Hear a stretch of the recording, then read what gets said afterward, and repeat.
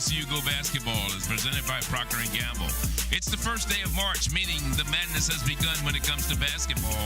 And today, HBCU Go is part of that madness on the campus of Alabama State as the Hornets host Alabama A&M with the season winding down, looking at the SWAC standings. The top 10 teams advance to the tournament in Atlanta. Alabama A&M right now in the number 3 spot, while Alabama State is on the bubble at number 10. Hello, everyone. Charlie Neal, along with my partner, Nia Simone. Tim Scarborough also joins us, and we welcome you to Montgomery. And you look at this Alabama A&M team, they've come in on a winning streak right now, and they're led by the SWAC Player of the Week, Kayla Walker. Listen, you cannot mention this Bulldog team without mentioning the lead scorer, as well as the floor general, Miss Kayla Walker. Listen, Charlie, she's been a force all season. She's quick, she's shifty, and she can see the floor well, and she knows how to get her team involved. On the other side, you talk about Alabama State. They've only won one of their last 9 games. Who's going to get them over the hump today? You know, Charlie, it has been tough all season for this Hornets team because they've dealt with a lot of injuries. But you and I have shared, Cordasia Harris has been the lead scorer of this team. And you know what? Through the darkness, she has been the light for this ASU team. And you know what, Charlie? I feel there's a bit of deja vu, or should I say Cordasia vu, rather, because you and I had this same conversation right here at ASU a little over a year ago about who is going to be that key player to step up and contribute alongside. All right, second meeting of the season between these two. Alabama A&M won the first meeting in Huntsville by 7. We'll be back with the opening tip from the Acadome on Senior Day in just a moment. It's game day from courts to field. HBCU Go makes it easy to never miss a moment. Big screen, small screen, we got you. Jackson State takes on Mississippi Valley State Saturday, March 8th, starting 1 noon Central. Presented by Bevel, premium head-to-toe grooming because you deserve better. The twins are home from college. Okay, I see you with the fresh line. Appreciate you, twin. A Howard man got to stay sharp and smooth for the ladies. Yeah, right. I think you missed a spot. Premium head-to-toe grooming by Bevel. This is how we HBC. Chuck, I hope you're earning double miles on gas with the Capital One Venture card. Breaker, one Nana. It's Chuck a Truck in a sweet 16-wheeler back on the road again. On the road again? Just can't wait to get on the road again. Is that Willie? The life I love is watching b-ball with my friends. And I can't wait to get on the road again. On the road again. Can't wait to get on the road again. Life I love is watching b-ball with my friends. I can't wait to get on the road again. So you gave her the secret to the sauce? Son, there is something school can't teach. Yeah, and you know you want to taste it. Bounty. This is how we HBCU. You're going to be doing this on your own in college. 3 easy steps. Step 1, Tide Pod. Step 2, laundry. Step 3, set the cold water. I got this. Tide. This is how we HBCU. Welcome back to Montgomery, Alabama. SWAC action continues from the campus of Alabama State. It has been a challenging year, to say the least, for head coach Frida Freeman Jackson. Injuries have played a huge role in their struggles. In fact, sometimes there's been less than 7 to 8 players available for them in practices and games. 9 different players have been in concussion protocol throughout the course of this season alone. As coach told us, though, no one is feeling sorry for them. There's a lot at stake today as the Hornets currently sit in the 10th and final spot in the SWAC standings, leading Mississippi Valley by just 1 game with 3 left to play. That makes this game as big as it gets for them this season, as it's their rival, but also it's their final home game. Guys? As you look at the starting lineups today, brought to you by Tampax, up to 100% leak-free protection. And you look, of course, at Alabama A&M and J.L. Harris-Smith. She is the leading assistant player in the Southwestern Athletic Conference. On the other side, you saw a young lady by the name of Ashley Gray, whose sister plays in the WNBA with the Atlanta Dream. Georgia girl. Yes, indeed. What a special legacy to have. Your little sister just 2 hours down the road from you. The cool part about it is, you know what? You have a sister that plays in the WNBA. Well, they're getting ready to get this one going. Our referee today is Kelly Johnson. Whitney Niles and Brian McCullum are officials. So as you look at Frida Freeman Jackson, what a story for her. She's been around a long time. Coached 27th years, 3 SWAC regular season titles, 3 tournament titles, 3 NCAA postseason appearances. And they won their last regular season tournament title in 2016. And she played here at Alabama State and now has her daughter, Bianca, as a grad assistant on the team. Of course, her daughter was coming in when you played here she was leaving, going into her freshman year in South Carolina. Yep. She played on 3 pretty good teams, didn't she? South Carolina, Georgia Tech, and Florida State. There you go. Not a bad career. Not a bad career at all. And I think the cool part now is, hey, I get to learn from my mom. You know, she's been literally since she was a baby. She's come in and out of this gym here, done all of her acadome. So she's been able to see everything happen since birth. Alabama State preseason picked to finish number 10 in the preseason poll. And right now, as you look at Bianca over on the sideline there. Oh, that's not Bianca. I'm sorry, that's Dawn Thornton, the head coach, the diva. We have a scoreboard malfunction. They have a scoreboard malfunction for whatever reason. That's the reason for the holdup right now. You're looking at Dawn Thornton. She comes over from Arkansas Pine Bluff, had a pretty good career over there, also at Prairie View when she was the coach there, and has done a fantastic job and continues to build on programs, and one of the all-time great coaches. And she played for Denise Taylor at Jackson State when Denise Taylor was the coach, and we talked to her earlier this week about her fashion and her being a diva. She said, I got it from Coach to Denise Taylor. Denise was a kind of a diva in her own right. And that's, you know what, and that's what it's all about, right? When you look at your coach, you want to look at, wow, the way she carries herself, the way she shows up, you know, and fashion's a big part in who she is. And it gives you the choice to be able to express yourself and who you are beyond just doing the X's and O's. Well, the 5th head coach at Alabama A&M in the history of their basketball program. Of course, the last 5 seniors, the last 5 seasons, she was the head coach at Alabama A&M. She also, like I said, coached at Prairie View and at Shorter University. So again, they're trying to get the scoreboard together here at the Dome. Of course, not a good time for things to malfunction right now. Not at all. But at least, you know, the players, everybody staying warmed up on the bench, doing a little dancing, you know, a little celebration and whatnot. It's a rivalry game, so. We talked about Alabama State being number 10 in the preseason poll. Alabama A&M was picked to finish 3rd in the preseason SWAC poll. Last season, they were 15-6, 10-8 in conference play, and they lost to Alabama. That is, Alabama A&M lost to Pine Bluff in the tournament a year ago. Yeah. And that final score was 82-74. So I guess they figured they're going to play without the scoreboard. Oh, boy. We're going back in the day. You know, back in the day when you had to turn over the scoreboard, you know. And only 6 players on each side, on the women's side, as they celebrate the 50th year of Title IX this year. Amazing. Amazing. What an amazing contribution. So the tip up, and it goes into the hands of the home team. Alabama State getting the first possession. Just getting underway here.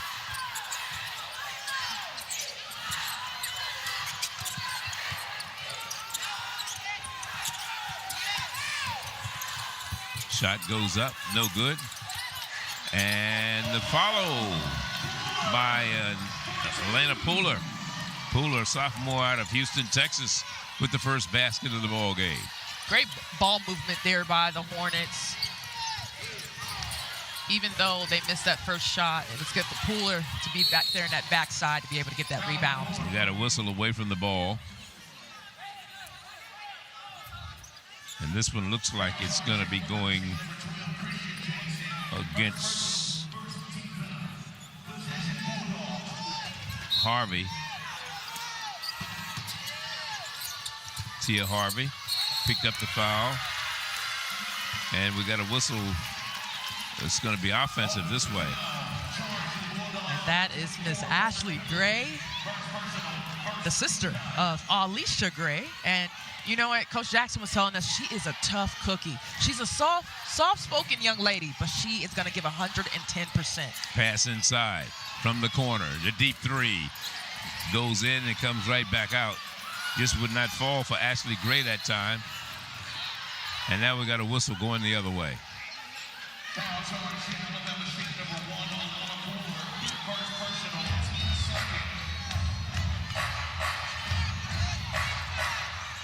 So we still have a 2-0 ball game.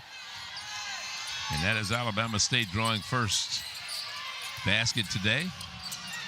Up and over. Oh, nice basket by Alicia Wilson. SWAC number 2 rebounder and the preseason number 1 defensive player of the year. Coming up with that one. Listen, that was a beautiful spin cycle by Wilson. And you know, Coach Thornton shared with us that she is a pure athlete, so expect to see that style of play this entire matchup. The pull-up jumper. And that falls down that time for Franklin. Amari Franklin, junior out of Pensacola, Florida. And we got to go the other way. We've got a lot of offensive charges and player control fouls early. Huh? Lots of charges. But let's go back a bit to this amazing play right here by Alabama State. Again, they didn't let the Bulldogs rush their offense. They took their time. They made the extra pass, and this is what's going to keep them successful.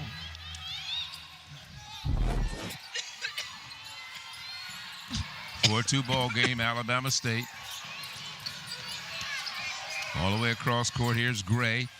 Pulls it back out. Another long jumper. This one just doesn't go down this time.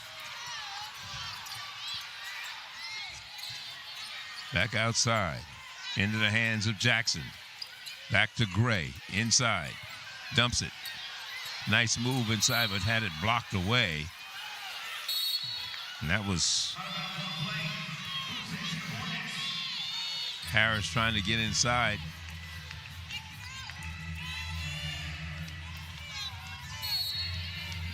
So the inbounds pass comes in. Alabama State now with the ball and a 2-point lead, and now they take a 4-point advantage. And that again, Cordesia Harris with the basket.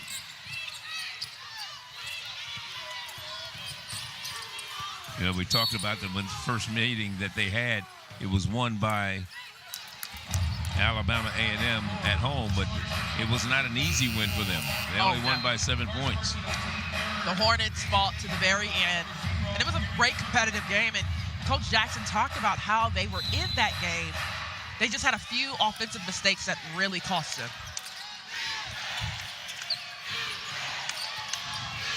And we talked about all the injuries that Alabama State has had.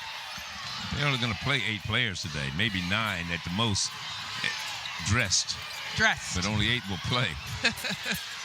And you know what? Long rebound. And Charlie, Coach Jackson was saying that she's trying to see for all 8, everybody has to come in and play with confidence and be ready to fight.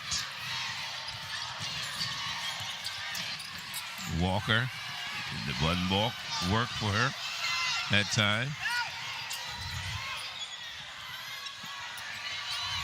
3 ball, back of the iron. Offensive rebound, second chance point. It's possible right now. Gray. And she'll start it all over. 6:35 remaining. First quarter here for the women. This is Pooler, and she has it knocked away, and there's going to be a foul, and that's going to go against Alicia Gray. And watch how Palmer here is able to telegraph that pass. She played in its passing lane, and of course, Gray got that foul down there. So there's a timeout on the field and on the floor. And we have a 4-point ball game. I thought there was going to be a timeout, but apparently not. Just a foul. Harris Smith getting the ball down to Pendleton. This is Wilson. Down the lane. changed their mind. That was Palmer with the ball for a moment. Harris Smith gets it down the lane. Here we go. The runner by Kayla Walker. And there's going to get a foul, and it's going to be charged against Pooler. Walker was able to see that opening, drive into the lane, something that she's used to doing all hours of the day, Charlie. And, you know, Coach talks about how they are a dribble drive team, so expect to see sets like that from the A&M Lady Bulldogs. Amari Franklin picks up the personal foul. She has 2 early on in this contest. She's fouled out of 1 game this year, and that was early on against Oklahoma. Back of the iron this time for Lauren Pendleton. And this is the young lady who leads the conference in free throw percentage, who just missed the front end of 2 shots that time. 87% free throw shooter.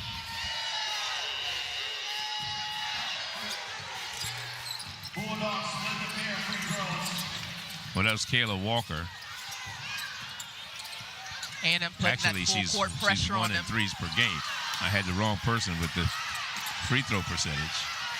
A&M putting the full court pressure right here on Alabama State, and now they got that 10-second call right there. That Leah is, Hamilton had trouble getting it up across the half court. yeah, I mean, think about it. They're up in their face guard right here. Look how tough they make it, right? Now you have to go backwards. They almost turned over the ball, and of course, they got that 10-second call.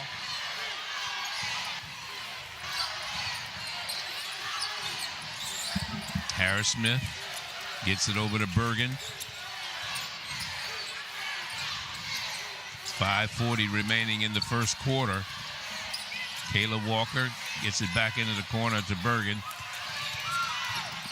Inside, nice pass to Palmer.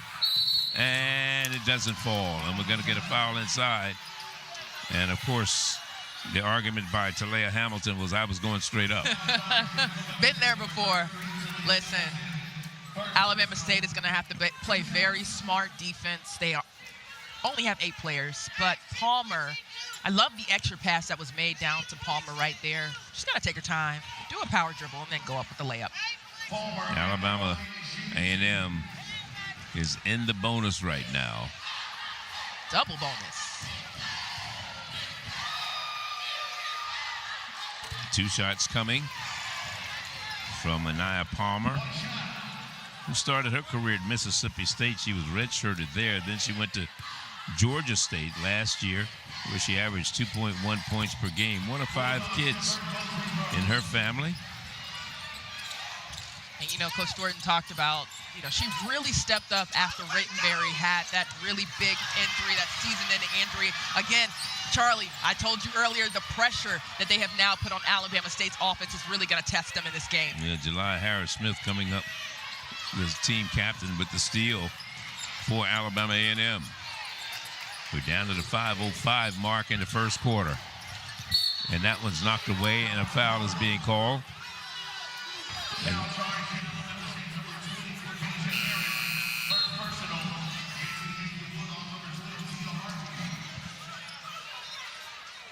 Kadeja Harris picks up the foul.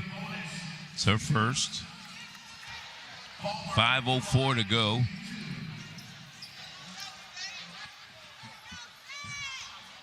Yeah, you look at Kadeja Harris, preseason all-conference selection out of Haynesville, Alabama. Started her career at Bishop State Community College. Meanwhile, at the free throw line for Alabama A&M, Anaya Palmer, who started her career at Mississippi State. Talked about that earlier. Second one bounces off the front of the iron, but guess what? She gets a little short jumper, and that falls. Made it look so easy. It's all tied. Well, actually, it's a 1-point lead by Alabama A&M, 7-6.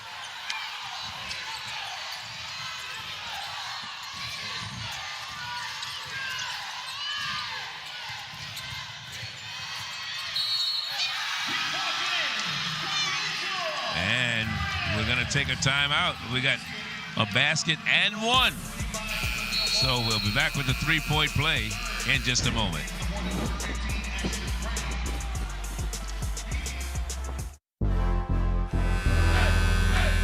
It's game day, B. I know that's right. This is how we do sports. HBCU Go doesn't just cover it, we own it. Welcome to HBCU Go's pregame show. We're here to get you lit. Period. Whether on your phone or TV screen, HBCU Go makes it easy to never miss a moment. This ain't just sports. It's culture amplified. Jackson State takes on Mississippi Valley State Saturday, March 8th, starting 1 noon Central. The SWAC, the premier athletic conference in the nation. A collection of schools rich in tradition, pride, and pedigree. Sacrifice, winning, allegiance, champions. We are the SWAC, building champions for life. Questions, gentlemen. This is gonna hurt. Hold him as long as you can. You're a deer in the jungle here, my boy.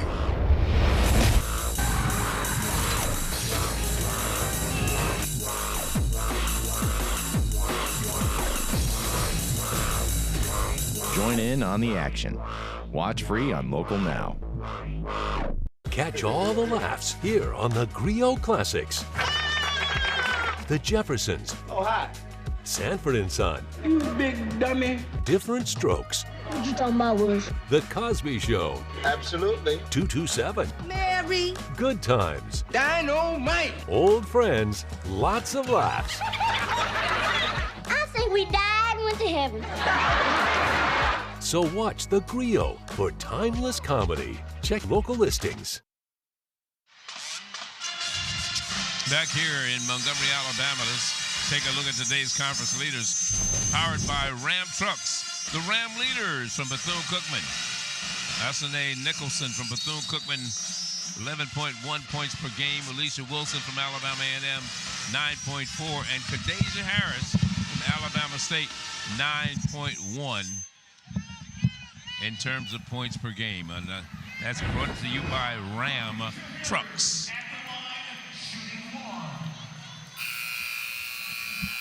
Eight-6 ball game. We have a free throw coming. Trying to complete the three-point play.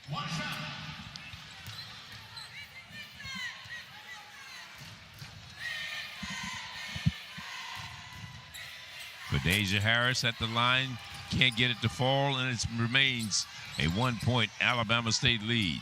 8-7. Of course, this is the way Frida Freeman Jackson wants her seniors to go out. Senior day here. Last regular season game for both of these squads in terms of, well, I shouldn't say regular season game, last home game, I should say, for Alabama State here. They'll be on the road for their next 2 ball games.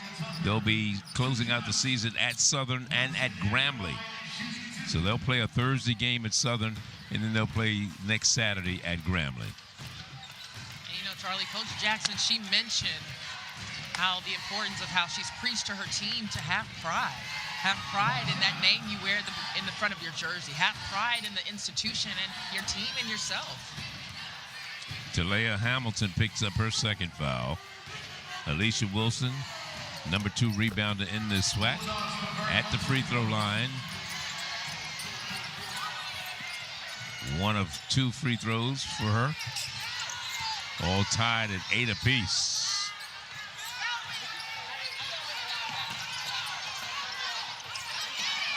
Watch this pressure right here that Alabama A&M is putting on Alabama State right now. They're kind of disrupting their offense, which is what Coach Thornton wants, is to disrupt their opponent's offense. Taylor Smith with the ball, coming off the bench. It looked like a travel down there, but they call a hell ball.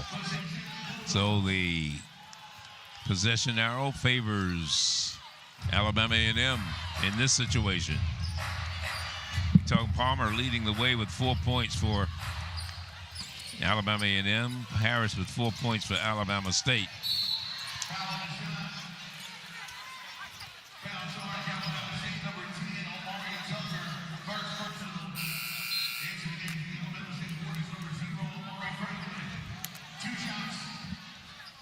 So Myra Tucker picked up the foul this time. And that'll send Bergen to the free throw line. 68% free throw shooter. This is her 4th year on this Alabama A&M team. Last season, she averaged just about 8.7 points and 3.6 rebounds. And for her career, she's averaged 8.3. Had 18 against her season high against Pine Bluff in the first meeting against this Alabama State team. Finished with 3 points and 2 rebounds. Did foul out of 1 game, and that came against Alcorn early in the year. She had a really strong run off their last matchup against Bethune-Cookman here on senior day. She had 10 points and 6 rebounds, and this is what Coach talks about, you know, being ready when your number's called. 3-point lead for the visitors right now. Alabama A&M, 11-8. You talked to Dawn Thornton, and she talked about she wants her defense to cause havoc. We saw some of that pressure coming up early on in the contest, and looking to try to accomplish 4 steals per quarter, and causes live ball turnovers, and to score 7 points every 2.5 minutes. And every 7 seconds down the floor. Yep. So you know in practice, it's on and popping. Travel is the call.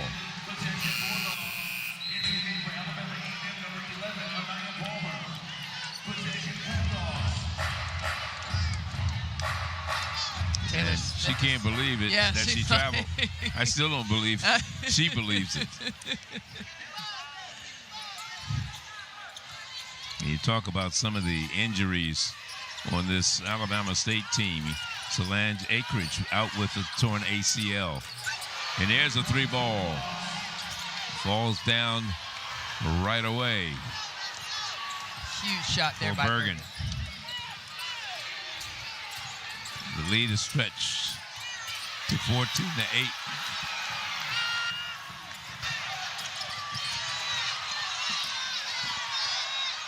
Great steal there by Smith. And now everybody's on the floor. She was trying to call a timeout, looking over at the referee, and she didn't get the timeout she wanted, so the held ball will go over to Alabama State. And just watch this ball movement here by the Lady Bulldogs, getting that extra pass over there to Bergen. She's like, yep, that's me. In fact, you saw Coach Freeman Jackson over yelling at the official over there, saying she was trying to call a timeout. Kelly Johnson, she was talking to Kelly Johnson, the referee. I thought she was trying to call a timeout also, but was not granted it. And, of course, the possession arrow favored Alabama State. They did get the ball, and they get the 2 points, and it's a 4-point ball game, 14-10.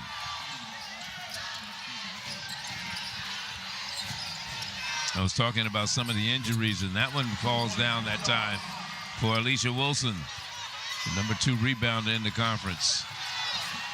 Here's Gray, back over into the corner, 2:10 to go in the first half here in Montgomery.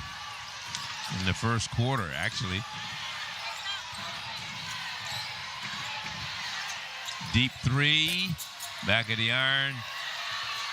Here come the Bulldogs. The basket by Pendleton is good. Wow. Hits to the crowd. That's what Pendleton does, though. When she gets in the game, listen, you got to get a hand out in her face. 19-10 lead for Alabama A&M. You talked about Miss Pendleton hitting that big basket. Lauren, 4th in minutes played in the Southwestern Athletic Conference with 1:44 to go. Pendleton out of Little Rock, Arkansas. Watch the answer here by Alabama A&M, responding back to that Alabama State. Again, Alabama State has done a great job of moving around the ball. The ball movement has been extraordinary on both ends of the floor.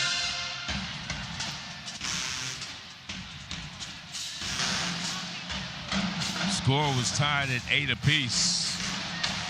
And since that time, it's been an 11-2 run for Alabama A&M, and they take a 9-point advantage right now with 1:44 to go. Alabama A&M's largest lead of the contest.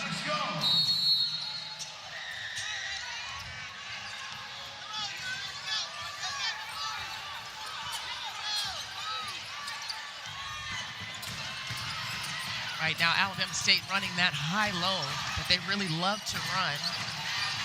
Kind of overloading right now. Gray, 3, good. And there we go, right? That is how Alabama State gets it done. That is their offensive identity.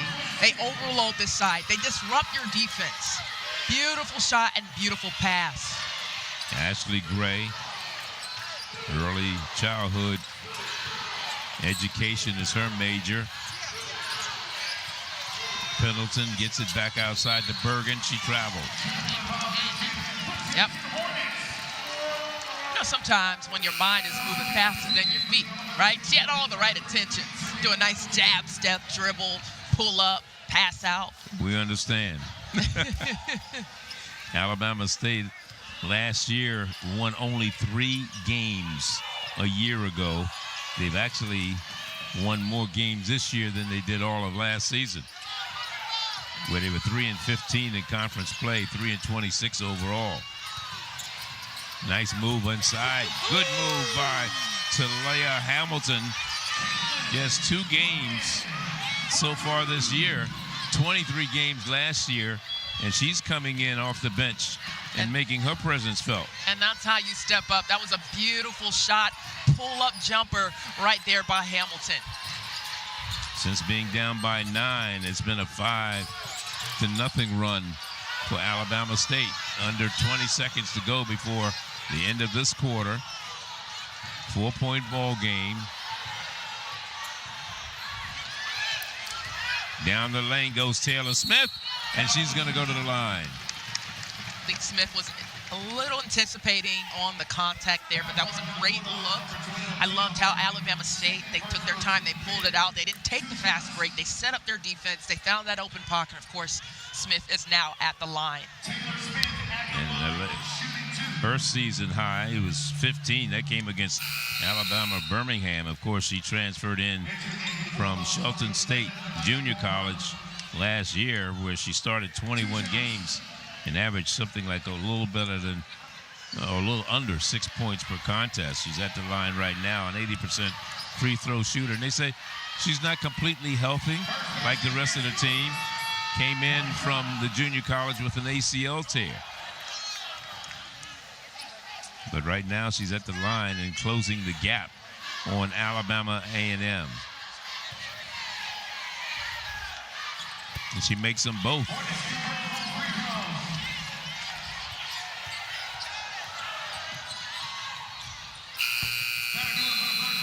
So 19-17. So Alabama State closed it out on a 7-0 run for Deja Harris with 6 points and a rebound for her team in the first quarter.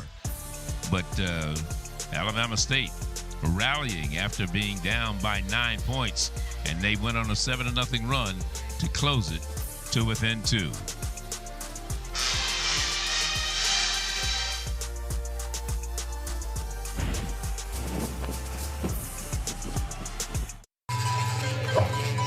What's up, Mom? Are you brushing, flossing, keeping those teeth sparkling? Shining bright. At least that's what Tiffany says. Who's Tiffany? I gotta go. Smile. Crest has you covered. This is how we age.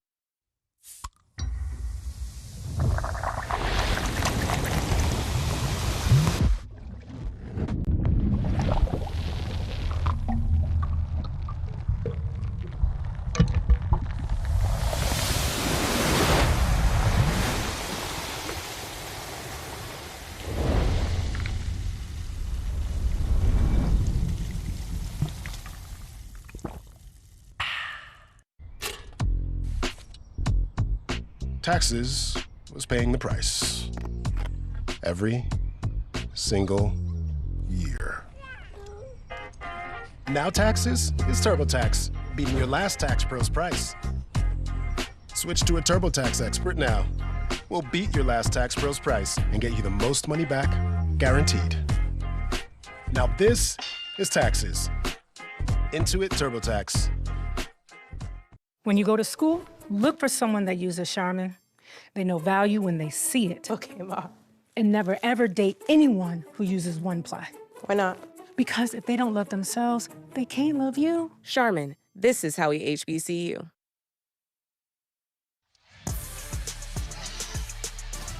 (19-17) our score here as we get ready to start the second quarter. Let's take a look at our Capital One reporting performance SWAC weekly honors, starting with Kayla Walker right there for Alabama A&M against FAMU and Bethune. Averaged 19 points, shot 48%, while the impact player Cortland Laudermill from Texas Southern against Pine Bluff in Mississippi Valley averaged 19 points a game and shot 56% from the field, while the newcomer of the week was Dara Allen from Pine Bluff against Texas Southern and Prairie View. She averaged 20 points per game on the road.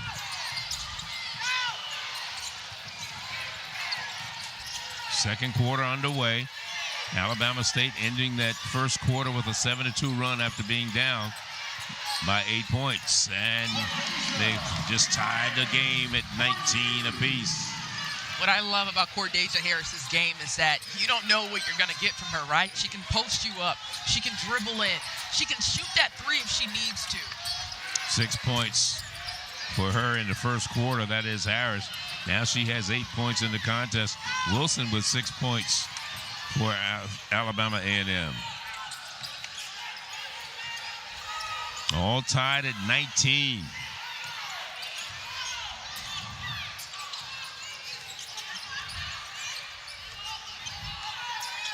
Taylor Smith has done a pretty good job coming off the bench for this Alabama State team.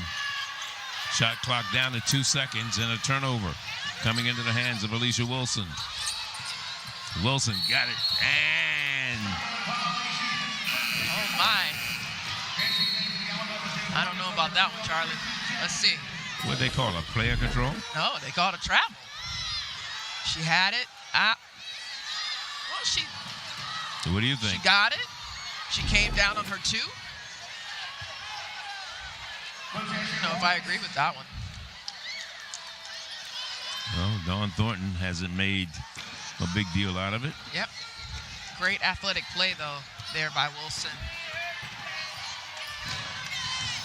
Of course, we talked about the injuries that have caused a poor year for Alabama State. And I was talking to some of the people like Anaja Hall with a concussion, Camarana Tavares concussion, Taylor Smith playing not completely healthy. That one goes up and won't fall down. Justina Graham had ACL surgery last week. Solange Akridge is out with an ACL. So it's been that kind of a year for Coach Jackson. I asked her, I said, how much longer? This is her 27th year. She is not ready to give it up yet. Down the lane, as it looked like player control. Pushed off with the right hand, Kristen Jackson, as she was going down the lane. Yep, very much. Got that chicken wing out there. Got that chicken wing. Here it goes. Boom, right there. I mean, when you're in the groove, you know, gotta keep that hand in, though. Out of Enterprise High in Enterprise, Alabama, where she hails from. 9-0 run right now. Alabama State on. They trailed 19-10, and right now it's all tied at 19. Shot clock at 4 seconds. All the way across court, we got a shot clock violation. And that right there, if you didn't have the ball in your hand, that's shot clock awareness. That's just textbook basketball right there, Charlie. Bergen, she was not aware of the shot clock. I don't think anybody was. And she passed it over. But if you got the ball in your hand, you need to know. Yeah. But also, too, if your team should be watching the shot clock, right? Right here. You didn't need this right here. Right. Even the extra passes. I mean, I'm not mad at them for passing the ball, but you got to have some shot clock awareness there. An opportunity for Alabama State to gain the lead right now. Here's the 3 ball from Taylor Smith. Just didn't fall We're going to get Gray's like, come on, player man. control foul. Gray ran over one of the Alabama A&M players trying to get down the court, and she picks up her foul. That is Ashley Gray's second. Walker's shifty. That was a great look. Smith. It's a little short right there. From the corner. Gray. Good.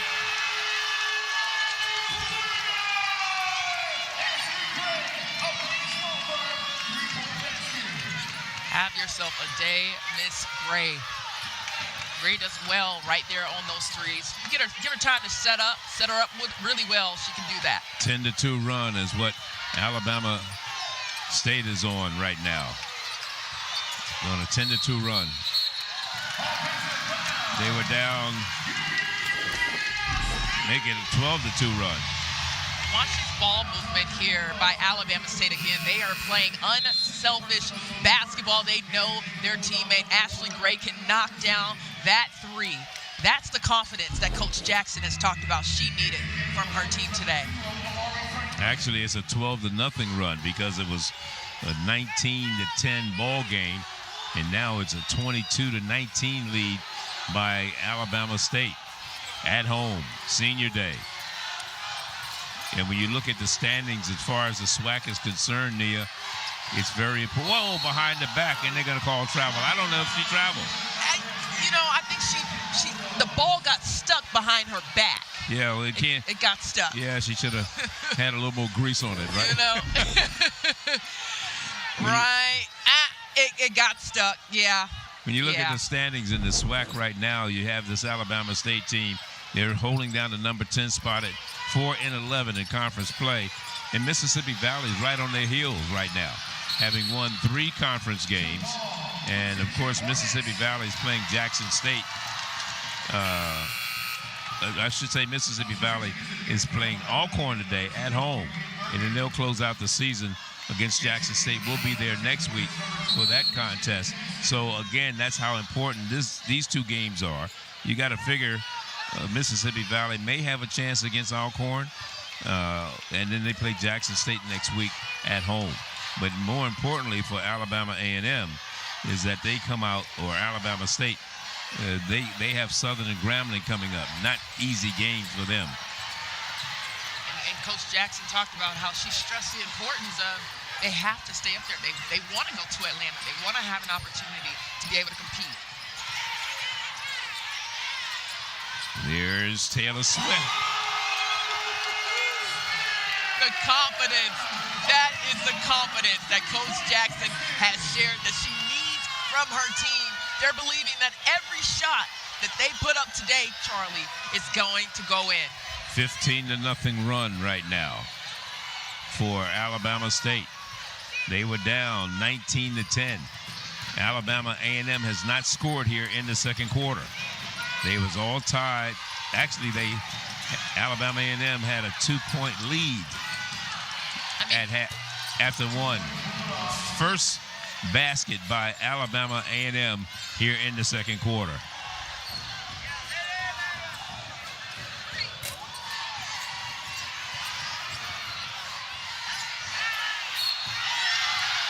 Scored a basket. And that is the fight right there. That is Cordeja Harris at her core right here. She went up for the rebound. Just didn't quite get it off the first time, but guess what? She stuck with it a second time and got the and one. Confidence, pride. That is what Alabama State is standing on in this matchup. 27-21. Harris will be back here at the line. I mean, again, textbook basketball being played tonight by the Lady Hornets. We'll be back after these messages.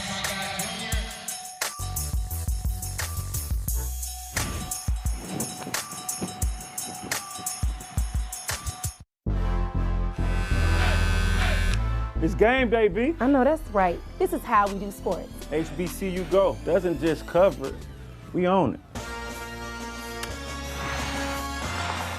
Welcome to HBCU Go's pregame show. We're here to get you lit. period. Whether on your phone or TV screen, HBCU Go makes it easy to never miss a moment. This ain't just sports. It's culture amplified. Jackson State takes on Mississippi Valley State Saturday, March 8th, starting 1 noon Central.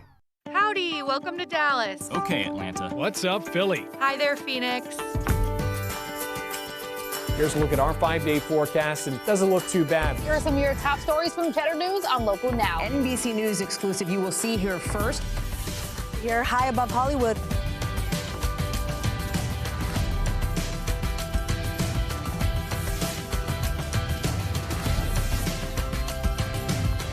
Local Now, free TV that starts in your city. Did you hear? I can't believe it. The residents of 227 are on the front stoop again. Calvin wants to show me where he goes when he wants to think about things. Huh. Must be a very small place. If gossip is gospel on 227, Did you see that? then the Griot Classics is the church. You home early, Sandra? My boss let me off. I have a severe headache. Your neighborhood for classic laughs. Check your local listings. The power of the Weather Channel, now available to everyone. This is epic. Trusted live coverage when it matters most is now yours to stream with the Weather Channel TV app, real-time radar, and maps that let you track all the action. Let's get into the detail. Personalization, customization, hundreds of hours of your favorite shows, and so much more. There's never been a better way for everyone to watch the Weather Channel. Available now on these platforms. Download now to start your free 7-day trial.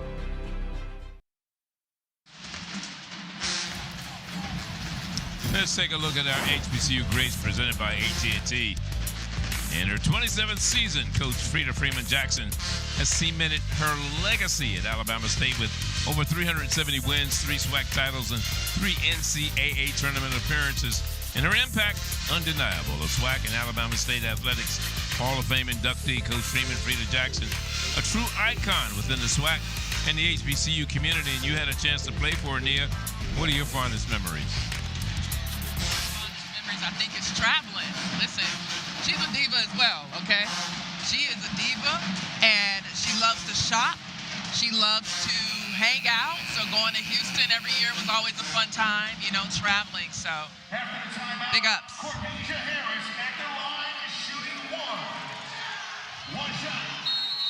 Offensive rebounds, and you talk about second chance points. 7 offensive rebounds for Alabama State, only 1 for Alabama A&M, and the three-point play is not completed. But they get the ball back. Here's a chance for 3-ball off the iron, and a foul is going to go the other way. Great strong rebound by Alicia Wilson there. Again, we talked about how much she's a pure athlete. I think the biggest thing right now with that timeout, I'm sure Coach Dawn Thornton was able to recollect her team, but who's going to be that player to give them a spark? Alabama A&M really needs a spark right now. 17-2 run. That's where Alabama State is on a run right now.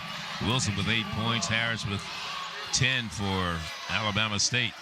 But more importantly, you look at three-point percentage.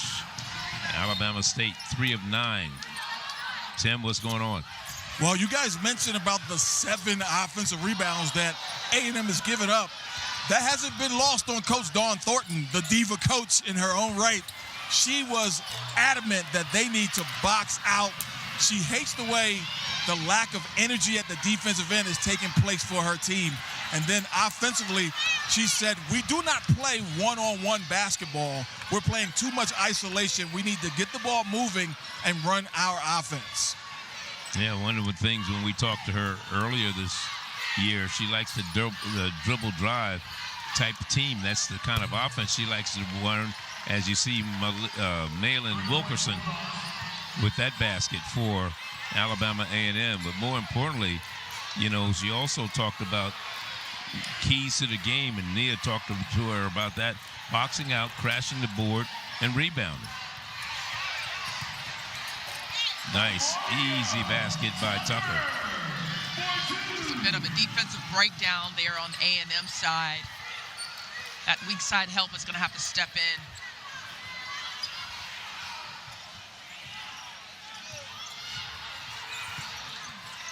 Under 3.5 to go first half.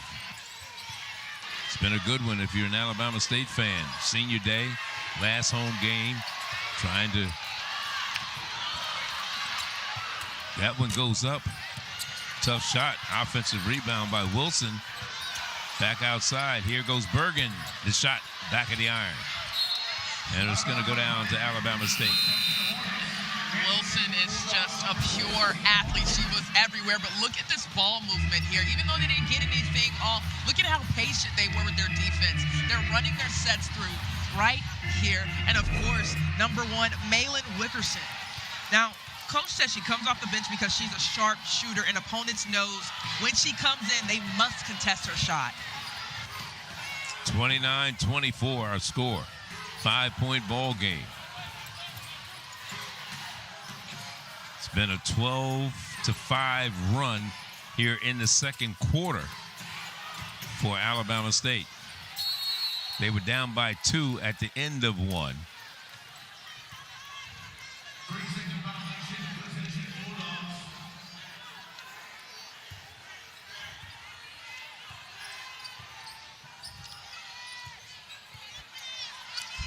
Alabama A&M with 4 points in the paint. How many points do you think Alabama State has in the paint? How about 16? Yeah, that sounds about right. They've dominated. And we get a basket that time by Alicia Wilson. Again, the pure athlete. Hey, Charlie, check this out. She was a triple jumper in high school, and apparently she's going to be joining the track team a little after the season's over here. Yeah, she's going to run track and field for Alabama A&M when the season's over. No good. And they're going to stay right here with the whistle.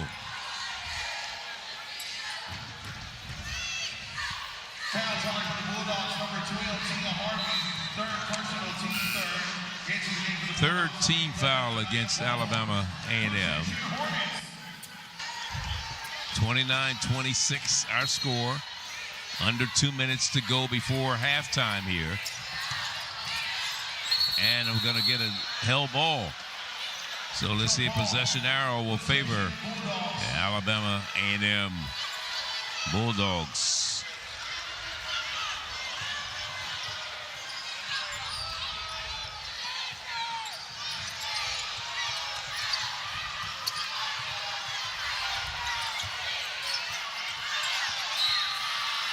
Alabama A&M started the season 1-1, then won 5 of their next 6 ball games. Their 3 conference losses were by a total of 26 points. So that means you're in those ball games 3 non-conference losses by a total of 16 points. From the corner, there's a 3-ball coming off of the hands of Caitlin Bryant. Big basket that time for Miss Bryant out of Opelika, Alabama. Opelika High. Minute 10 to go before halftime.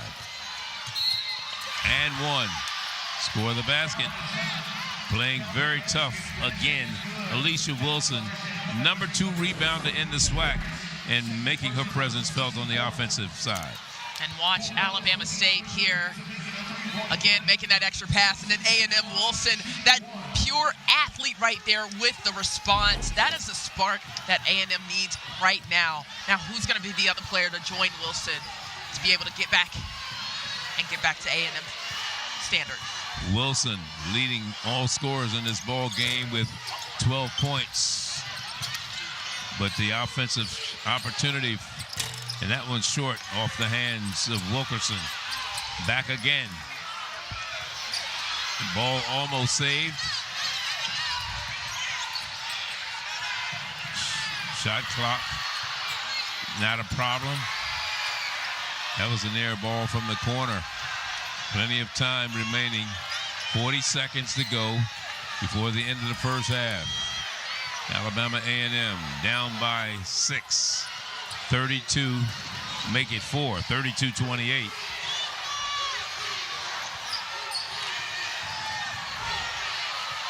Eight seconds on the shot clock. 14 seconds difference between the shot and the game clock. They call a player control foul. Dawn Thornton is not happy. And she's giving the referee the blues over there. Coach is saying she did not move. She did not move. So make sure you download the HBCU Go app to get the best in black college sports, an array of on-demand programs available on Apple TV, Roku, Amazon Fire, on your phone. HBCU Go, we invite you to download it today. 32-28 our score, 4-point ball game, 12 seconds to go before halftime. Pull-up jumper by Jackson, no good. And a foul with 2.4 seconds to go. Smith saying again, she's not agreeing with the call, but I mean, watch this rebound here. Kayla Walker, she kind of hits her. Yeah, that's a foul. That is a foul, bottom line. So they'll be shooting free throws. That foul coming against Taylor Smith. Going to the free throw line, Kayla Walker. Number 2 in the conference in scoring.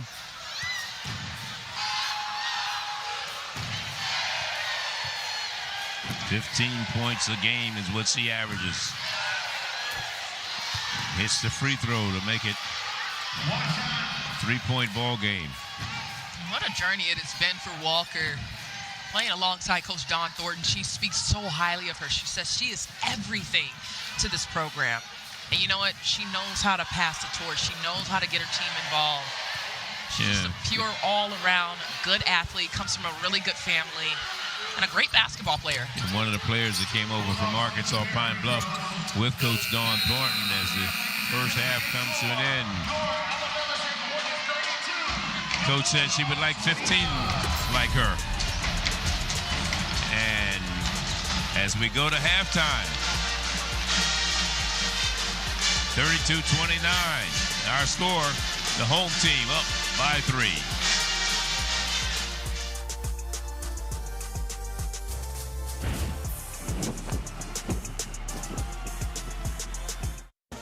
We bringing it live, we bringing it fresh. This is how we do sports.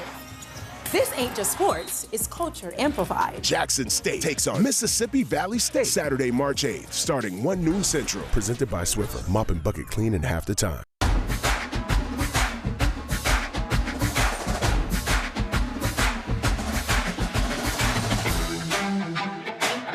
Swiffer, mop and bucket clean in half the time. This is how we HBCU. When we're in college, we're still gonna talk every day, right? We're twins, of course. You know I love you, but you know you're flaky. Good thing I use this then, huh? Seriously, Jazz. Every day, I promise. Head and Shoulders Bare. This is how we HBCU. Thank you, baby girl.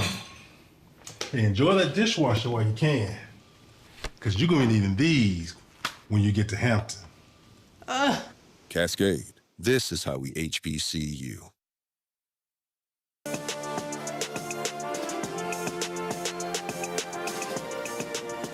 It's halftime as Alabama A&M takes on Alabama State. Hello, everyone. I'm Jazz McCoy here with Tolly Carr for this HBCU Go halftime report. But before we can talk about the game, it's time for our HBCU Go Sports Women's Basketball poll. Tolly, what's up? What's up, my friend? Good to see you again. Good to see Let's you. do a little women's basketball. Top 5, D1, D2. Let's go. It's time now for your HBCU Go Basketball Top 5 poll. Division I women. Number 5 is Alabama A&M. Number 4, Howard University. Number 3, Southern. Let's go to number 2, where we find Texas Southern, and once again, no surprise here, our number 1 team, Norfolk State University. Top 5 poll, D2 women. Number 5, Miles College. Number 4, it's Virginia Union. Look at Fayetteville State on the move at number 3. Number 2, Clark Atlanta and Virginia State. Number 1 in our D2 women's poll. Those Virginia schools holding on to their #1 spots again this week in both Division I and Division II. We see you, VA. We see you. Yes, we do. We're at the half of Alabama A&M at Alabama State. We'll be back with more of our HBCU Go Sports halftime report after the break.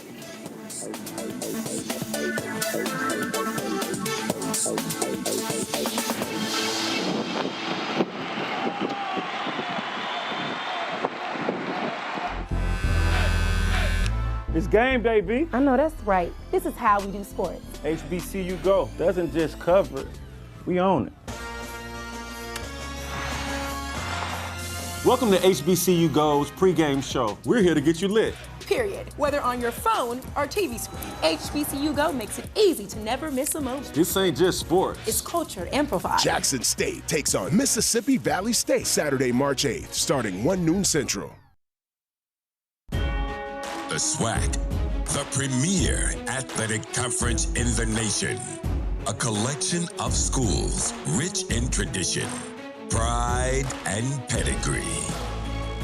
Sacrifice, winning, allegiance, champions. We are the SWAC, building champions for life. There's a lot happening at this hour. Free, local, and national news from across the U.S. We've got some breaking news to get to, an exclusive out of our Pentagon. City to city, Local Now has your community covered. Developing right now. We're getting details. We're on the phone, making calls. Pick any city with local news and weather. Tell you what I'm experiencing here on the ground. All free. No matter the story, we've got you covered. Our exclusive interview revealed new information. Free TV that starts in your city. She's fair. Untrue, Your Honor. What, you're going to have your turn. She's inquisitive. What in the world led to this young lady finding you in this compromising situation? She's very frank. You should never start anything you're not prepared to finish. Compassionate. I see a family that still loves each other, and I'm glad to see it. And firm. The only thing that matters in this particular courtroom, sir, is how I see it. Watch Equal Justice with Judge Ebony K. Williams. Check your local listings for times and channel. Raising a family is hard. We need help bad. But the Evans family is always there for each other. It sure is nice having all the family together like this. They sure know how to have fun. She called me ugly. That could reduce a less beautiful person to tears. And they do it in style. Right, JJ? Dynamite! That's right. The Griot Classics is the place for good times. Check your local listings. Welcome back to this halftime report as Alabama State leads by 3 at the half. Let's take you back out to Montgomery where Tim Scarborough caught up with Alabama State head coach Frida Freeman Jackson. Tim? Coach, lead 32-29 at halftime. You have 32 points in the first half. Your team's only averaging 49. How do you explain the offensive output here in the first half? Well, that's a great thing. We're doing a good job on the offensive end, and we're moving the ball and sharing, and our girls are knocking down shots. But the thing that we're having a problem with, we're fouling too much. I guarantee they got about 10 or 12 points from the free throw line. Unnecessary foul. Just like that last foul. Just go bump up into somebody. So we got to be way more disciplined on the defensive end. 9 offensive rebounds. That certainly helps you at the offensive end. Yes, that's great for us because A&M, they're a pretty disciplined team. But at the same time, we're giving up offensive rebounds as well. So we got to make sure we block out. All right, thanks. Good luck in the second half. Thanks, Tim, and thanks to Coach Freeman Jackson. More to come of the halftime report after the break. We'll be right back. Don't go anywhere.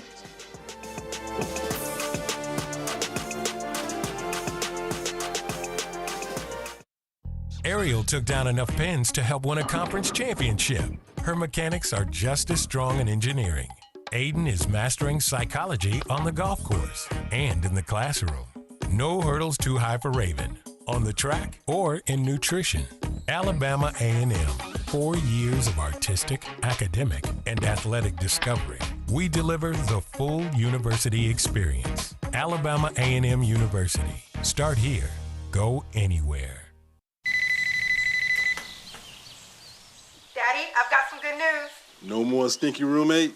No more stinky roommate. Smells like home now. Smells like Febreze. Febreze, This is how we HBCU. I can't wait for my parents to meet you tomorrow. I can't wait. Oh, by the way, my dad is a thermodynamicist at NASA. Bye.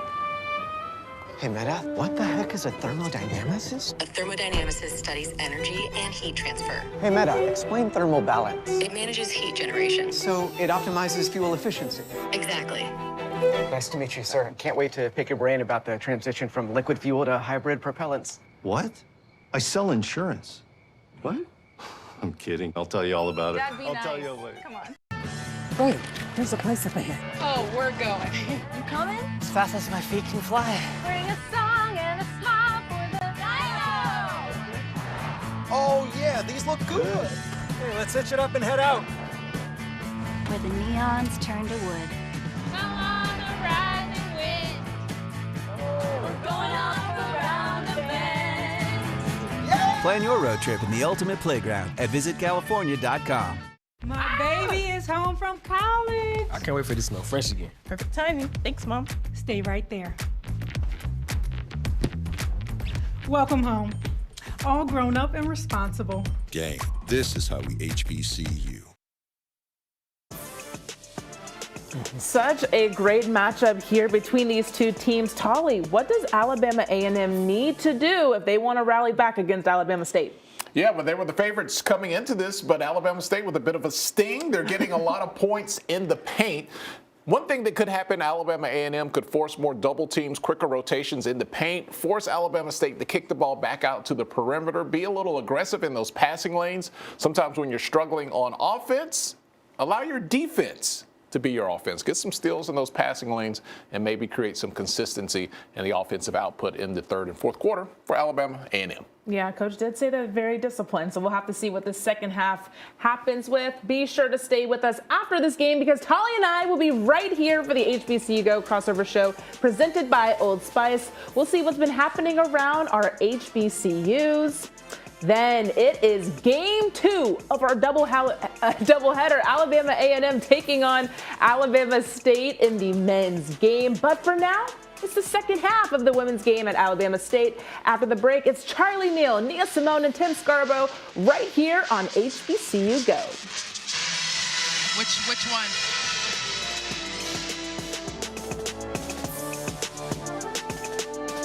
Alabama State University, the place where history is made. With over 60 accredited degree programs and 18 intercollegiate athletic programs, we've focused on student success for more than 150 years. Our rich legacy is built by the history makers of today, shaping the leaders of tomorrow. Alabama State University, where your future begins and history continues to be made. Catch all the laughs here on the Griot Classics. The Jeffersons. Oh, hi. Sanford and Son. You big dummy. Different Strokes. What you talking about, Willis? The Cosby Show. Absolutely. 227. Mary. Good Times. Dynamite. Old friends. Lots of laughs. I think we died and went to heaven. So watch The Griot for timeless comedy. Check local listings. It's game day, B. I know that's right. This is how we do sports. HBCU Go doesn't just cover it, we own it. Welcome to HBCU Go's pregame show. We're here to get you lit. Period. Whether on your phone or TV screen, HBCU Go makes it easy to never miss a moment. This ain't just sports. It's culture amplified. Jackson State takes on Mississippi Valley State Saturday, March 8th, starting 1 noon Central. Direct. Don't you ever look up at the sky and roll your eyes. You hear me? Yes. Yeah, good. Realistic. I will maybe have a tendency to Spend too overindulge. much and won't be able to pay your rent. That's the problem. He holds the line. I resent it, and I resent you for doing it. Powerful. I don't know where you've been, but you're gonna respect this courtroom. I'm gonna throw you out real quick. Mathis Court is in session. Check your local listings for times and channel. The power of the Weather Channel, now available to everyone. This is epic! Trusted live coverage when it matters most is now yours to stream with the Weather Channel TV app, real-time radar, and maps that let you track all the action. Let's get into the details. Personalization, customization, hundreds of hours of your favorite shows, and so much more. There's never been a better way for everyone to watch the Weather Channel. Available now on these platforms. Download now to start your free 7-day trial. The Legacy Museum, the Civil Rights Museum in Montgomery, Alabama. Of course, Montgomery played a very big part in the civil rights movement over the years. Our score, 32-29, and it's the home team by 3 points after being down big in the first half, in the first quarter. They've come back with a vengeance. Nia, what are your thoughts? I thought, again, we talked about that word confidence, right? They came in, they trusted their shots, they trusted their teammates, and they're playing unselfish basketball tonight, Charlie. Well, let's check out the stats. What stands out in your mind? You look at the field goal percentage, pretty even right there. Free throws now, 13 free throws, Alabama A&M, and that was what Frida Jackson was talking about with Tim at halftime. They've sent them to the free throw line 13 times. 13 times, you know. Making those little tic-tac fouls just really could cost you. So they're going to play smart defense going into the second half. But of course, you know, we cannot talk about this Alabama State team without mentioning the lady of the afternoon, Ms. Cordasia Harris. I mean, she is playing strong ball. She's not afraid to get the second chance shots right here. And then we talk about Wilson. Wilson has been the spark for this Bulldog team right now. They really need somebody else to step up with her going into the second half. But man, she's a pure athlete, Charlie. When we talk about people in foul trouble, Harry from Alabama A&M has 3 fouls on her. Alabama State, nobody with more than 2, but more importantly, there were 3 ties, 4 lead changes in the first half. You know, Alabama State is fired up. It's the last home game. It's a rivalry game. Everything is just left out here. Who is going to capitalize off of this? And right now, Alabama State really came up big in the first half. 32-29, we start the second half. Alabama A&M with the ball in their hands right now. Alabama State, I should say, in the white jerseys.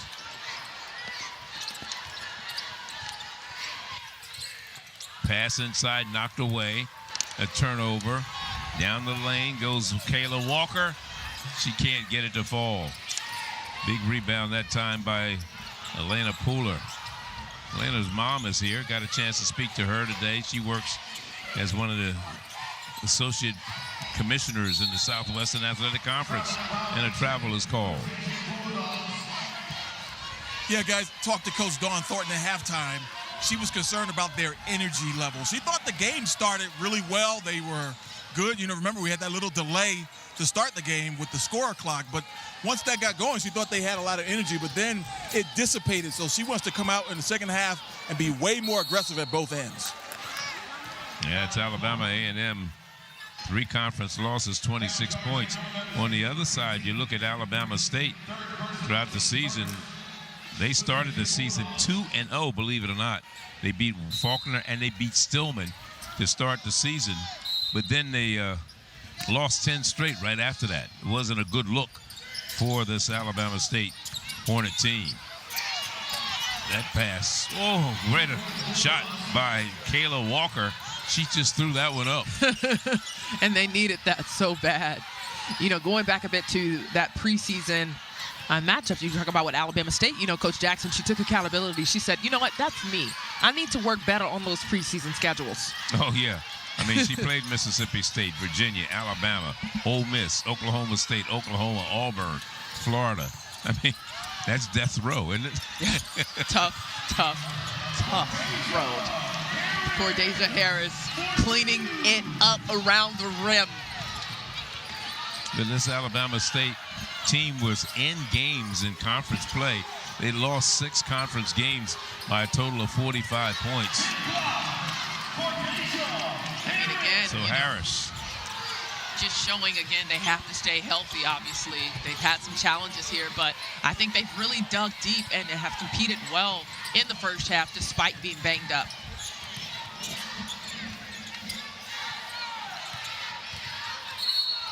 Yep. Correct call. 34-31. With the most points they were able to put up this year, that is Alabama State, was 70. That was in the season opener, and that came against Faulkner. And the most points against SWAC teams was 68.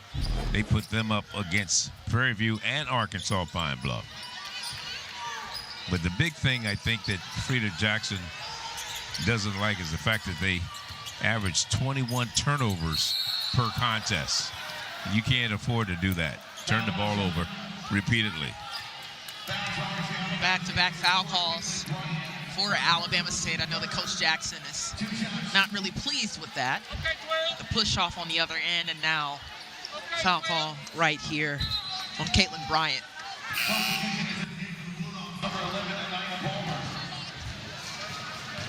So Pendleton, SWAC leading free throw shooter at the free throw line, shooting 87% from the stripe right now.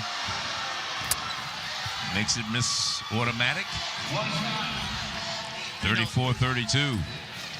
Charlie, Coach Thornton loves to challenge her players, and she talked about Lauren Pendleton, and she said she'll do whatever it takes to win.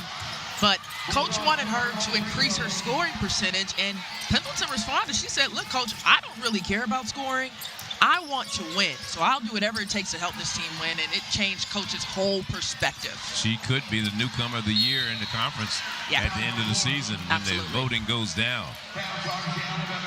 7:26 to time remaining in the third quarter in a one-point ball game. Remember, it was a 2-point lead for Alabama A&M after one quarter, and then a big run by Alabama State, a 15-10 run in the second quarter, and they led by 3 after 2 quarters of play here in Montgomery. 34-33 our score right now. Down the lane. Little push shot doesn't fall for Jalen Harris-Smith, and here comes the home team, Alabama State. Taylor Smith. That looked like a travel, if anything. Yeah, feet were moving before the ball hit the floor. Smith back outside. Shot clock at 10. Shot clock at 5. And a foul is going to be whistled against Anaya Palmer. You know, I thought it was some great defense by the Bulldogs. I think coming over and helping Palmer on that weak side, that player has to step up to where they could have got a nice double-team trap area. Meantime, at the free throw line is Kristen Jackson out of Henderson High in Enterprise, Alabama. Her third year on this team, put up 12 points against Pine Bluff earlier this season. And the first time these two teams met, she had 5 points and 4 rebounds in 10 minutes of play. In the last outing against Florida A&M, she had 4 points and 3 rebounds in 22 minutes coming off the bench. Makes 1 free throw. 35-33.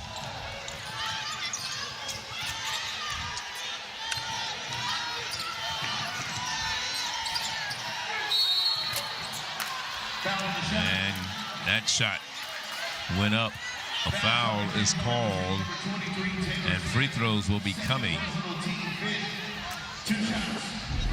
So watch right here. Smith was pretty upset. You know, I can understand the frustration on that call. You know, we're talking about her possibly being the newcomer of the year in the conference. She scored in double figures in 16 games this year, had a high of 18 points that came against Florida A&M. She also grabbed 7 rebounds in that contest. It makes both free throws here and ties the score at 35.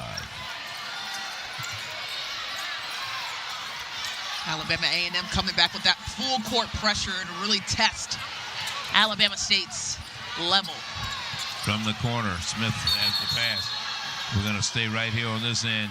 They're going to call the foul against Jayla Harris-Smith. Yeah. It was definitely a foul there. She had Cordasia Harris on her backside and pushed her out where Harris actually hit the floor. So that was a great call there.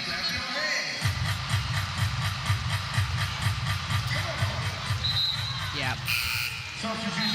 Well, she was boxing her out, but I think she got a little too far under her. Jayla Harris-Smith picking up her 3rd foul of the game. She's fouled out of 1 game this year. And that came against Jackson State with 5 points right now. Jayla Harris-Smith.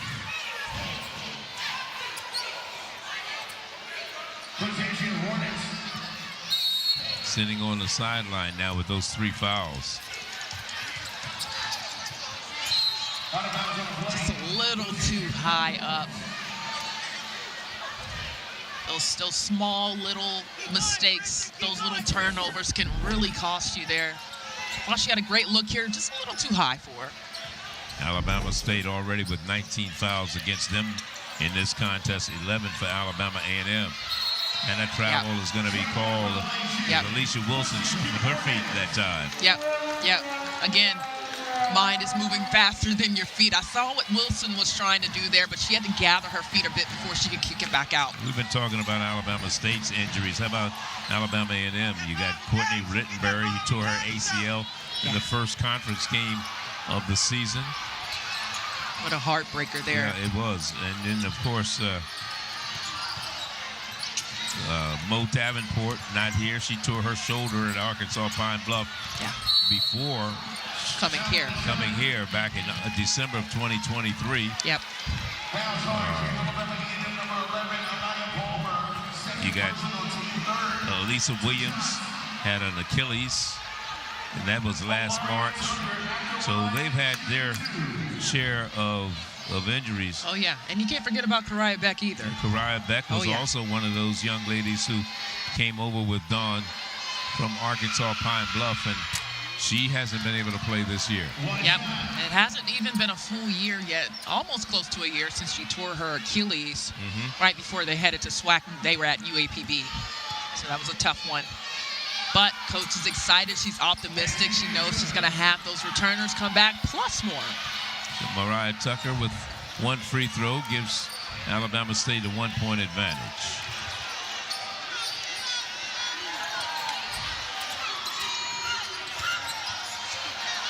Turnover. Here comes Alabama State. Can they increase their lead? Reverse layup. Now that was a beautiful sequence right there. Big reverse layup that time in the basket. Under long, the baseline block, underside. Big block that time by Harris.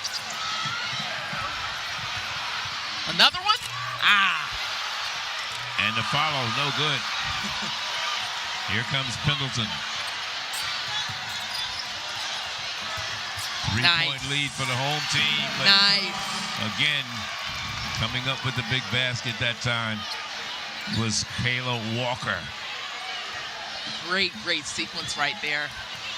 They call her the dog on the floor. Coach would like 15 of her on her team. Oh, yeah.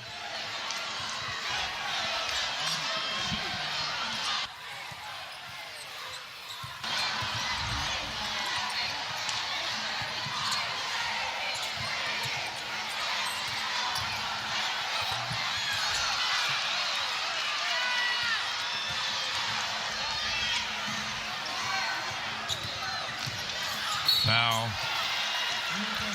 There's a timeout on the floor. When we come back, Kayla Walker will go to the free throw line. She'll be shooting 2. Watch this Alabama State sequence right here. But then A&M with the response. Miss Kayla Walker, 38-37. Alabama State. We'll be back after these.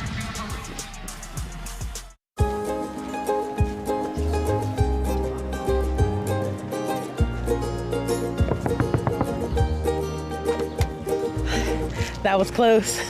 Downey Unstoppables. This is how we HBCU. I'm Jordan, and these are my breasts. We've been through some big changes. Divorce, a new grandson. And as my next chapter began, metastatic breast cancer. Then I learned about Kisqali, a pill that stops cancer from growing and can help me live longer. Since then, I drove cross-country, finished a degree, and finally saw my favorite band. Kisqali with an aromatase inhibitor is for adults with HR-positive, HER2-negative metastatic breast cancer. Kisqali may cause serious skin reactions, liver problems, and low white blood cell counts that may result in serious infections. Life-threatening lung problems and abnormal heartbeats can occur. Your doctor should test your heart and blood before and during treatment. Tell your doctor if you have new or worsening cough, chest pain, or dizziness. Before taking Kisqali, tell your doctor all your medical conditions, medicines you take, and if you're breastfeeding, pregnant, or planning to be, as it can harm an unborn baby. Common side effects include nausea, headache, and tiredness. I'm more than just breast cancer, and I have a lot more to go. What's up, Pops? Whoa! Be careful shaving with that, son. You can't be cool with razor bumps. Chill, Pops. This is different. Gillette Skin Guard. Looking clean. Almost as good as your old man. Gillette Skin Guard. This is how we HBCU. Well, let's take a look at today's Target Women's Sports Spotlight.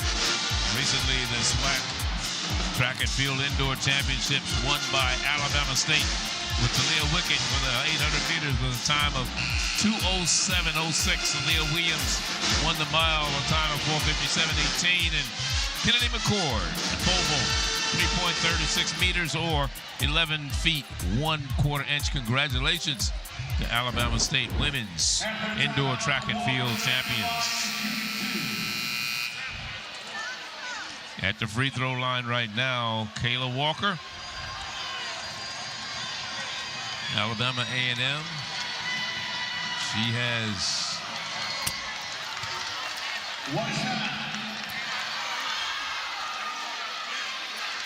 that's her 7th point of the day. Free throw made. 4 of 5 at the line so far this afternoon. Make it 6.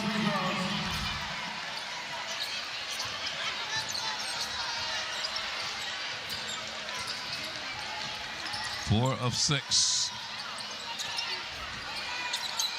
Under 4 minutes to go, third quarter. Alabama A&M last led 19-17 after 1. So this is their first lead in a while.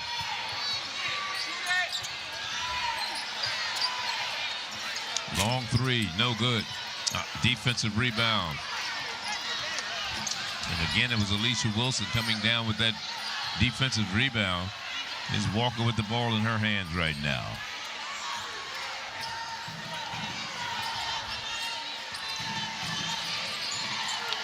Inside, looking for Wilson. Wilson gets it, gives it up. Down the lane goes Walker for 2. That is what's going to keep Alabama A&M ahead. Getting in. Don't settle for a 3. Get in the lane. Kayla Walker is not afraid to get in there. She's the smallest player on the floor. But at the other end, you've got Caitlin Bryant coming off the bench out of Opelika High in Opelika, Alabama. Started 20 games for Alabama State a year ago. And this year, only 7. Had missed everything.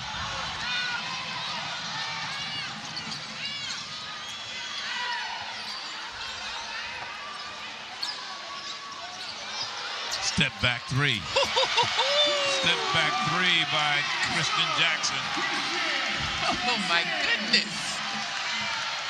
What a beautiful play right there. Actually, it was a 2-pointer. It wasn't a 3-pointer, but it was a step back and it worked. It did.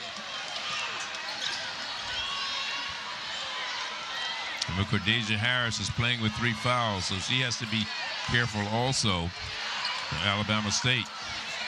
And if I'm A&M, I'm attacking the lane every single time because at this point, State cannot have anybody in foul trouble. Knocked away. Here come the Bulldogs. Foul, no good, but at the line will be Kayla Walker. Once again, trying to increase her point production. She has 10 points so far in the game. And watch this right here. Let's just, I mean, look at the step back. I mean, that is textbook right there, Charlie. Look like James Harden on that one. James Harden, okay.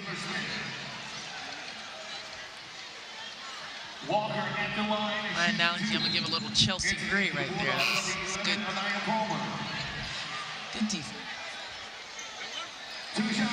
Number 2 scorer in the Southwestern Athletic Conference is Walker. Came in averaging 15 points per contest, and right now she has 10 points in this one.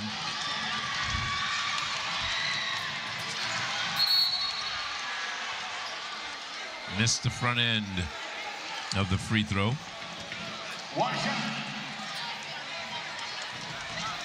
So we have Alabama State with 3 people with 3 fouls, Pooler, Jackson, and Gray.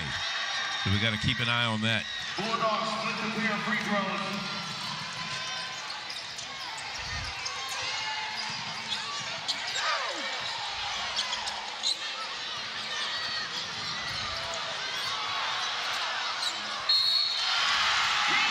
And that is how you stay with it. She had that spin cycle. It wasn't successful, but no worries. She got her own rebound and put it back. We're talking about second chance points and how important they are in a contest. Alabama State, again, very, very important. It's a rivalry game, you know. There's a lot of emotions here. Your family may be here. All the fans are in town. And it's senior day. And they complete the 3-point play. 1-point lead for Alabama State. 45-44. Minute 10 to go in the third quarter. Pendleton. There's a 2-pointer. That was a beautiful pull-up jumper. Nice form, nice release. Under a minute. Easy basket. Underneath. Made that one look easy. That is none other than Cordeja Harris. Alabama State has been impressive in this game. Remember, we talked about the fact that they only lost by 7 down in Huntsville, Alabama. So they were in that contest the first time they met. 6 seconds on the shot clock. Ball goes up and in for Maryland Wilkerson. That was a beautiful play right there. Wilkerson out of Houston, Texas. Business management major. She played at Arkansas State a year ago. Clock down to 3 seconds, and that one's stolen away. Defense stepped on the line. That was Bergen on the steal. 1.1 second is the time remaining here in the third quarter. And a 1-point ball game, 48-47. A little substitution coming in for Dawn Thornton as LaCambria Shakespeare bringing in some height there for the inbounds pass. And Nia Palmer goes to the sideline. He goes in, shot goes up, and it's no good. So 3 quarters in the books here on Senior Day in Montgomery, Alabama. And a 1-point game for the visitors from Huntsville. 48-47, Kayla Walker with 11 points in that particular contest, and everybody's happy here in Montgomery. And we'll be back. Fourth quarter coming your way. Final 10 in Montgomery.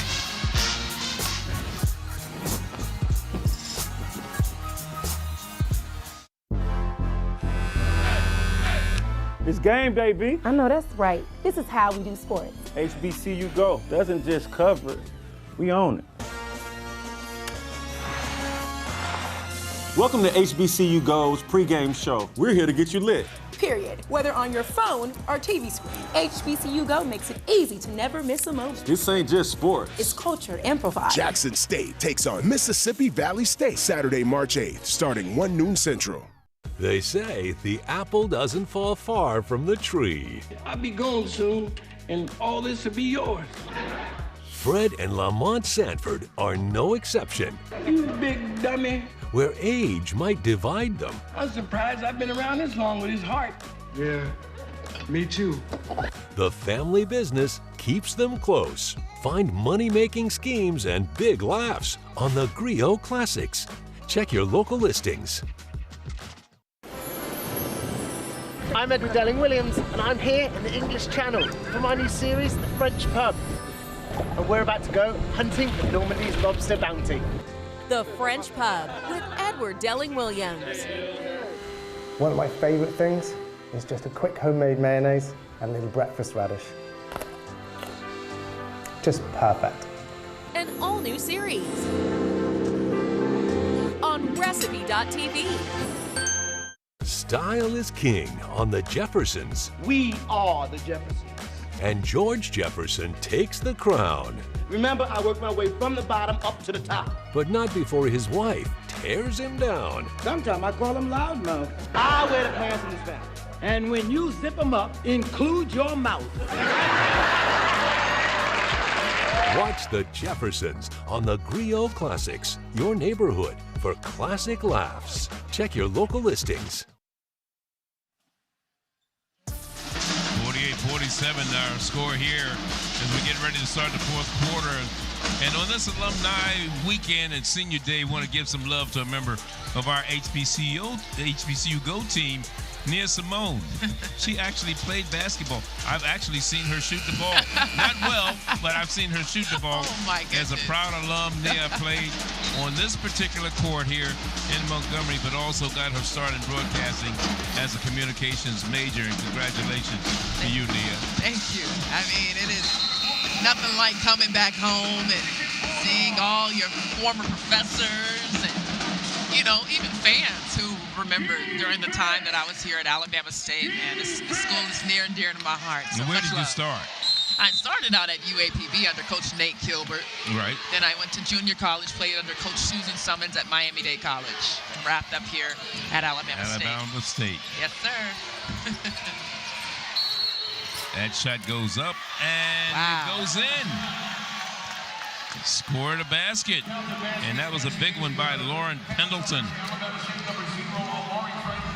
She'll go to the line and try to make it a three-point play and complete the three-point play. It was a 13. Remember, at one point in time, the score was tied at 35. And since that time, it was a 13-point run for Alabama A&M and a 12-point run for Alabama State. And right now, it's a 15-point run for Alabama A&M. 50-47.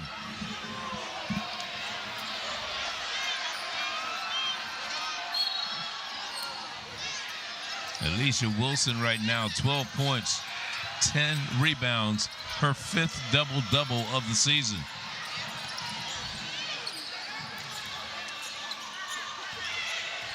Setting it up, Jayla Harris-Smith. This one comes off of the hands of Pendleton, and she hits the three. Lauren Pendleton. And she's not afraid to shoot. Coach has challenged her to increase her shooting percentage, and I definitely think she has passed the test this game. And she came in shooting 29% from behind the arc this season.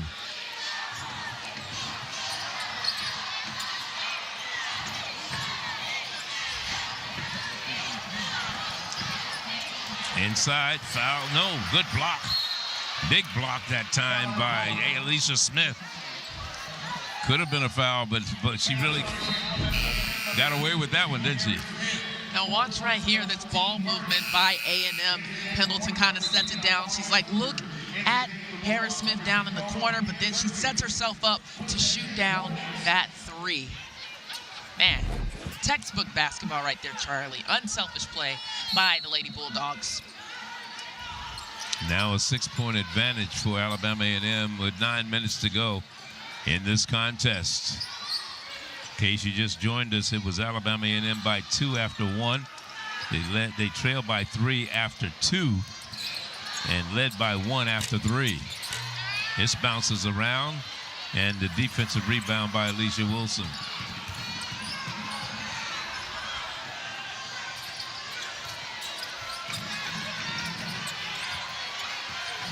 Pendleton has been on fire, but we have a turnover. Big basket that time. That was a big one. Yeah. Simple mistakes that can be very costly. 53-49.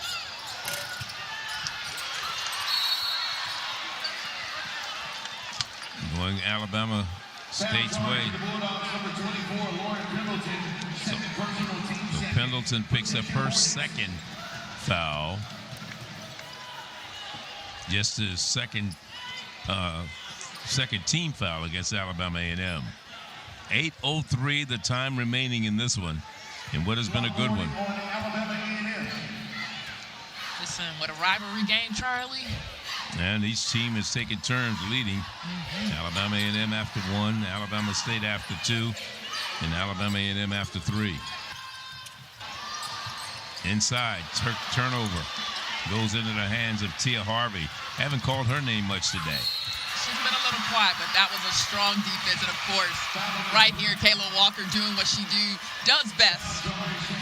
Tia Harvey, great job on defense way to telegraph that pass, which gave the opportunity for Kayla Walker to get down on that fast break play and convert to the and one and hopefully the extra point. Let's see what happens, trying to stretch the lead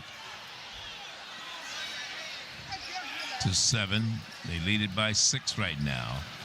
55-49.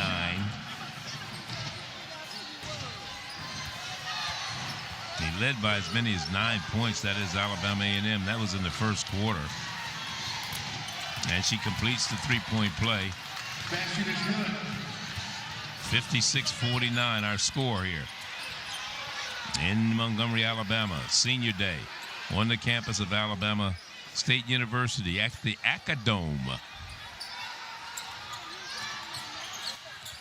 Inside, nice move.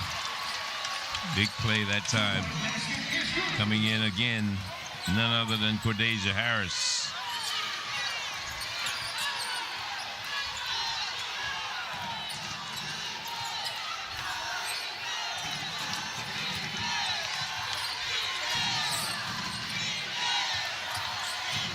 Wilson pulls up, and it's good.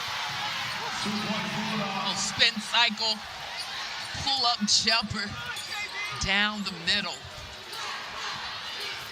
Alicia Wilson with a big basket. She has 14 points.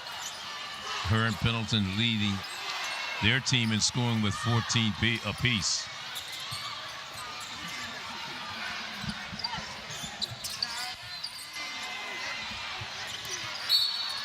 Cordesia Harris, the only player on Alabama State's team averaging in double figures. While on the other side, for Alabama A&M, they had four players scoring in double figures. Walker with 15 points a game. Alicia Wilson, 15.1 points per game. Pendleton, 11.4. And Rittenberry with 10.5. So they can put up the double points.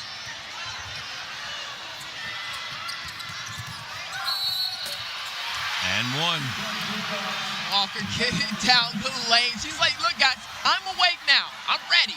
I'm ready. What a great sequence by the A&M Lady Bulldogs. See Kayla Walker hustling up that floor. I mean, again, Charlie, this can't be taught. This is just pure textbook basketball right here. Walker with 16 points, tied for the game's leading scorer. On the other side, Harris has 16 for Alabama State. But fouls we've got to be concerned about. As far as Alabama State, they have 5 players with 3 fouls, and she completes the three-point play, making it a 61-51 lead.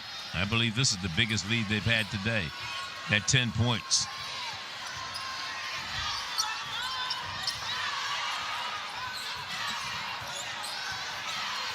Let's see if Alabama State can rally here.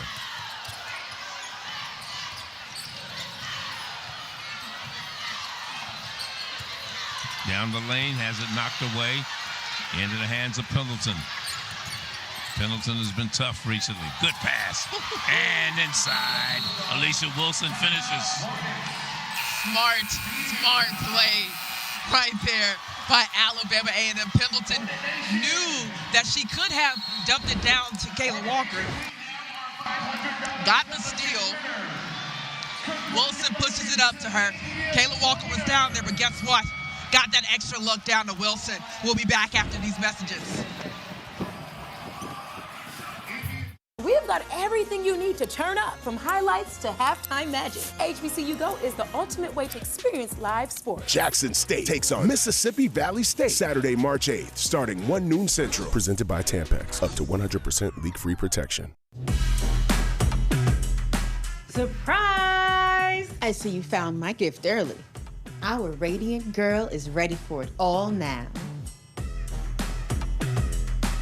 Always. This is how we HBCU. I can't wait for my parents to meet you tomorrow. I can't wait. Oh, by the way, my dad is a thermodynamicist at NASA. Bye. Hey, Meta, what the heck is a thermodynamicist? A thermodynamicist studies energy and heat transfer. Hey, Meta, explain thermal balance. It manages heat generation. So it optimizes fuel efficiency. Exactly. Nice to meet you, sir. Can't wait to pick your brain about the transition from liquid fuel to hybrid propellants. What? I sell insurance. What? I'm kidding. I'll tell you all about it. That'd be I'll nice. tell you later. Come on. Final four, here we come. Chuck, I hope you're earning double miles on gas with the Capital One Venture Card. Breaker, one Nana. It's Chuck a Truck and a Sweet 16-wheeler back on the road again. On the road again. Just can't wait to get on the road again. Is that Willie? The life I love is watching b-ball with my friends. And I Can't wait to get on the road again. On the road again. Can't wait to get on the road again. Life I love is watching b-ball with my friends. I can't wait to get on the road again. Okay, kids, let's get this party started. Coming. We've been with you through the years, Boy, you ain't shaving nothing but hair. where legacies are honored, Auntie's here. new futures created, Jazz, come on now. culture preserved. HBCUs aren't just institutions. They're a way of life. P&G and its brands proudly support you every day. This is how we HBCU.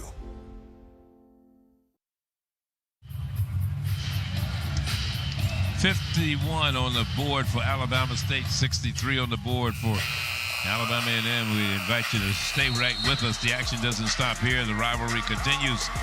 Our second game of our doubleheader as the men take the floor. The Bulldogs and Hornets go head-to-head. And the can't-miss matchup right here. 3:30 Eastern on HBCU Go. You're talking about foul trouble. That's one thing that teams have to be concerned about. Although no one has fouled out. 5 players with Alabama State with 3 fouls. Gray, Harris, Pooler, Jackson, and Smith. And 3 players on Alabama A&M. 2 with 3 fouls. That's Harvey and Wilson, and 1 with 4. I mean, that's your entire bench. So Alabama State is going to have to play some very smart defense as we wind down. 6 ties, 11 lead changes in this one. 5.5 to go in the contest. And a 12-point lead for the visitors, although a basket is made at the other end. And again, Alabama State trying to stay close. It's a 10-point ball game. The 12 points that they were just trailing moments ago was the biggest deficit they've had all afternoon.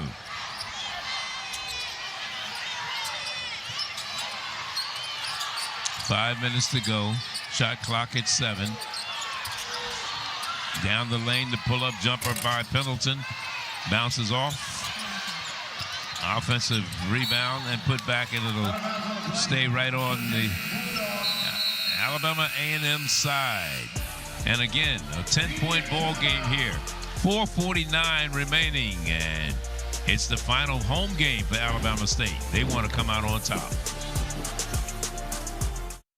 Ariel took down enough pins to help win a conference championship. Her mechanics are just as strong in engineering. Aiden is mastering psychology on the golf course and in the classroom. No hurdles too high for Raven, on the track or in nutrition. Alabama A&M, 4 years of artistic, academic, and athletic discovery. We deliver the full university experience. Alabama A&M University. Start here. Go anywhere. It's game day, B. I know that's right. This is how we do sports. HBCU Go doesn't just cover it, we own it. Welcome to HBCU Go's pregame show. We're here to get you lit. Period. Whether on your phone or TV screen, HBCU Go makes it easy to never miss a moment. This ain't just sports. It's culture amplified. Jackson State takes on Mississippi Valley State Saturday, March 8th, starting 1 noon Central. Judge Milian doesn't mince words. Why aren't you stopping the behavior if it's happening right in front of you? She cuts to the chase. I think you're misreading the law a little bit. Really? Compassionate. You should be mad at one person, and that's him. When did something happen that made you feel uncomfortable? She never accepts disrespect. Stop your nonsense, or we will be escorting you out. Watch Justice for the People with Judge Milian. Check your local listings for times and channel. Catch all the laughs here on the Griot Classics. The Jeffersons. Oh, hi. Sanford and Son. You big dummy. Different Strokes. What you talking about, Willis? The Cosby Show. Absolutely. 227. Mary. Good Times. Dynamite. Old friends. Lots of laughs. I think we died and went to heaven. So watch The Griot for timeless comedy. Check local listings. 63-53. Nia, you doing those flips like that? I used to, but I feel like if I do that now, we're going to need a stretcher. Hey, stretcher's not the word. No. We invite you to stay tuned after our show. We join Jasmine McCoy and Tali Carr live from our studio in Atlanta for HBCU Go Sports Crossover Show, presented by Old Spice. And more importantly, right after that, we'll be back here in Montgomery. Tim Scarborough will join me also here for the men's game in Montgomery, Alabama. Alabama State, Nia, 0 for 4 from three-point range in the second half. Yeah, Did not hit a three. No, they've been very quiet, and I think A&M has been back to the drawing board to figure out how they can minimize that going into the second half. Offensive rebound, Bergen. Meanwhile, Alabama A&M has outscored Alabama State 15-6 here in the fourth quarter. Yeah, Alabama State still feels like they are in this game. Coach Freeman Jackson said we need to play aggressive, but we need to not foul as well. So it's a delicate balance, but she feels like if she can stop them the rest of the game, they got 10 points in them, they can come back and maybe tie or win this game. 25-16 is where they are in terms of fouling. That one drops down that time for Miss Bergen. Kristen Jackson just picked up her fourth foul for Alabama State.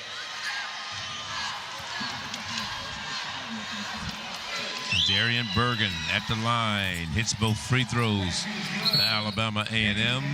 She has 9 points in this one. Perfect at the line so far today. 11-point game, 64-53. 4.5 to go.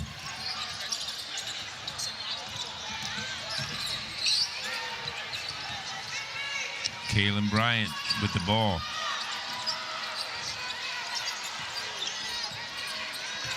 Taylor Smith. 10 seconds on the shot clock. Puts it up. She's fouled and one. Taylor Smith and Kayla Walker. That is just pure competitive nature right there. Smith driving down, kind of scouring the premises to see what she had. And, of course, she was like, you know what? I'm going up for it. Great and one right there.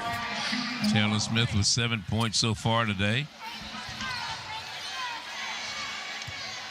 Her high, she had 18 earlier this season against Arkansas Pine Bluff. That was her season high. She had 3 points in the first meeting, and she has 7 points here today. 4:05 to go.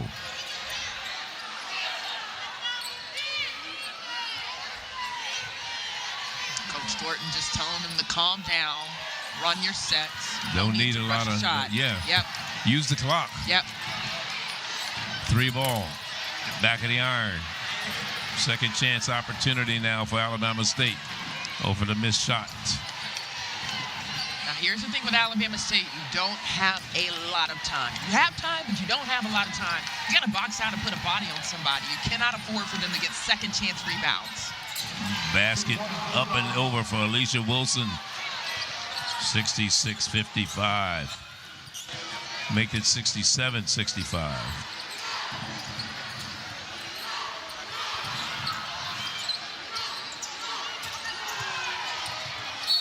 Smith and one. Smith said, I will do it. It's time to step up. I will do it. We have to get back into this game. Well, not a lot of time with 3:11 to go. Watch out, Smith here again. She gives Walker that jab, puts her body into it, and draws the and one. Smith out of Shelton State Community College. Got a little talking down there, too.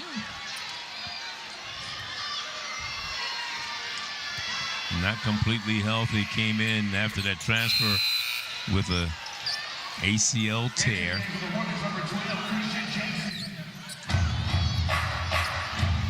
(67-58) as she completes three-point play. Alabama State getting up on that face guard defense. Of course, A&M was able to break it with that traditional four cross they just did. Still time, under 3 minutes to go, but a 9-point deficit for the home team right now on the senior day, alumni day, the last game at home of the regular season. Score the basket. Wow. Taylor Walker. Wow. I mean, Coach Thornton is literally looking up at the A&M fans, hyping them up. This is the player that she is talking about. Is the spark for this Bulldog team. Just watch here how she draws in. She's like, nope, I got it. I'm going to shoot the three, and I drew the foul. And look at the bench. Look at Coach Thornton. She's up in those A&M fans saying, hey, we are here, and we are here to stay. This is a rivalry game. This is what you can expect to see in this matchup. Walker with 20 points. Gray picked up the foul. And now trying to increase that lead. Fourth foul on Ashley Gray. The three-point play is complete, and it's a 13-point lead right now, 71-58 in favor of Alabama A&M. Alabama A&M's largest lead of the game. 12 was the previous. They led by 10 here in the fourth quarter. Look at that's Taylor Smith. That's the first three-pointer for Alabama State here in the second half. And, you know, Smith is trying to keep that momentum that Alabama State had at the beginning of this game. Now, who's going to be that player to step up with her? Harris. 13 points for Smith in this one. Shot clock at 10. 2 minutes is the time remaining in this one in the fourth quarter. Travel is the call. It happens. It happens. Sometimes your brain is moving faster than your feet is moving faster than your brain.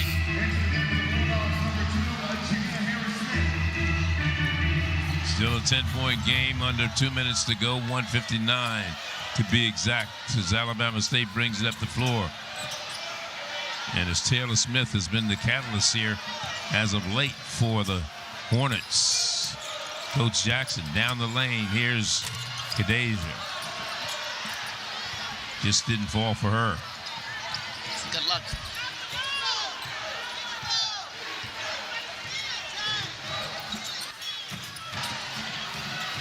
A win by Alabama State. Alabama A&M would give them a 20-game victory this year.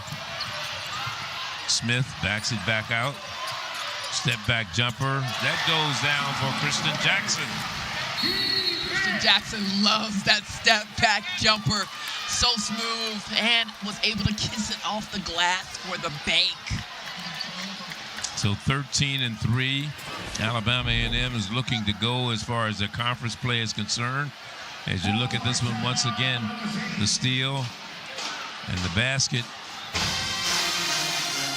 from the little bit off the glass on the Saturday bank open. Yeah. The bank is open. Look, I got my pocketbook right now.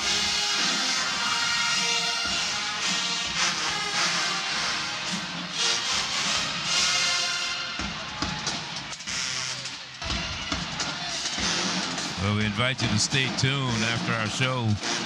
Join Jasmine McCoy, Tolly Carr, live from Atlanta in our studio for the HBCU Go Sports Crossover Show presented by Old Spice. And then we'll be back after their crossover show for the men right here in Montgomery, Alabama A&M and Alabama State. Alabama State made its last 2 3-point attempts, which is something that they needed earlier on in this contest, especially in the fourth quarter. Oh, yeah. Still a lot of time, a lot of basketball to be played. 1:15, the time remaining here, and an 8-point advantage. Let's check out the standings coming into today's action. Alabama A&M, 12 conference wins, 19 overall, looking for their 20th win of the season, which makes them the winningest team in terms of overall record in the Southwestern Athletic Conference with 20 wins. Oh, yeah. They reached that program record over FAMU. So entering this game on this 4-game winning streak. They want to keep it going. And they have 2 games left against Grambling and Southern University, which it won't be easy, especially in Baton Rouge against Southern. Oh, yeah. But more importantly, they look at the fact that where they're standing in terms of the seeding and where they will be as far as the tournament is concerned. And beginning of the year, you and I talked, and you didn't believe when I said Texas Southern was a team to watch out for this year. Oh, no. I believed you. I believed you. You said Texas Southern? I mean, because, it's been a while. At one point, Texas Southern was queen. Now that Coach Skeetis came in, has really, really groomed this team. I mean, wow. Well, they had some pretty good years there with Cynthia Cooper, and who had moved between Prairie View and Texas Southern. So again, with 40 seconds to go.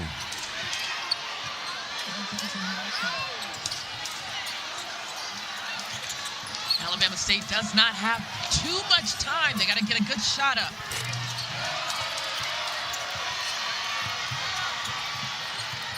They don't even have to shoot the ball. Nope. Just hold the ball. That is Alabama A&M for their 20th win of the season. Dawn calls a timeout. She may be wholesale changing some people in the lineup in the last 18 seconds. Like I said, more importantly, they're going to come away with their 20th win of the season, Alabama A&M. And they played, when you talked about some of the tough post or preseason games that Alabama State played, Alabama A&M, I guess their toughest was Alabama and Vanderbilt. Those were 2 of the toughest schools, non-conference, that they played. They started out with a loss to Alabama, then came back and beat Eastern Michigan on the road. They beat Alabama Huntsville. They beat Kansas City. They beat San Diego on the road, Lindenwood, North Alabama. Lost to Tulane, and that was a 7-point loss to Tulane. So this one about to come to an end right here in Montgomery, Alabama. Alabama State falls at home on their last game of the season. Meanwhile, it's Alabama A&M. Congratulations to Dawn Thornton, 20th win of the season for this Bulldog program. Final score, 71-63. Be sure to stay tuned. Coming up right after this, the HBCU Go Sports Crossover Show presented by Old Spice. Live from Atlanta, Jasmine McCord, Tolly Carr, Vania Simone, Tim Scarborough, Charlie Neal saying, stay with us. We'll be back with the men's game after our crossover show from Montgomery in just a moment.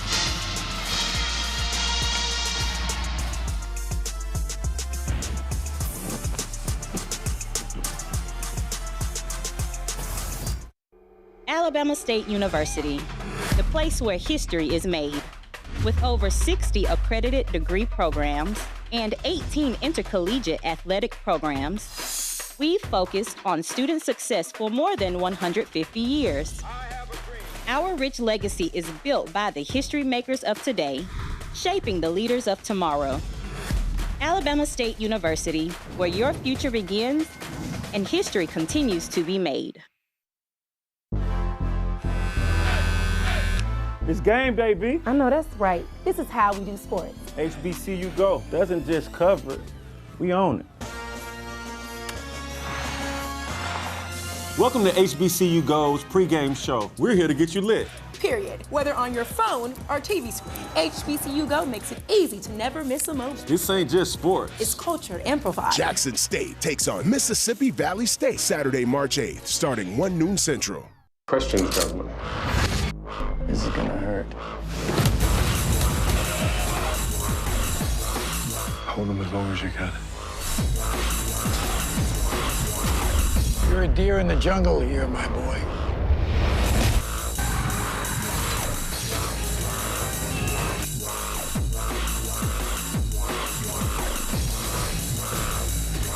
Join in on the action. Watch free on Local Now. She's full of unexpected surprises. Sounds like it may be a little jealousy going on, girl. She's friendly, firm, and always fair. She did what was healthy for her. She's not ready. She doesn't know what she wants herself. Justice is always served in Judge Maybelline's courtroom. That's her business. That's none of your business. You put your foot in your mouth, honey. You wrote a check that your behind couldn't cash. Don't miss Justice with Judge Maybelline. Check your local listings for times and channel.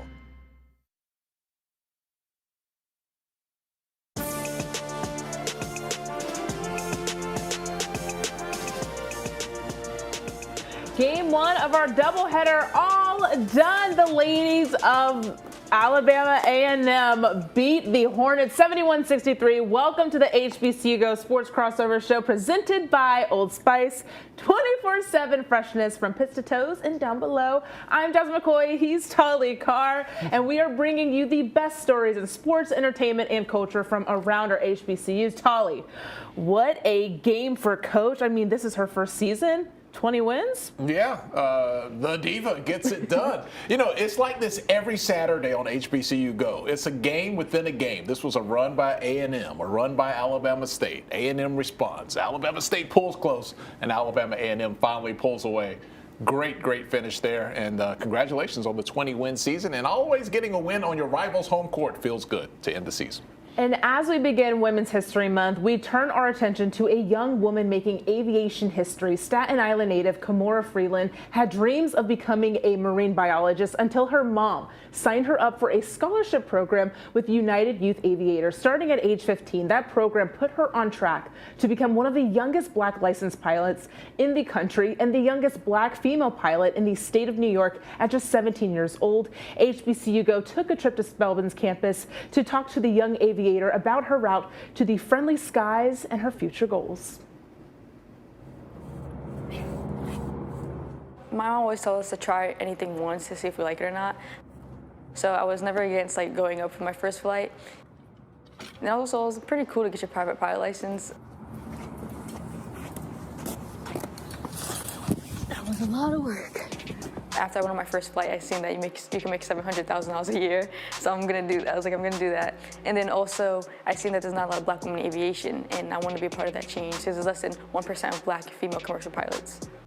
The key back in the book, so it doesn't get lost. We just kind of looked for organizations that I can join, so that way I'm surrounded by them. And that definitely like made me fall in love with aviation even more, because I'm surrounded by people that look like me in the field that I'm in. And hearing the way they talk about aviation, the way they love flying, once I started flying more, I'm like, wow, I actually feel that same way. So actually the same organization I got my private pilot license with, which is United Youth Aviators, they're gonna cover my instrument rating, which hopefully I will get in the summertime. I have to start studying for that now. But yeah, they've been with me through the whole process as well. Like they've paid for pretty much my whole entire private pilot license, and they're gonna continue to pay for my instrument rating. So they're definitely supporting me throughout the whole time. I chose international studies so that way I can learn about other parts of the world, other cultures, other people, and just to learn about the world that I'm going to be flying in, all the different places I'm going to be going to. This semester, I do intend to start studying and training again for my instrument rating. So I don't really know how I'm going to balance that yet because my schedule is actually more hectic than it was last semester because I'm taking more classes. So I don't know how I'm going to balance it yet, but I do want to open up a school for other children because United Youth Aviators provided me the opportunity to get my private pilot license without having to pay anything. So I definitely want to do the same thing and give back to other kids so that way they can have that same opportunity. People always tell me that, like, oh, you made history, like, you're inspiring people. And I'm happy I'm inspiring people, and I'm happy I can be that source of inspiration. But I don't think about myself that way. I just feel like I'm doing something that anyone could do. You just have to dedicate yourself and study. So I really don't think about myself as anything different. I just feel like a regular person. I just studied really hard to get what I wanted, and anyone can do that. Kimora wants to be an international commercial pilot and eventually live internationally, so that degree will come in handy. Be on the lookout for that face when you're on a plane in the next few years. She just might greet you out the door. We'll take a quick break, but when we get back, we'll check on Tolly's pulse next on the HBCU Go Sports Crossover Show presented by Old Spice.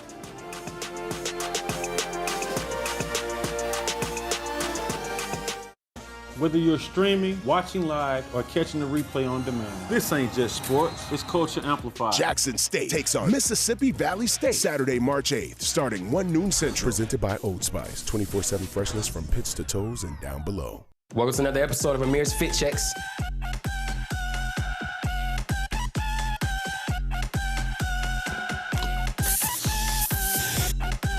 All right, now we talking, yeah. Old Spice. Can't wait. Oh, by the way, my dad is a thermodynamicist at NASA. Bye. Hey, Meta, what the heck is a thermodynamicist? A thermodynamicist studies energy and heat transfer. Hey, Meta, explain thermal balance. It manages heat generation. So it optimizes fuel efficiency. Exactly. Nice to meet you, sir. Can't wait to pick your brain about the transition from liquid fuel to hybrid propellants. What? I sell insurance. What? I'm kidding. I'll tell you all about it. Dad, be I'll nice. tell you later. Come on.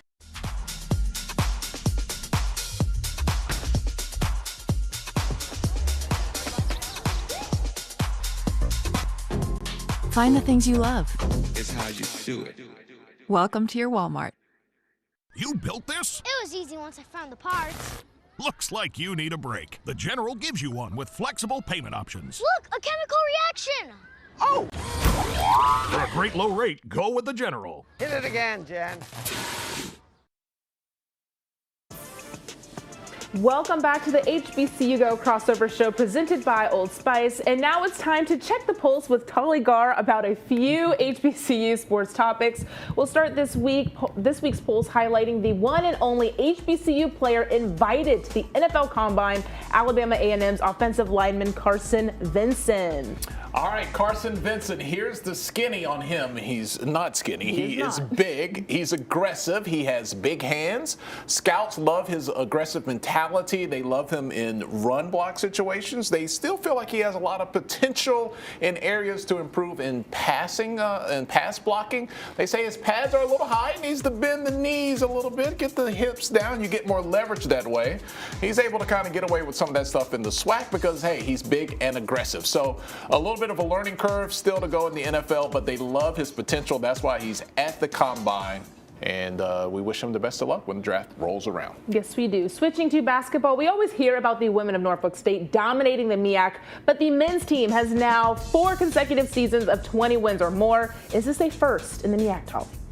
Are these America's curls? Yes, they are. The answer to your question is yes. First time in MEAC history, Norfolk State, 4th straight 21 seasons. Look, Coach Jones has been there 12 years, only 1 losing season. But here is the thing. In HBCU basketball, you can have a great season. You can go undefeated. Yep. If you don't win that conference tournament, you're not going to the big dance. It is what it is. We've seen years where they've had 20-plus wins. They've made it to the tournament. We've seen years where they didn't make it because they lost in the MEAC tournament. The proof is in the pudding, and it is on your screen. The big question mark, what will they do this year? Their 4th 20-plus win season in a row, MEAC tournament just around the corner. And all buzz in Baltimore this week as the CIAA men's and women's tournament comes to a close with both championship games taking place today. Tali, we know the championship on the women's side. Yeah, just a few minutes ago, Fayetteville State won their 5th championship. They defeated Virginia State. That was 64-56, the final in that one. Fayetteville State was number 3 in our poll this week. I think they're like number 1, maybe. They're defeated the number 1 Virginia State team.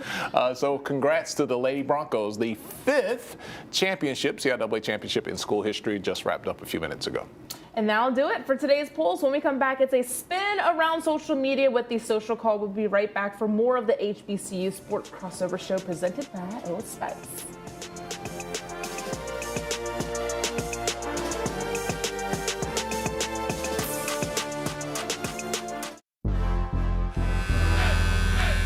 It's game day, B. I know that's right. This is how we do sports. HBCU Go doesn't just cover it, we own it. Welcome to HBCU Go's pregame show. We're here to get you lit. Period. Whether on your phone or TV screen, HBCU Go makes it easy to never miss a moment. This ain't just sports. It's culture amplified. Jackson State takes on Mississippi Valley State Saturday, March 8th, starting 1 noon Central. They say the apple doesn't fall far from the tree. I'll be gone soon, and all this will be yours. Fred and Lamont Sanford are no exception.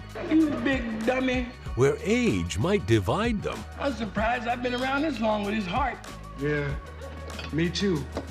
The family business keeps them close. Find money-making schemes and big laughs on the Griot Classics. Check your local listings. The power of the Weather Channel, now available to everyone. This is epic! Trusted live coverage when it matters most is now yours to stream with the Weather Channel TV app, real-time radar, and maps that let you track all the action. Let's get into the detail. Personalization, customization, hundreds of hours of your favorite shows, and so much more. There's never been a better way for everyone to watch the Weather Channel. Available now on these platforms. Download now to start your free 7-day trial. Style is king on the Jeffersons. We are the Jeffersons. And George Jefferson takes the crown. Remember, I worked my way from the bottom up to the top. But not before his wife tears him down. Sometimes I call him loudmouth. I wear the pants in this family. And when you zip them up, include your mouth. Watch the Jeffersons on the Griot Classics, your neighborhood for classic laughs. Check your local listings. Welcome back to the HBCU Go crossover show presented by Old Spice. We'll get you back out to Montgomery for the second half of our doubleheader. But first, it's time for this week's Social Call, where we tap in with the social media stories around our culture, sports, and campus life. We start out with a big spotlight on the new CIAA Hall of Fame inductee, Inez Turner. The Fayetteville State legend not only just won her 5th championship in a row, she was also honored with the Indoor Track and Field Female Coach of the Year award. But she has set a ridiculous standard of excellence, leading her team to 25. Say it again. 25 CIAA championships in her 15-year career. She is truly the Lord of the Rings. She needs all of our hands and more to show off those rings. Fingers, toes, you name it. Started her coaching career in the CIAA at Winston-Salem State. Then she stays within the division, goes to Fayetteville State. If you want to win cross-country, indoor, outdoor track, welcome to the Inez Turner Invitational, because you have to go through her and her crew. Well-deserved induction into the CIAA Hall of Fame. Be sure to join us next week when we share our exclusive conversation with Coach Turner as our feature story as well. Now, shifting to swimming, where the Howard University men's swimming and diving team won its 2nd NEC title in 3 years, showcasing its dominance in NCAA Division I swimming. The Bison continue to rewrite the record books under Coach Nick Askew. Up next for the squad is the CSCAA National Invitational Championship in Florida. You know, I'm old enough to remember North Carolina A&T's women's swim program. They discontinued it in 2016. Then Howard became the lone HBCU at the Division I level with the swim and dive program. At their recent championship, we're not talking just swimming. The dive team in the 3-meter dive, they won 1st, 2nd, 3rd. They swept the podium. Look, they've been racking up championships. Not just a quality HBCU program. This is a quality NCAA championship winning program at Howard. And before we wrap on this week's Social Call, we have to give it up for Coach Dawn Thornton and her Lady Bulldogs, who played in our first game today. You just saw them on the court. In her first year, Coach Thornton's squad has achieved 19 wins, which is the highest for the program in its Division I era. We cannot wait to see Alabama A&M and them in this year's tournament. She is truly the diva coach in every sense of the word. Yeah, that was 19 wins coming in. So just a few minutes ago, she racked that up to 20 wins. First year there with the Lady Bulldogs. It is an absolute fit. Her personality fits. They're winning a top 3 program at UAPB. Wasn't able to get over that Jackson State hump. But this year, tournament a couple of weeks away, we'll see what she can do with Alabama A&M in that program. Yes, we'll have to see what she can do. That's a wrap for this week's Social Call. Make sure y'all keep the convo going. Hit us up in the comments. Let us know your thoughts. As always, keep up with HBCU Sports by following us on all of our social media platforms under hbcugo.tv. We're about to take a break, but first here at HBCU Go, we celebrate Women's History Month by highlighting women of impact. Alabama A&M University graduate Hadia Nicole Green is the lead inventor of multiple patent-pending systems for targeted cancer therapy. Dr. Green continues her quest to improve cancer treatment through her Orally Smith Cancer Research Foundation. Great work there. We'll be back to wrap it up after the break.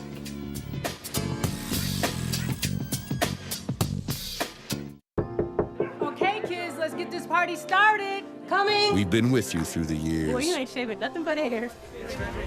where legacies are honored, Auntie's here. new futures created, Jazz, come on now. culture preserved. HBCUs aren't just institutions. They're a way of life. P&G and its brands proudly support you every day. This is how we HBCU.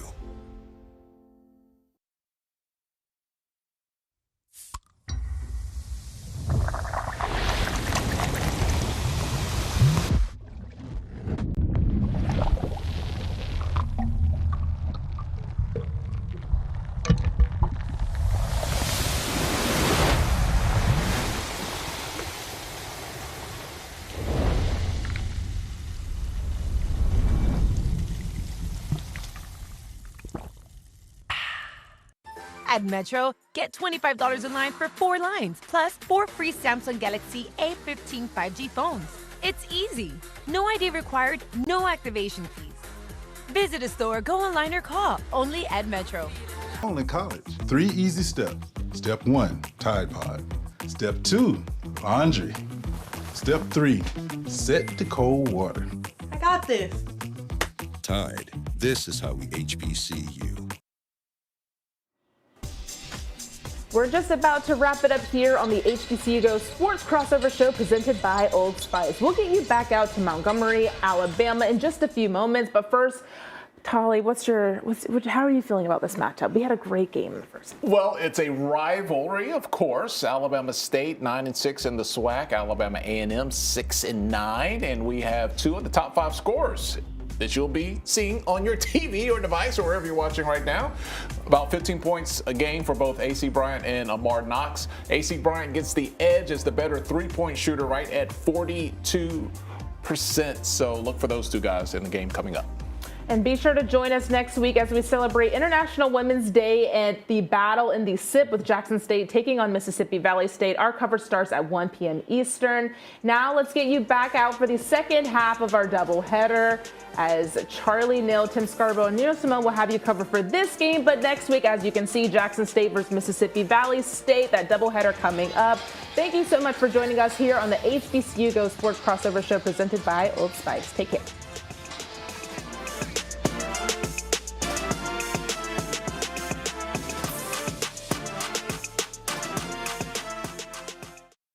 Ariel took down enough pins to help win a conference championship.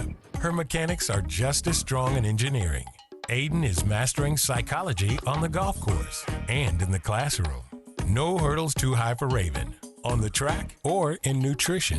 Alabama A&M, 4 years of artistic, academic, and athletic discovery. We deliver the full university experience. Alabama A&M University. Start here. Go anywhere. It's game day, B. I know that's right. This is how we do sports. HBCU Go doesn't just cover it, we own it. Welcome to HBCU Go's pregame show. We're here to get you lit. Period. Whether on your phone or TV screen, HBCU Go makes it easy to never miss a moment. This ain't just sports. It's culture amplified. Jackson State takes on Mississippi Valley State Saturday, March 8th, starting 1 noon Central. Catch all the laughs here on the Griot Classics. The Jeffersons. Oh, hi. Sanford and Son. You big dummy. Different Strokes. What you talking about, Willis? The Cosby Show. Absolutely. 227. Mary. Good Times. Dynamite. Old friends. Lots of laughs. I think we died and went to heaven. So watch The Griot for timeless comedy. Check local listings. Direct. Don't you ever look up at the sky and roll your eyes. You hear me? Yes. Yeah, good. Realistic. I will maybe have a tendency to spend too much and won't be able to pay your rent. That's the problem. He holds the line. I resent it, and I resent you for doing it. Powerful. I don't know where you've been, but you're gonna respect this courtroom. I'm gonna throw you out real quick. Mathis Court is in session. Check your local listings for times and channel.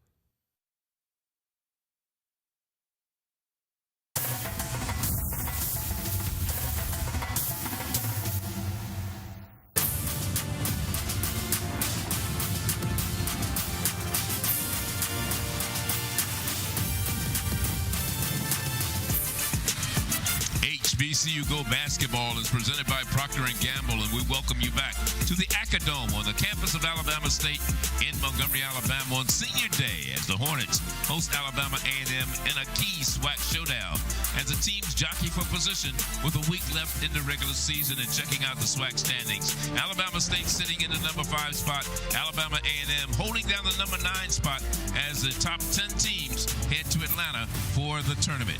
Charlie Neal along with my partner Tim Scarborough. Leah Simone will join us in just a moment. And you look at this Alabama A&M team. They came in winning 3 of their last 4 ball games, and there's a sophomore by the name of Chad Moody who's been steering that drink. Yeah, Chad Moody, one of the best freshmen last year in the SWAC, picking up where he left off. A terrific player at both ends in the interior.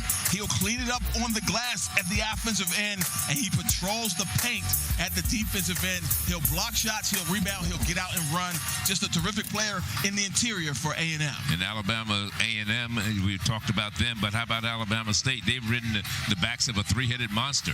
Yeah, what a luxury to have, right? 3 really good guards that all score the basketball, and they all take care of the basketball, and they distribute to themselves primarily.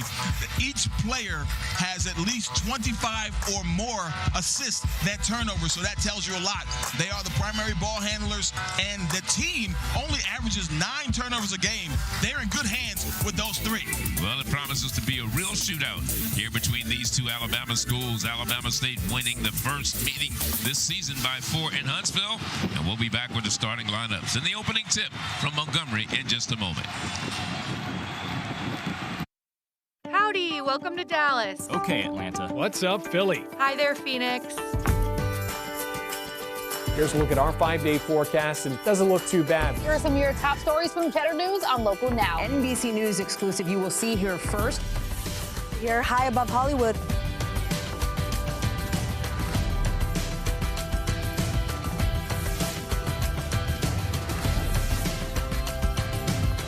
Local Now, free TV that starts in your city. The power of the Weather Channel, now available to everyone. This is epic! Trusted live coverage when it matters most is now yours to stream with the Weather Channel TV app, real-time radar, and maps that let you track all the action. Let's get into the details. Personalization, customization, hundreds of hours of your favorite shows, and so much more. There's never been a better way for everyone to watch the Weather Channel. Available now on these platforms. Download now to start your free 7-day trial.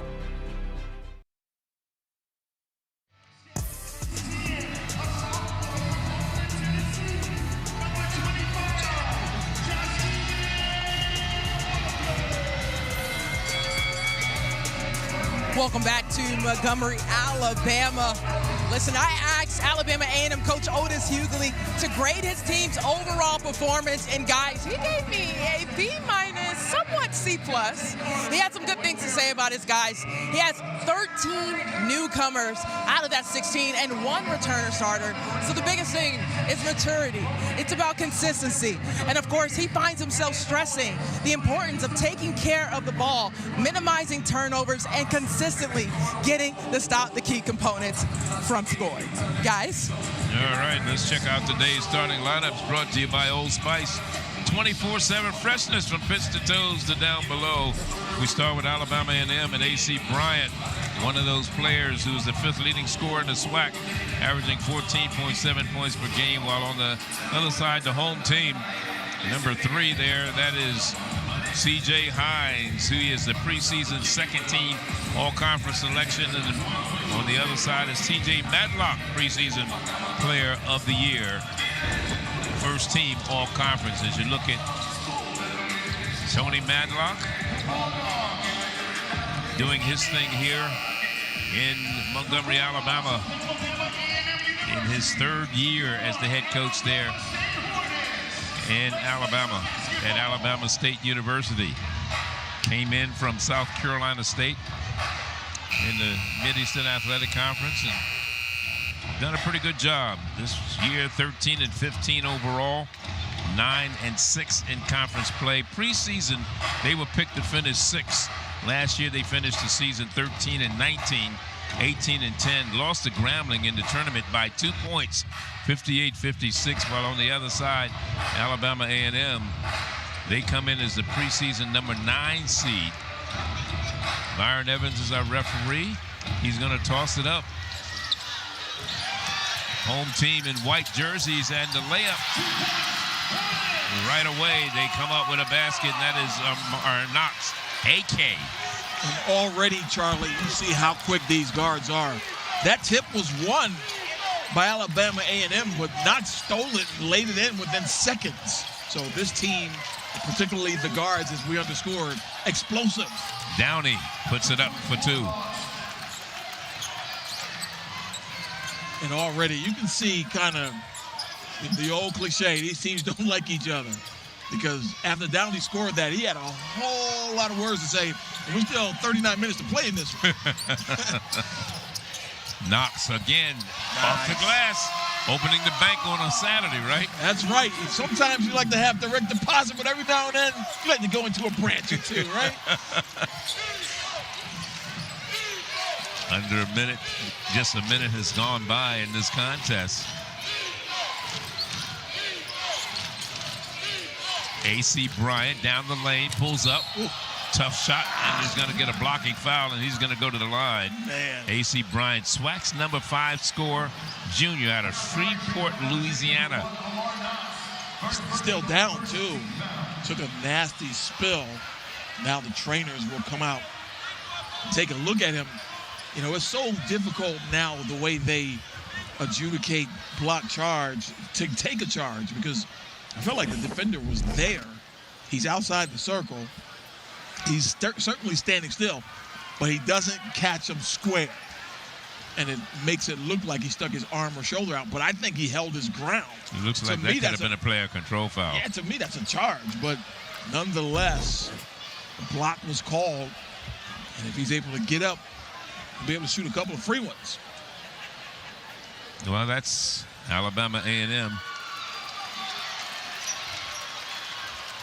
They started the season 3-0. Then they went 3-3.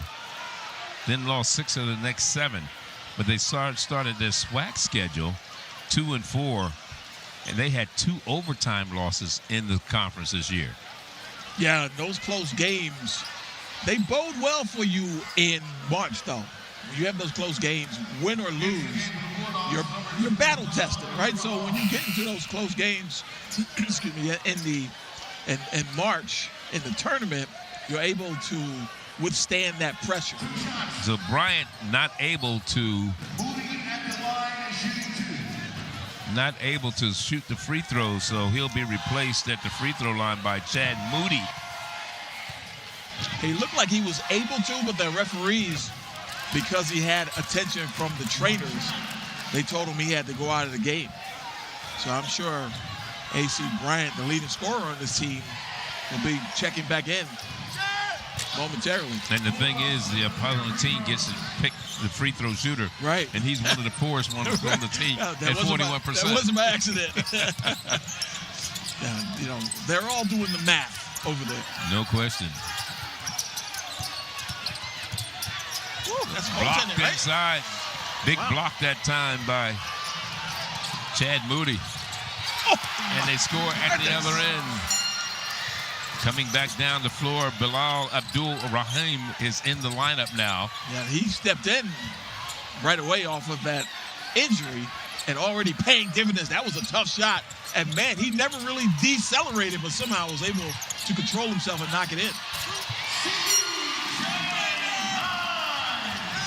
Man, these guards, just get used to it, folks. CJ, TJ, and AK, the three guards at Alabama State. Terrific combination. Phonetic alphabet. And if you're Otis Hughley, you want to stop a couple of those two-letter guys if you can. Downey spins inside, puts it up, and Grown man. for two. Grown man basketball. Downey just said, I'm taking this to the hoop. Stop me if you can.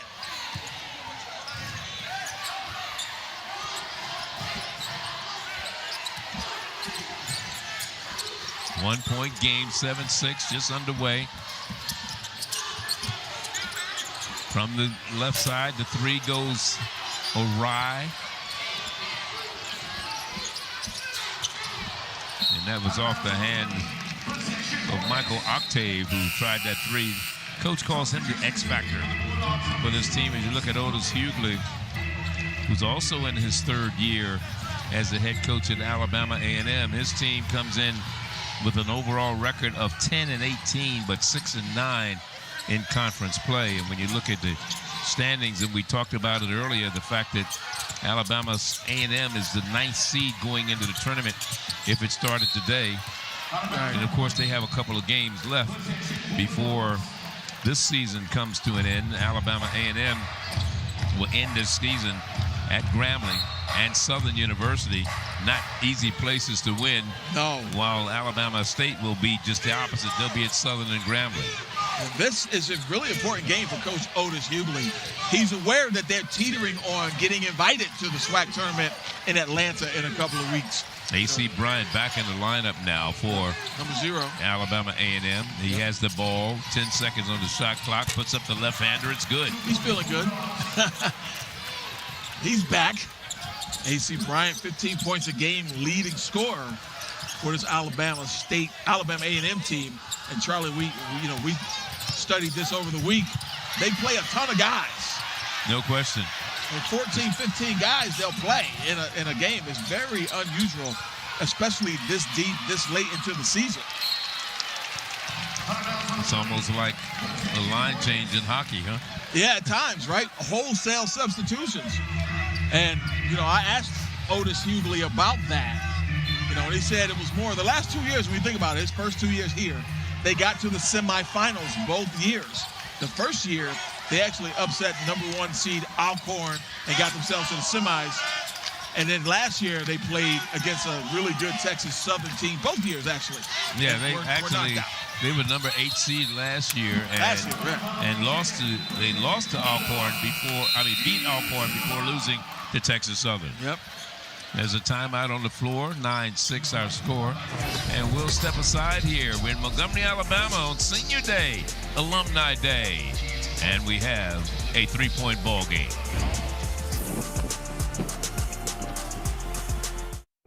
Alabama State University, the place where history is made. With over 60 accredited degree programs and 18 intercollegiate athletic programs, we've focused on student success for more than 150 years. Our rich legacy is built by the history makers of today, shaping the leaders of tomorrow. Alabama State University, where your future begins and history continues to be made. It's game day, B. I know that's right. This is how we do sports. HBCU Go doesn't just cover it, we own it. Welcome to HBCU Go's pregame show. We're here to get you lit. period, whether on your phone or TV screen. HBCU Go makes it easy to never miss a moment. This ain't just sports. It's culture amplified. Jackson State takes on Mississippi Valley State Saturday, March 8th, starting 1 noon Central. They say the apple doesn't fall far from the tree. I'll be gone soon, and all this will be yours. Fred and Lamont Sanford are no exception. You big dummy. Where age might divide them. I'm surprised I've been around this long with his heart. Yeah, me too. The family business keeps them close. Find money-making schemes and big laughs on the Griot Classics. Check your local listings. I'm Edward Delling-Williams, and I'm here in the English Channel for my new series, The French Pub. And we're about to go hunting for Normandy's lobster bounty. The French Pub with Edward Delling-Williams. One of my favourite things is just a quick homemade mayonnaise and a little breakfast radish. Just perfect. An all-new series on Recipe.tv. 9-6 our score here in Montgomery, Alabama. Let's take a look at a conference leaders powered by Ram trucks built to serve. Starting with the teams, the top 3 scoring teams in the SWAC. Southern with 76 points a game. Alabama A&M 75.8 and Alabama State. They're right there at the top. Third 73.9. And how about the top 5 scores? 2 of them in this contest here this afternoon. Of course, you've got the scoring leaders, Petaway from Alabama, Pine Bluff rather, Young from FAMU and Bethune, but the 2 in this game, Knox with 15 points a game for Alabama State, and AC Bryant leads Alabama A&M 14.7 points per game. So some production we've been seeing all season long. Yeah, some really nice players on this floor that weren't underscored. You know, TJ Matlock, who's the coach's son for Alabama. He's third leading scorer on this team. Yeah, he's third leading scorer, but he's probably their best player when you consider his defense and his rebounding. He's their leading rebounder and their senior leader. As Coach told us, really probably their dog in the doghouse as well. So a really good player, TJ Matlock. First team all-conference in the preseason. I think he's lived up to that. It's interesting. We got to talk to Coach, his dad, about, you know, this whole transfer portal and the whole bit. Mm-hmm. And I asked him, I said, was there any chance that your son, because of his status, might have left? He said, yeah, we had a conversation. Yeah, he had to re-recruit his own son. Yeah. I said, did you have to have a 2x4 in the room when you were talking to him? He said, no, I brought my wife. Which is even a more lethal weapon, right? Yeah. That's a very real thing. Even a coach has his son. He has to re-recruit his son. This is quite an open time we have in college basketball. I'll say that. And just for the record, I'm all for player control and players getting their money, but there's got to be more structure around this. It's kind of out of control right now. Plus, with the new rule, as you saw that basket fall down for C.J. Hines. He's in grad school working on his MBA, and C.J. picks up a big 3 right there and ties the score at 9 apiece.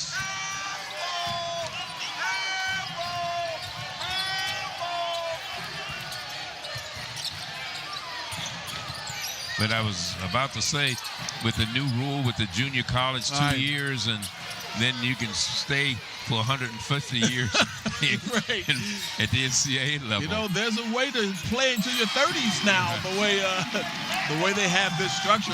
TJ Matlock with that basket for Alabama State. These guards are starting to heat up for Alabama State. That's not a good look for Otis Hughley's group. Again, Alabama A&M on the road here in a rival game, playing an upper-tier team. They got their work cut out for them. That foul is going to go against Michael Octave. Out of bounds, just under 14 minutes to go. We're in the first half of play here in Montgomery, Alabama. Key SWAC matchup. Again, Everybody's jockeying for positions with the tournament. Of course, this is the first year that the SWAC has taken 10 teams to the tournament. I like that. Prior to that, it was 8. And next year, they're going to take everybody, all 12 teams. I like that even better because now, because we've seen lower tier teams get to the championship game in other conferences. I think of Patrick Ewing in one of his last seasons at Georgetown. They had to win 5 games to get to the championship, and they got there. They didn't win. They didn't go to the NCAA tournament, but they gave that team an opportunity, right? And they cashed in with that opportunity. I've seen it over the years in a variety of sports. I saw Florida A&M do it in the MEAC a few years ago. Of course, Texas Southern has been one of those teams that you can't dispel. It's hard to shake those guys at any time. Yeah. Johnny Jones does a fantastic job over there with that group. Yep. He lost it, going down a little bit too fast for Mar Knox. What a contrast in terms of these two teams, though. Everybody in white kind of knows their role, right? You got the 3 scorers that also take care of the basketball and they distribute. The other guy, the 4th power forward is really another guard, and Micah Octave, he rebounds. And then your bigs come in and they just clean up the glass, not really looking to get the ball on the post. In the purple goes Downey. In the maroon, it's a variety of guys. And the follow-up big time by A.C. Bryant. And we know Bryant is going to show up, and Chad Moody, who we talked about at the top. But then after that, it's different guys on different nights because of so many players that Otis Hughley likes to play. Again, he wanted to make sure he had everybody ready for postseason. He feels like they've run out of gas and have had to play guys that they couldn't rely on because of lack of experience. Yeah, A.C. Bryant bringing it up the floor, passing off the glass. It doesn't fall that time for McLean, rather. But the follow-up that time, and Chad Moody puts it back for 2.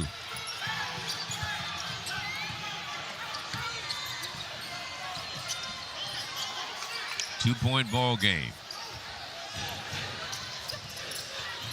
Talked to Alabama State and Coach Madlock. We talked about some of the keys for him was getting stops, playing fast, and defending at a high level, making shots, and protecting the ball. Don't turn the ball over. 3 ties and 3 lead changes so far early on in this contest. Abdur Rahman has had a solid impact, got it to the rim. He's already got two baskets, almost had his 3rd, but that one swirled out on him. One thing Alabama State has done this year is protected the ball. They've only averaged 9 turnovers a contest. It's remarkable. That is remarkable. And they forced 13 as that won't fall for C.J. Hines. Foul there. So it's senior day here in Montgomery, Alabama. C.J. Hines, a grad school student, preseason 2nd team all-conference, and T.J. Madlock, 1st team, a senior, their last home game.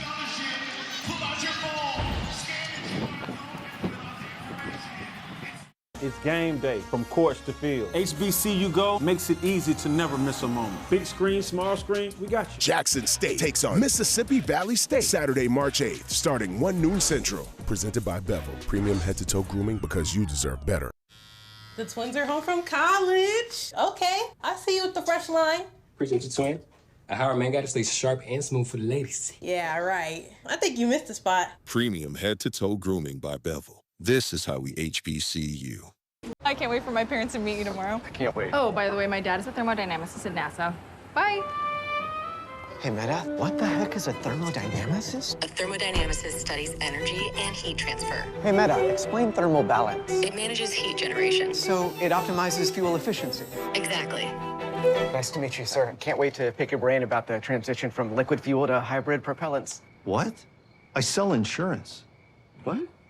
I'm kidding. I'll tell you all about it. I'll tell you later. Come on. Target made Up and Up for you, helping you save on hand soaps. With plant-derived ingredients and custom fragrances.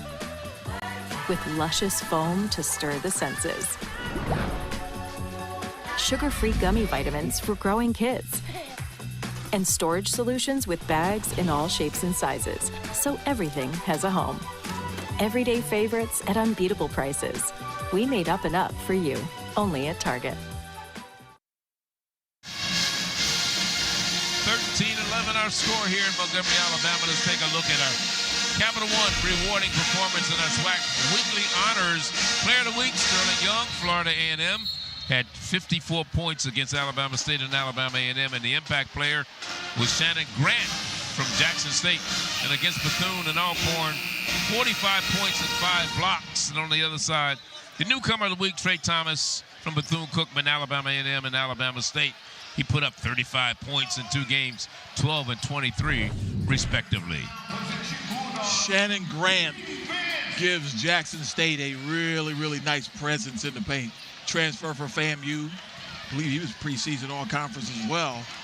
And, yeah, it kind of underscores what we were talking about earlier. You have good players, and it's kind of like, well, good luck if you can keep it, right? Right. And that's the challenge all these coaches are facing. It really is. And it's not just one. You're right. I mean, they're all facing it. What's happening is, if you have a good player, somebody's coming after him. 100%. Maybe a Power 5 or at least one of the mid-majors. And you know what's interesting? I've heard anecdotally that the handshake line is a recruiting tool at times, which is just, oh my goodness. That's interesting. I mean, that's walking out of the room and your buddy hitting on your girlfriend, right? Good night. That is funny. Micah Simpson picks up the foul. Coach Hughley. Alabama A&M with the ball to inbound. 11:27 to go first half. Pass comes in and blocked from behind. I was going to say.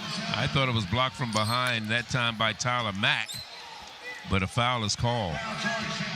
And the use of the shot fake inside is such a good weapon right there. He sells it too. I mean, you got 2 birdies in the air, and then they land on him. That's an easy call for the officials. That might have been Ocon that picked up the foul. Meanwhile, A.C. Bryant at the free throw line.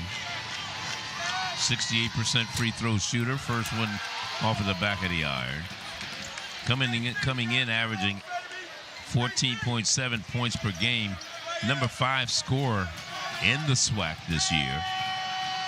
Second shot for the left-hander. Oh, missed it. Missed both of them. But an offensive rebound by Lorenzo Downey. Chance for another opportunity. This time no good. And there's Ocon in the lineup now, the 7-footer from Nigeria. Well, Rockman's so good. That was a good one down the lane by C.J. Hines.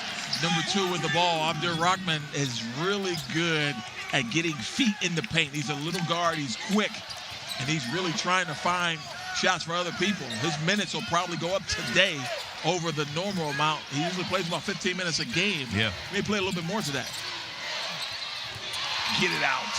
Let's go. And the issue is he didn't start, but he's playing some quality minutes, as you said. He is, because he's producing. If you produce, you stay on the floor. Got away with a travel there. Yeah, it looks like a drag pivot foot. Bass couldn't get it to go.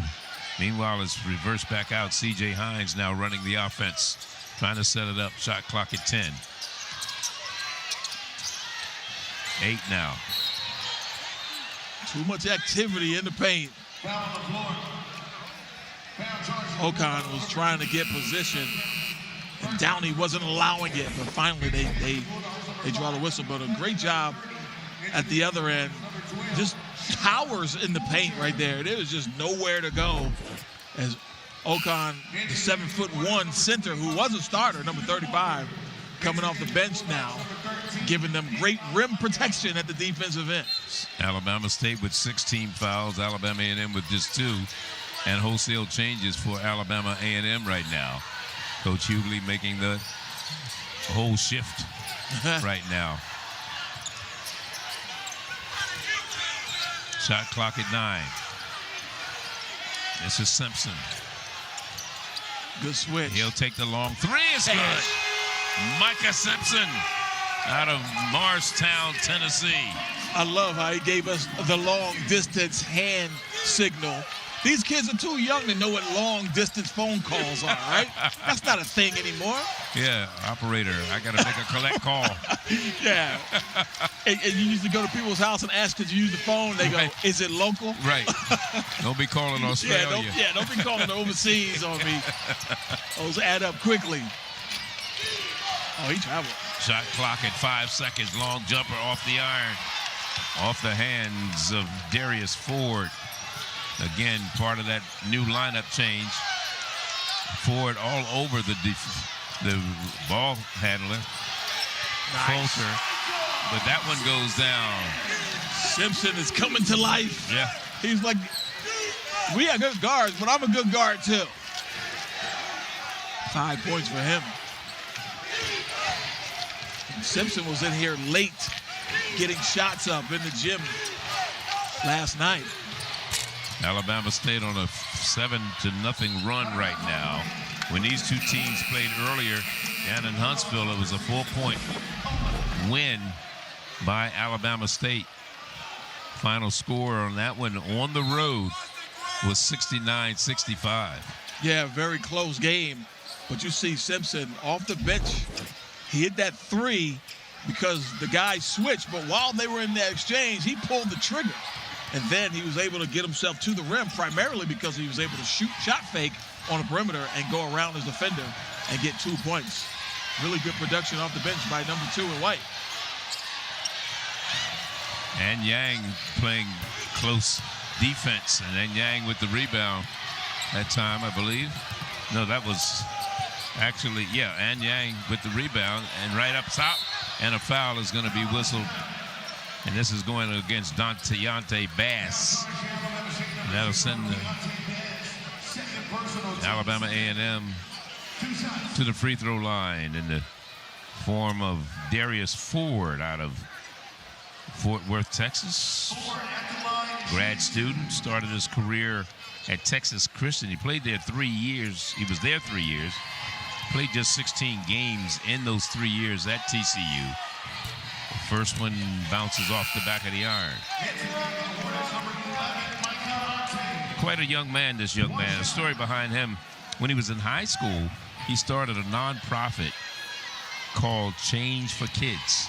So he's not only doing it on the field and on the court, but also in the community. That's amazing to be that young and already have a conscious effort to help other people. I mean, 19, 20 years old, I wasn't thinking about helping others, that's for sure. Couldn't even help yourself. Yeah, exactly. Trying to survive, man.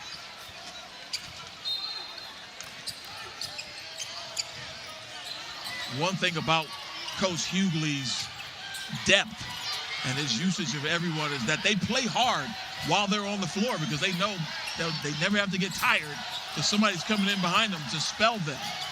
Shot clock at 5 right now. Down the lane. But look at the follow-up by Walker on the missed shot. Clean up on aisle 25.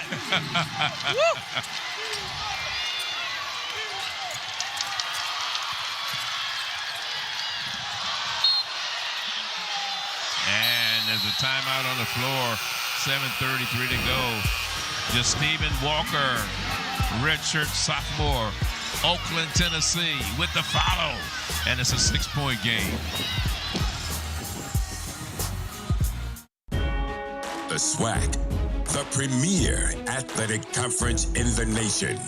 A collection of schools rich in tradition, pride, and pedigree. Sacrifice, winning, allegiance, champions. We are the SWAC, building champions for life.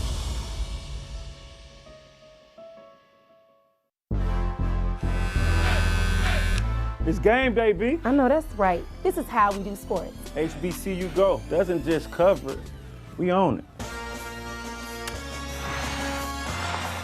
Welcome to HBCU Go's pregame show. We're here to get you lit. Period. Whether on your phone or TV screen, HBCU Go makes it easy to never miss a moment. This ain't just sports. It's culture amplified. Jackson State takes on Mississippi Valley State Saturday, March 8th, starting 1 noon Central.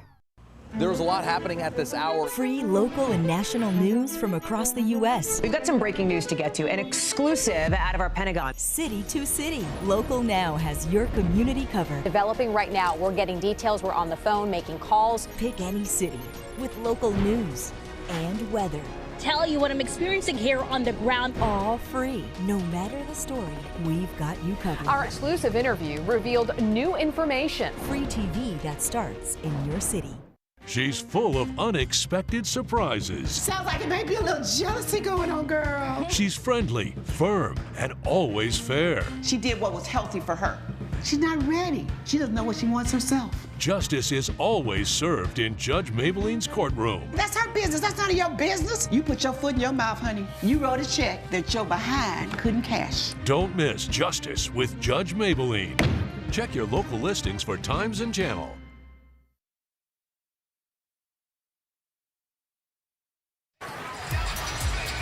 Back when they met on January 18th in Huntsville, 69-65 the final.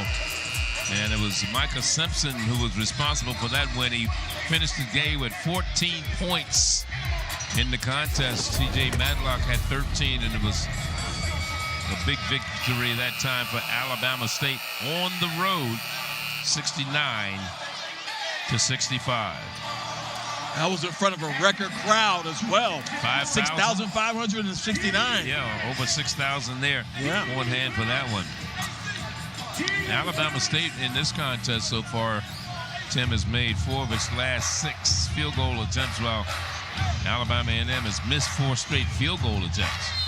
So you can't do that and continue to stay close. It's a 6-point game in the largest lead of the day for Alabama State, the home team. 7:25 to go, backing inside. Just didn't fall that time.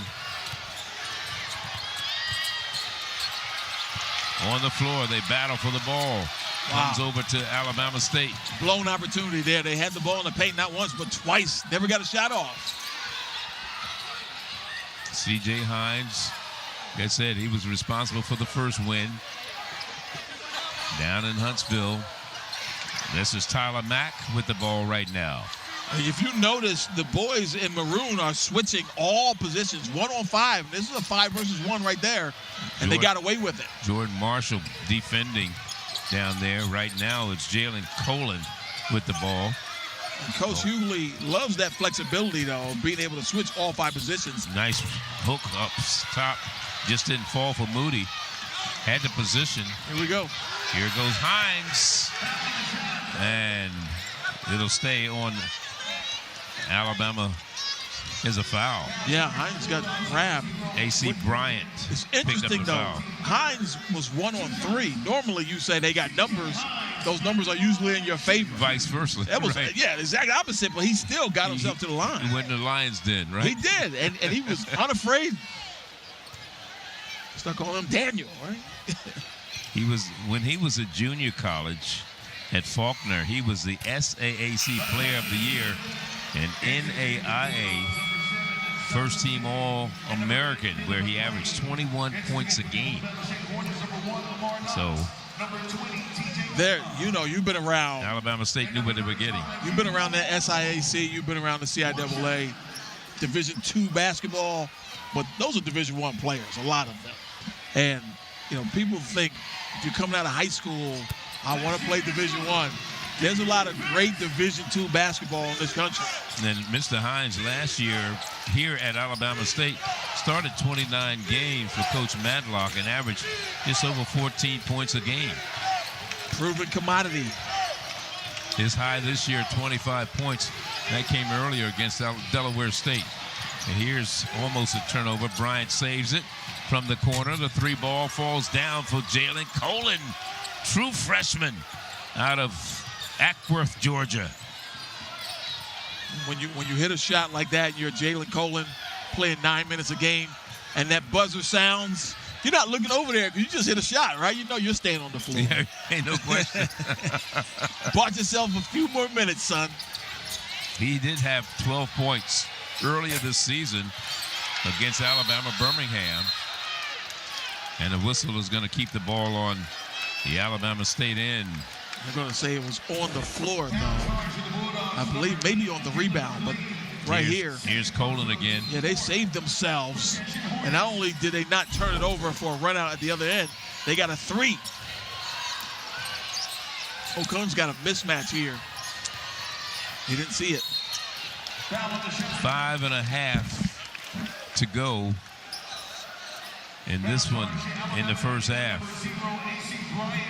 It's interesting, though, when they do switch 5-on-1, it seems like you'd want to isolate, especially Okun at 7-1, kind of throw it in there to him because he's got a smaller player on him. But these guys, their guards are so good that they don't really care about that mismatch in the paint. They're great at driving the ball off of the perimeter and penetration. At the free throw line, C.J. Hines actually is a 73% free throw shooter. Made the first of 2. Bryant and McClain with 2 fouls each for Alabama A&M.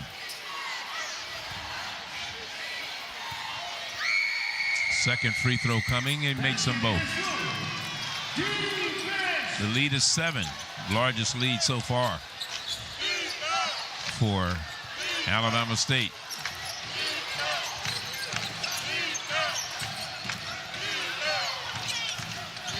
.5:15 to go. Warren Ye nice in pass. the lineup. Freshman out of Taipei. Nice. And Woo. big basket inside by Lorenzo Downey.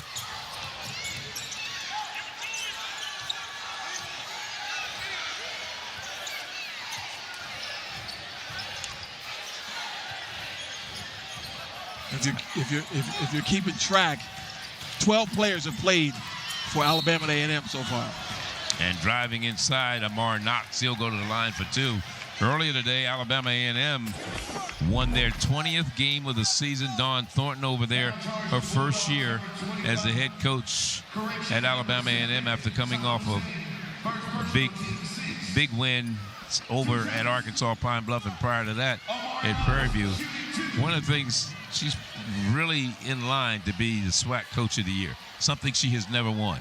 I agree. She's done a great job at Alabama A&M. Plus, you got a competition from Coach Skeet over Texas Southern, who's done a fantastic job there Bernadette also. Skeet will probably win the Coach of the Year. But, yeah, Coach Dawn Thornton certainly up for consideration. Tamika Reed, who left Jackson State to go to Charlotte now. Yep. That kind of opened some things up for some other people to get some things. She dominated this league for 5 years, man. I mean, they barely lost a game in that league. Next week, we'll get a chance to see Mississippi Valley going against Jackson State. Should be very interesting. Yeah, that'll be fun. Yee, long jumper, doesn't fall. Missed everything. Yee out of Taipei, freshman.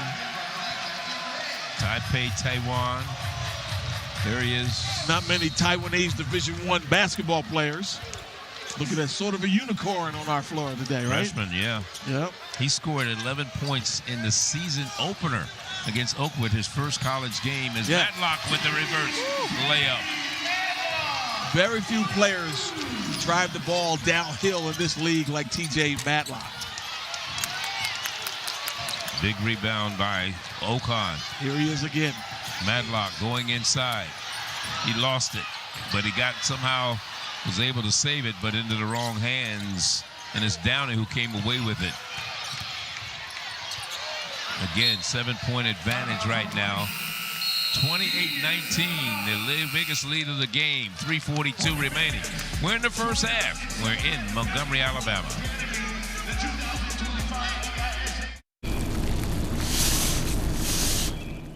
So you gave her the secret to the sauce? Son, there's something school can't teach. Yeah, and you want to taste it.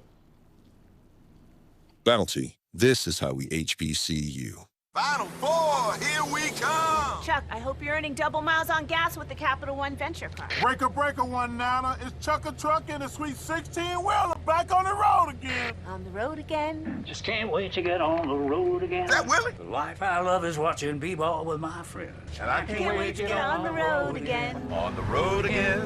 Can't wait to get on the road again. Life I love is watching b-ball with my friends. I can't wait to get on the road again. Hi.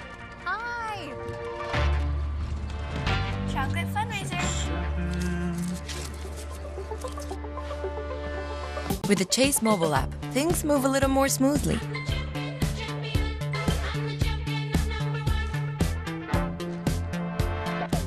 Deposit checks easily and send money quickly. That's convenience from Chase. Make more of what's yours.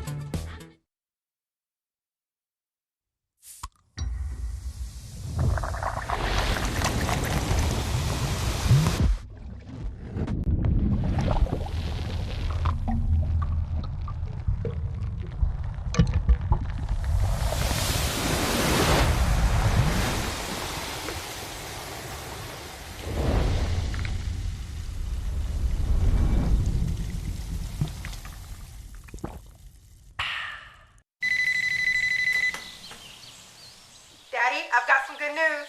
No more stinky roommate. No more stinky roommate. Smells like home now. Smells like Febreze. Febreze. This is how we HBC you. And you look at the son-father combination, Joshua Hughley, his son, his dad, the head coach, started his career at Southern Utah State, averaging just about 11 minutes per game, while on the other side, you got T.J. Madlock, who's been playing with his father for his dad, played for him at South Carolina State, and came over when Coach got the job here 3 years ago. T.J. averaging just about 29 minutes a game. Yeah, so if you're Joshua, you're like, see, Dad, he plays his son 30 minutes, right? Well, Joshua has another year. True. 3.5 to go, first half. Shot clock at 10. Darius Ford backs it out, puts it up, and has it knocked away by Ocon. No chance. Ocon says, get away from here. Not in my house. I mean, the We're height home advantage. Today. We're home today. Yeah, this is my place. You're kind of an uninvited guest at this point, right? But Darius Ford is 5'11". Yeah, Ocon is 7'1". Yeah. So one guy's an inch under 6 feet, and one is an inch over 7 feet. So advantage, big guy on that one. Before he even put the ball up, he was at a great disadvantage. No chance. Especially with the defender standing right on top of you. Yeah, I mean, he didn't even have to jump to block the shot. That's when you got a problem.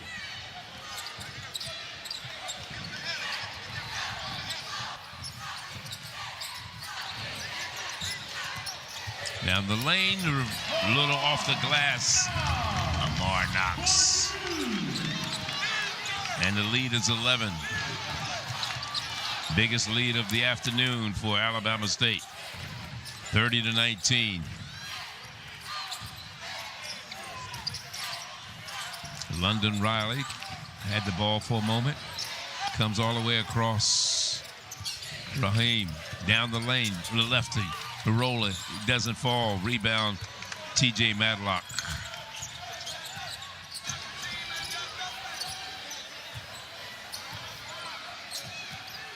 Using some clock with an 11-point advantage right now. 2:15 to go, first half, and that was almost disastrous there. State has done a great job defensively, though. Not a lot of good looks at the Alabama A&M end of the court. Aaron Smith into the lineup now for Alabama A&M. Sophomore out of Atlanta, Georgia's Kel High. Madlock, and he's fouled, and he's going to the line.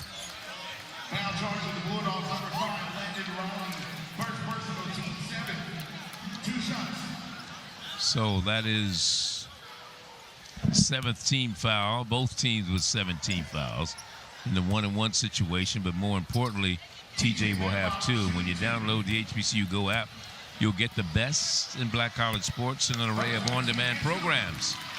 Available on Apple TV, Roku, Amazon Fire, and your phone. We invite you to download it today, along with Tim Scarborough, Nia Simone, Charlie Neal courtside here in Montgomery, Alabama, and Matlock hits a pair, and the lead is stretched to 13.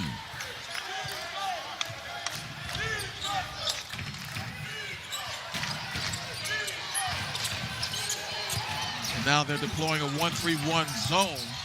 The runner off the hands of Raheem didn't work.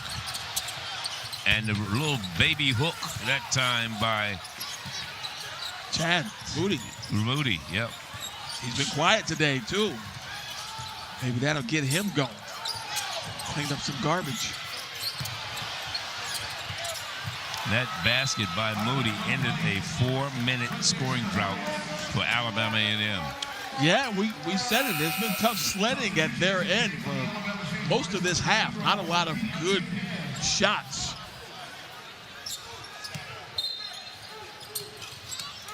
.135 to go, first half.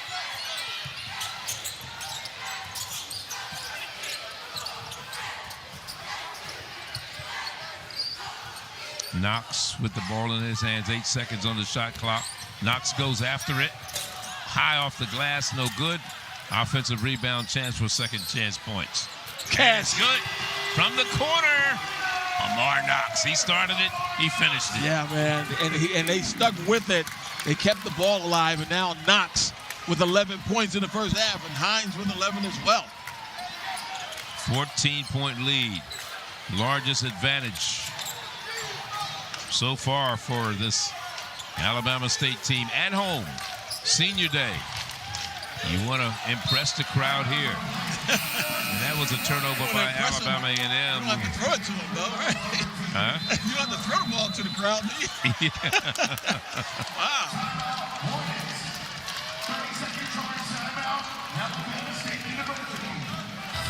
Otis Hughley looked at him like, you know that guy doesn't play with us, right? You threw it right to him.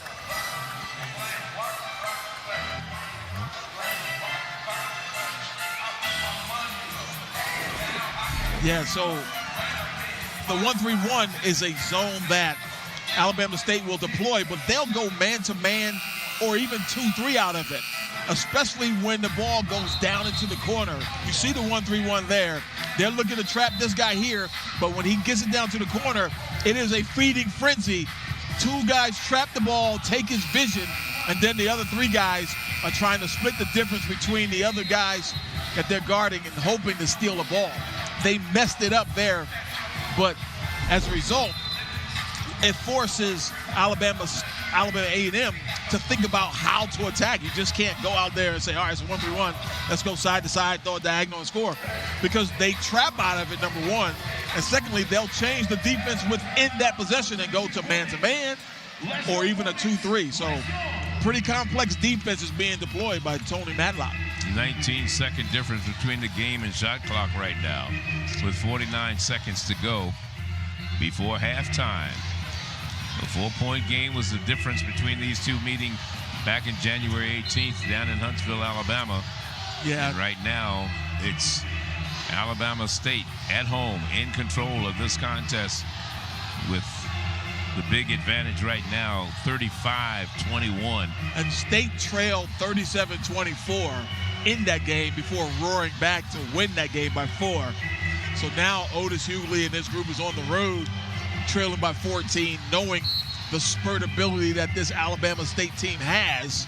You got to be not feeling real good right now if you're Alabama A&M, but there's a lot of time left in this one. Whole half to play. Otis Hughley, an assistant at one time at Southern University under Ben Jobe. Ben Jobe, a famous basketball coach on the HBCU circuit. Shot clock down to 10 seconds now. Like I said, 19 seconds difference between the same shot and the game clock.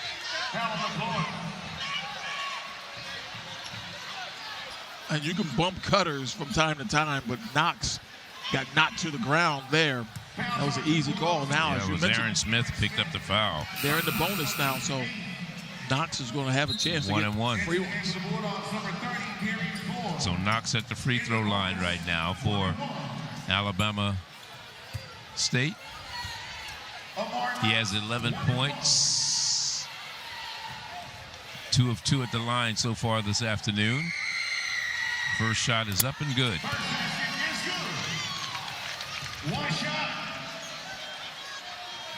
When he came out of high school at Bartfield High, he originally committed to Memphis before deciding to matriculate here to Alabama State University. He makes them both. That's big time, right? Of course, TJ Matlock is from Memphis, coached under Penny Hardaway for a couple of seasons. Yes. So 16-point advantage, a big one for the home team right now. This one goes across. Here's Smith. Ooh. And he loses the ball.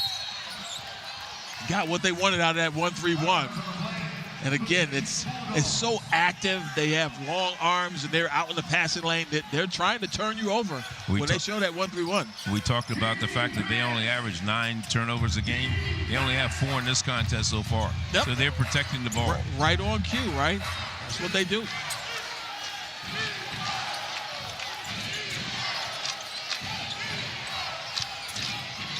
Jumper off the back of the iron by Darius Ford. I think that counts. And they're going to check it out. They said it went down. Darius Ford with a 3. Let's see what we come up with at the end. I think the tip home is what they count. So it's going to be a 2-pointer. 2-pointer, not a 3-pointer. 0.3. Oh, that's out of his hands with 0.2 left. This is going to be a quick review. Well, it should be. I can't predict what they do because they really love to have a forensic diagnosis of every play. They go into the surgery. They go to ICU and everything else. They discounted it. That one is quick. That one was quick. 37-23 is our score at halftime. A 14-point lead for the home team as they try to increase their record to 14-15 overall. And we'll be back.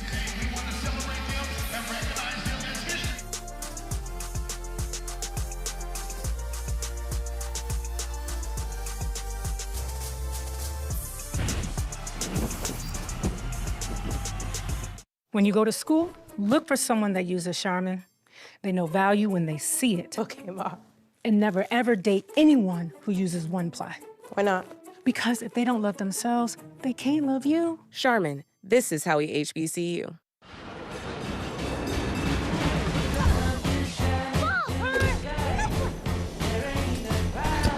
want to thank my mom and my sister. Beach ball. There it is.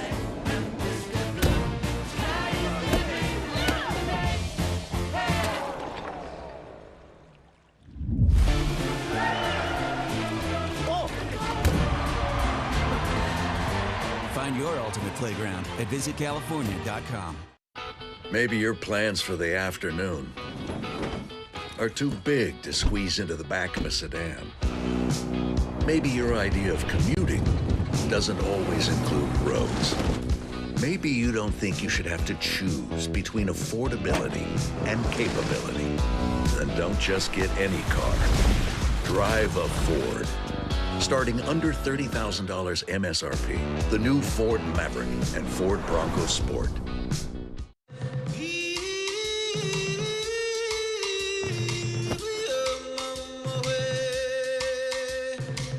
Get it before he wakes up. Get it in as fast as an hour with Express Delivery. Welcome to your Walmart. Make your lashes a big deal. New Paradise Big Deal Mascara by L'Oreal Paris. A cross-conic brush for buildable length that lasts. Buildable volume that doesn't clump, no matter how much you layer. That's a big deal. New Paradise Big Deal Mascara by L'Oreal Paris. You're worth it. I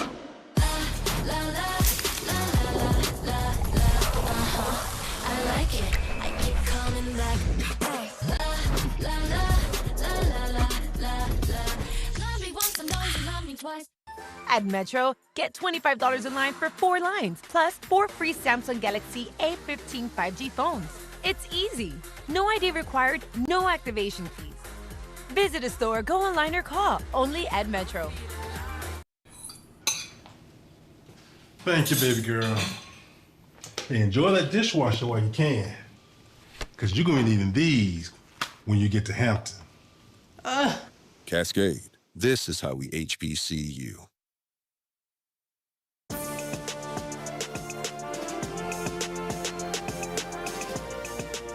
We're at the half of the Alabama in-state rivalry. It's the Hornets of Alabama State over the Bulldogs of Alabama A&M. 37-23 is your halftime score. Hi, everyone. I'm Jasmine McCoy along with the Talia Carr for our HBCU Go halftime report. Each week, our panel of sports analysts and journalists work hard to give you the top 5 HBCU teams in Division I and II.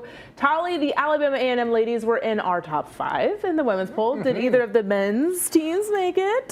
Well, for the casual fan, let's just lead you on for about 5 seconds longer. Let's find out. Time now for your HBCU Go Top 5 Men's Basketball Poll. Let's start with Division I, and we find FAMU at number 5. Jackson State at number 4. South Carolina State on the move at number 3. Number 2, it's Southern University, and we go to number 1. Men and women this week, it is Norfolk State University. Top 5 poll, Division II men, number 5, Albany State. Virginia State in at number 4. Number 3, CAU, Clark Atlanta. Number 2, the Broncos of Fayetteville State. And our number 1 team with a bullet, it's Miles College. So Norfolk State taking both the women and the men's spot in the D1 side. Thank you, Talia. Yep, no Alabama State, no Alabama A&M. And we're at the half of Alabama A&M and Alabama State. When we come back, we'll hear from the leading coach and get his thoughts on what to expect here in the second half.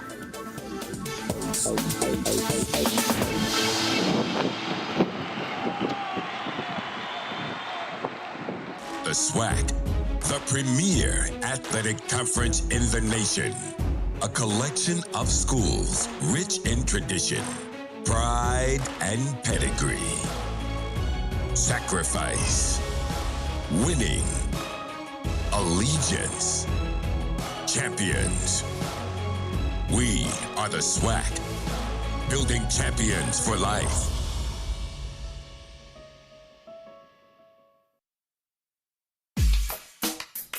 The best free streaming service is here. From local news, Here's a look at our 5-day forecast. National news, TV, and more. This is, as they say, a game changer. Local Now is packed with endless entertainment. So what are you waiting for? Local Now has everything you need with the channels you love. We're back! Local Now, free TV that starts in your city. Judge Milian doesn't mince words. Why aren't you stopping the behavior if it's happening right in front of you? She cuts to the chase. I think you're misreading the law a little bit. Really? Compassionate. You should be mad at one person, and that's him. When did something happen that made you feel uncomfortable? She never accepts disrespect. Stop your nonsense, or we will be escorting you out. Watch Justice for the People with Judge Milian. Check your local listings for times and channel. Did you hear? I can't believe it. The residents of 227 are on the front stoop again. Calvin wants to show me where he goes when he wants to think about things. Huh. Must be a very small place. If gossip is gospel on 227, Did you see that? then the Griot Classics is the church. You home early, son? My boss let me off. I have a severe headache. Your neighborhood for classic laughs. Check your local listings. We have this little girl, Kaylin. Never acted before. I would say to her, okay, give me your scared face. And she really blew a hole in all of us old actors who have all of our methods of getting into an emotion and doing everything, because she could do it in one take. ES.TV, where the stars shine. Check your local listings for times and channel. The power of the Weather Channel, now available to everyone. This is epic! Trusted live coverage when it matters most is now yours to stream with the Weather Channel TV app, real-time radar, and maps that let you track all the action. Let's get into the details. Personalization, customization, hundreds of hours of your favorite shows, and so much more. There's never been a better way for everyone to watch the Weather Channel. Available now on these platforms. Download now to start your free 7-day trial.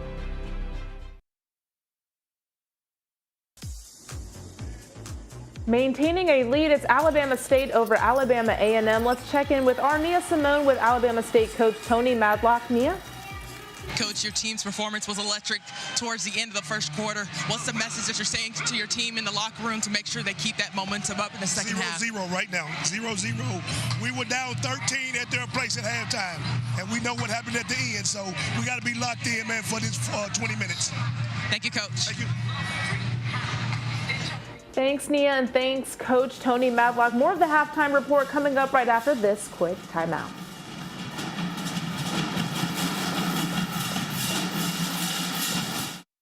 Ariel took down enough pins to help win a conference championship. Her mechanics are just as strong in engineering. Aiden is mastering psychology on the golf course and in the classroom. No hurdles too high for Raven, on the track or in nutrition. Alabama A&M, 4 years of artistic, academic, and athletic discovery. We deliver the full university experience. Alabama A&M University. Start here. Go anywhere.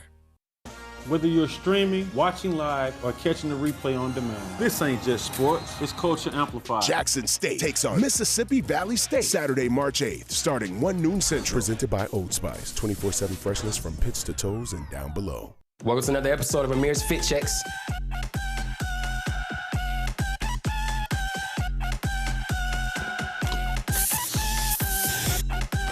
All right, now we talking, yeah. Old Spice. This is how we HBCU. AT&T has a new guarantee because... I can't wait for my parents to meet you tomorrow. I can't wait. Oh, by the way, my dad is a thermodynamicist at NASA. Bye. Hey, Meta, what the heck is a thermodynamicist? A thermodynamicist studies energy and heat transfer. Hey, Meta, explain thermal balance. It manages heat generation. So it optimizes fuel efficiency. Exactly. Nice to meet you, sir. Can't wait to pick your brain about the transition from liquid fuel to hybrid propellants. What? I sell insurance. What? I'm kidding. I'll tell you all about it. That'd be I'll nice. tell you later. Come on. What's up, Pops? Whoa! Be careful shaving with that, son. You can't be cool with razor bumps. Chill, Pops. This is different. Gillette Skin Guard. Looking clean. Almost as good as your old man. Gillette Skin Guard. This is how we HBCU. What's up, Mom? Are you brushing, flossing, keeping those teeth sparkling? Shining bright. Oh, this is what Tiffany says. Who's Tiffany? I gotta go. Smile. Crest has you covered. This is how we HBCU. Alabama State with a big first half over Alabama A&M. We'll get you back out to the game in a moment, but coming up next week on HBCU Go, we celebrate International Women's Day as we bring you all our women broadcasts starring all women, featuring our HBCU Go sports team, Laurencia Moten, Nia Simone, Nicole Hutchinson, and myself for the women's game. It's Jackson State at Mississippi Valley State. That's next week, March 8th, celebrating International Women's Day on HBCU Go. And that's it for Tali and I this week on HBCU Go Sports Halftime Report. After the break, we'll get you back to the second half of Alabama A&M and Alabama State. Thank you so much for joining us. See you next week. Alabama State University, the place where history is made. With over 60 accredited degree programs and 18 intercollegiate athletic programs, we've focused on student success for more than 150 years. Our rich legacy is built by the history makers of today, shaping the leaders of tomorrow. Alabama State University, where your future begins and history continues to be made.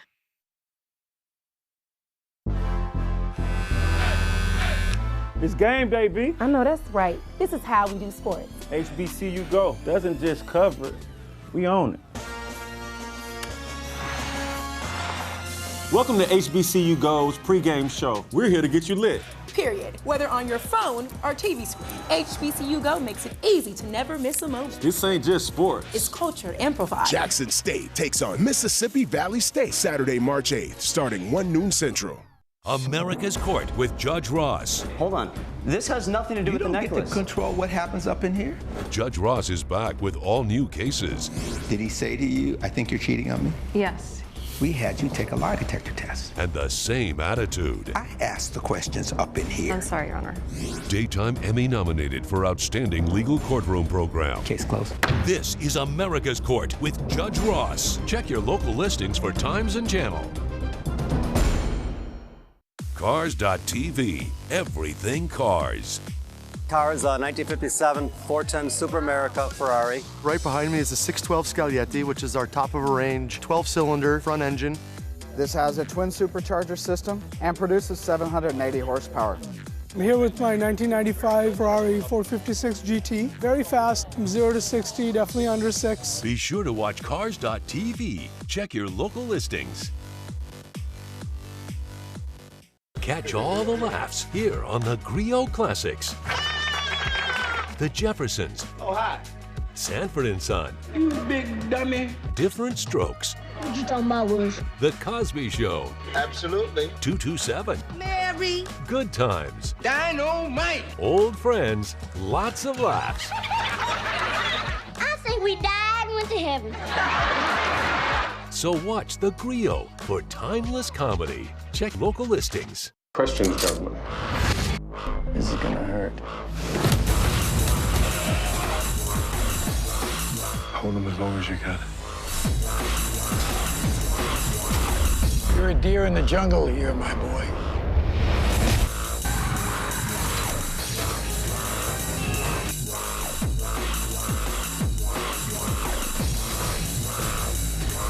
Join in on the action. Watch free on Local Now. HBCU Go basketball presented by Procter & Gamble, and as we get ready to start the second half, 37-23, and it's Alabama State at home with a 14-point advantage. Charlie Neal along with Tim Scarborough, and again, first half, very impressive if you're Alabama State. Alabama State was really good. We talked about their three-headed monster, and you have to limit those guys. Well, Alabama A&M didn't hear that open because they did not limit those guys. How about the stats? What stands out in your mind? One of the things that stands out is 38% shooting for Alabama A&M, and they are 0-14 this season when shooting less than 42%. And at the half, they're only shooting 38% right now. They really have to pick it up to get that up, too. But defensively, they got issues because the guys that we talked about, CJ and AK in particular, were terrific. Hines off the dribble, Hines from downtown, and then AK got it started. Really, he got the first basket 3 seconds into the game off the opening tip, and he picked up right where that left off. But he was brilliant taking it to the hoop as well as knocking it down from downtown. And those two have combined for 65% of the first half points. How about that? That's not a bad showing, is it? Moody with 7 points for Alabama A&M.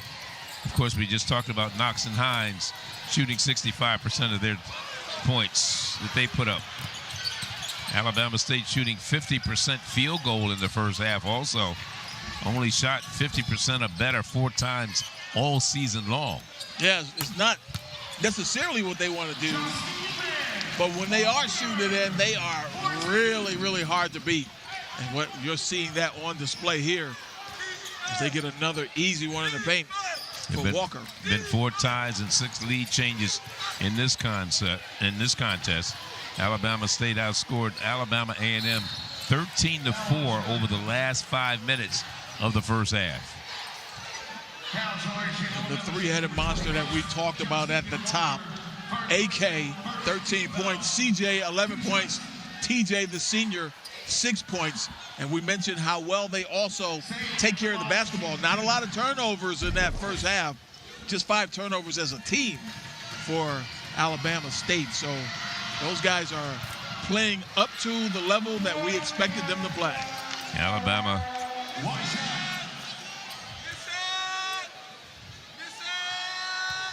Alabama A&M's Say, 7-footer. Oh, missed them both. Out of Senegal.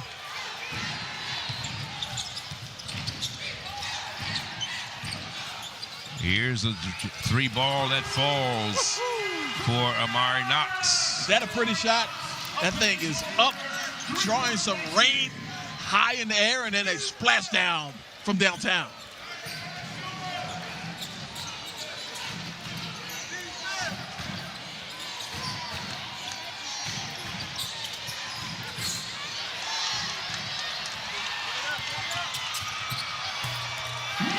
And to lay it up, nice and easy. Again, we're talking about Amari Knox. He started out the second half on fire. They're overwhelmed right now, quite honestly. 7 points, 44-23. And it's a big lead right now, a 21-point advantage for the home team here on Senior Day.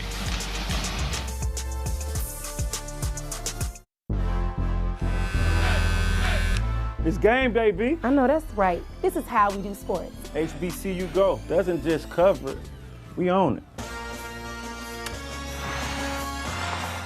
Welcome to HBCU Go's pregame show. We're here to get you lit. Period. Whether on your phone or TV screen, HBCU Go makes it easy to never miss a moment. This ain't just sports. It's culture amplified. Jackson State takes on Mississippi Valley State Saturday, March 8th, starting 1 noon Central.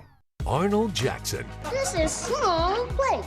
With a new family, he's got it all. This is my kind of pan. But he still finds a way to get in trouble. I've never seen a black goldfish before. That's okay. He never saw a rich white man before either. And he's still got plenty of questions. What you talking about, Wish?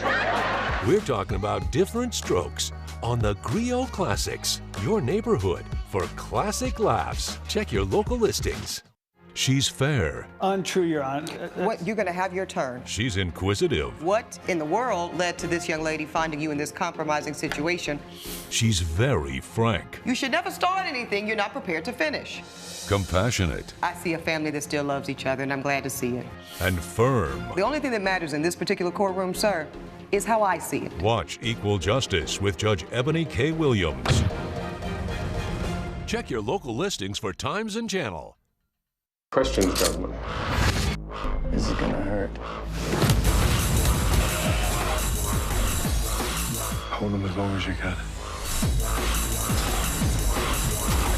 You're a deer in the jungle here, my boy.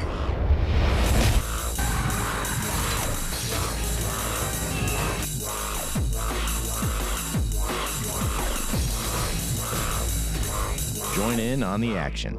Watch free on Local Now.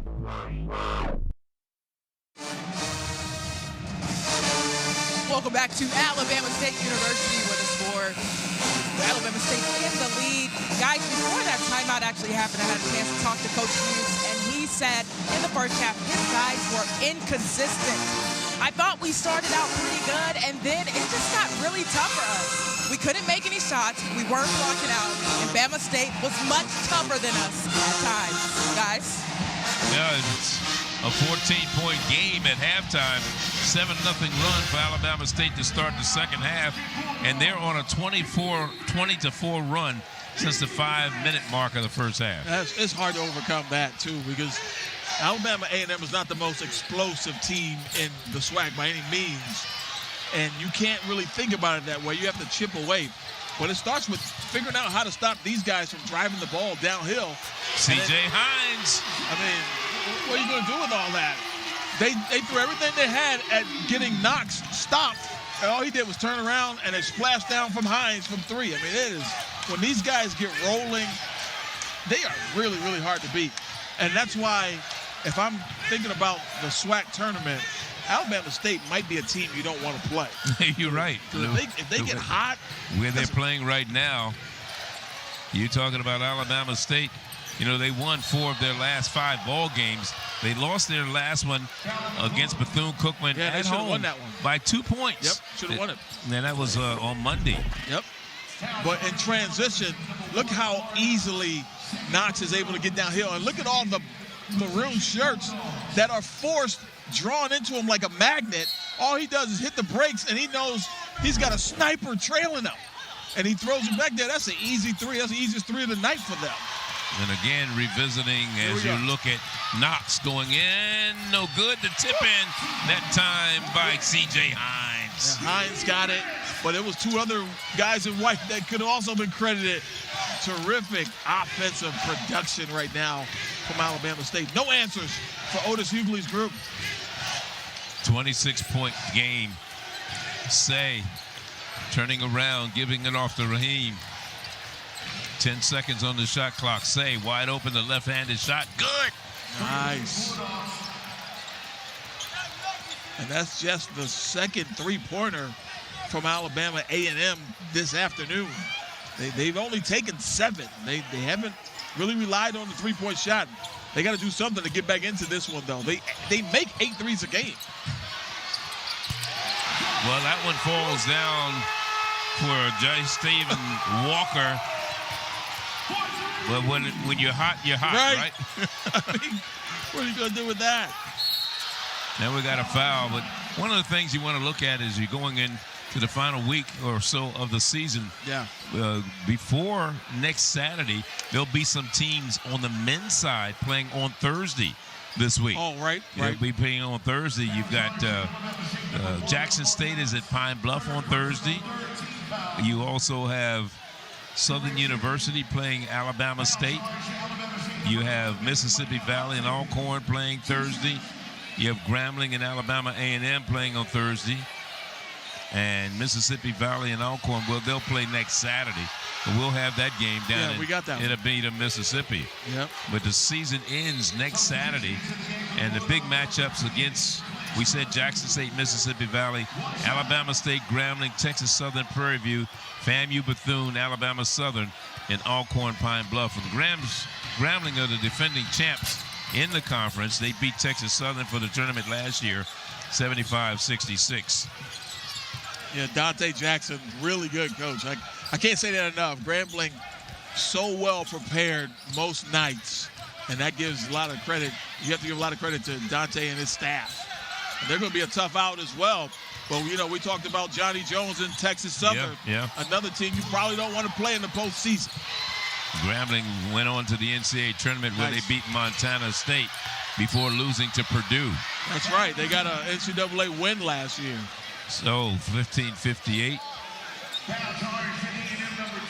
All Alabama State right now. They've been on a roll here in the second half, and we'll be back.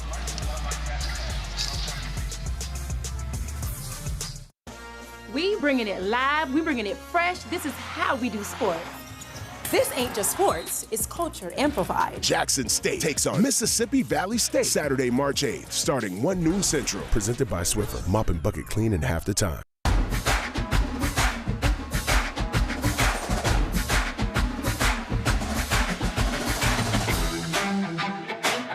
Swiffer, mop and bucket clean in half the time. This is how we HBCU.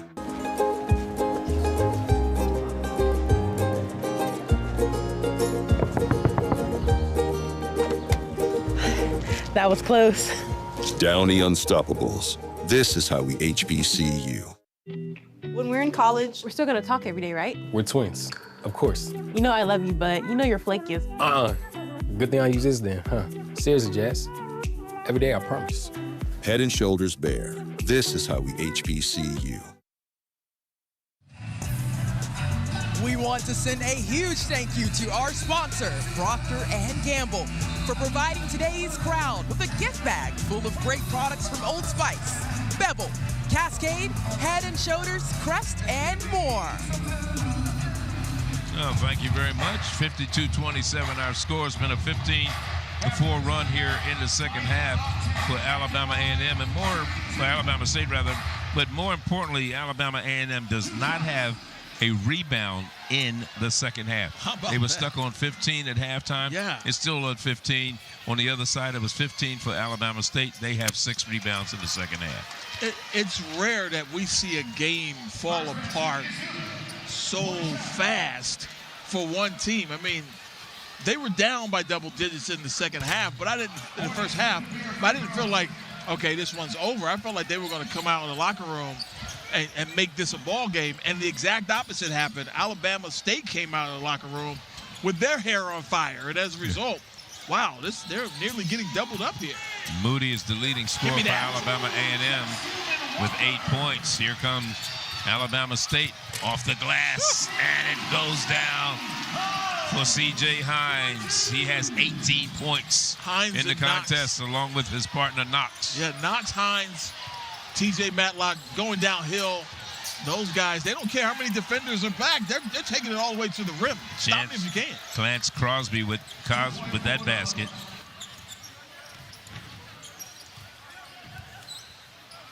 (55-29).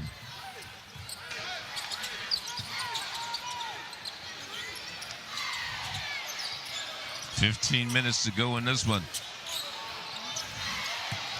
From the corner, deep. Octave can't get it to go. Here comes A.C. Bryant. They need this. Bryant has it knocked away. Whose ball is it going to be? They got that wrong. That was off of him, but they gave him the ball because he got fouled on that one. But at the a couple possessions ago, Walker gets the break ignited by erasing a short two, and then look at them get out in transition, and it didn't matter. Look, 4 shirts in the paint, and none of them with the ability to stop C.J. Hines in transition. 3 ball from the corner from Bryant, no good. Down the lane, spin move. Chad Moody. And Moody does things like that where you go, wow, this guy is special. He makes plays where you go, woo, look at that. But he doesn't do that enough for this team to be elevated to the top. He needs some help, though. I mean, he's only playing 28 minutes a game because, again, Coach Hughley played 14 guys in the first half. Yeah. In this one, so he's played a lot of people. But Moody gets his opportunities, and people are high on him. He shoots 53% from the field. Really good basketball player, no doubt about it, number 23. That ball did hit the rim. Here's Knox, no good. Rebound by Chad Moody. Giving off to Moody. Down the lane, he's bumped, and he'll go to the line for 2.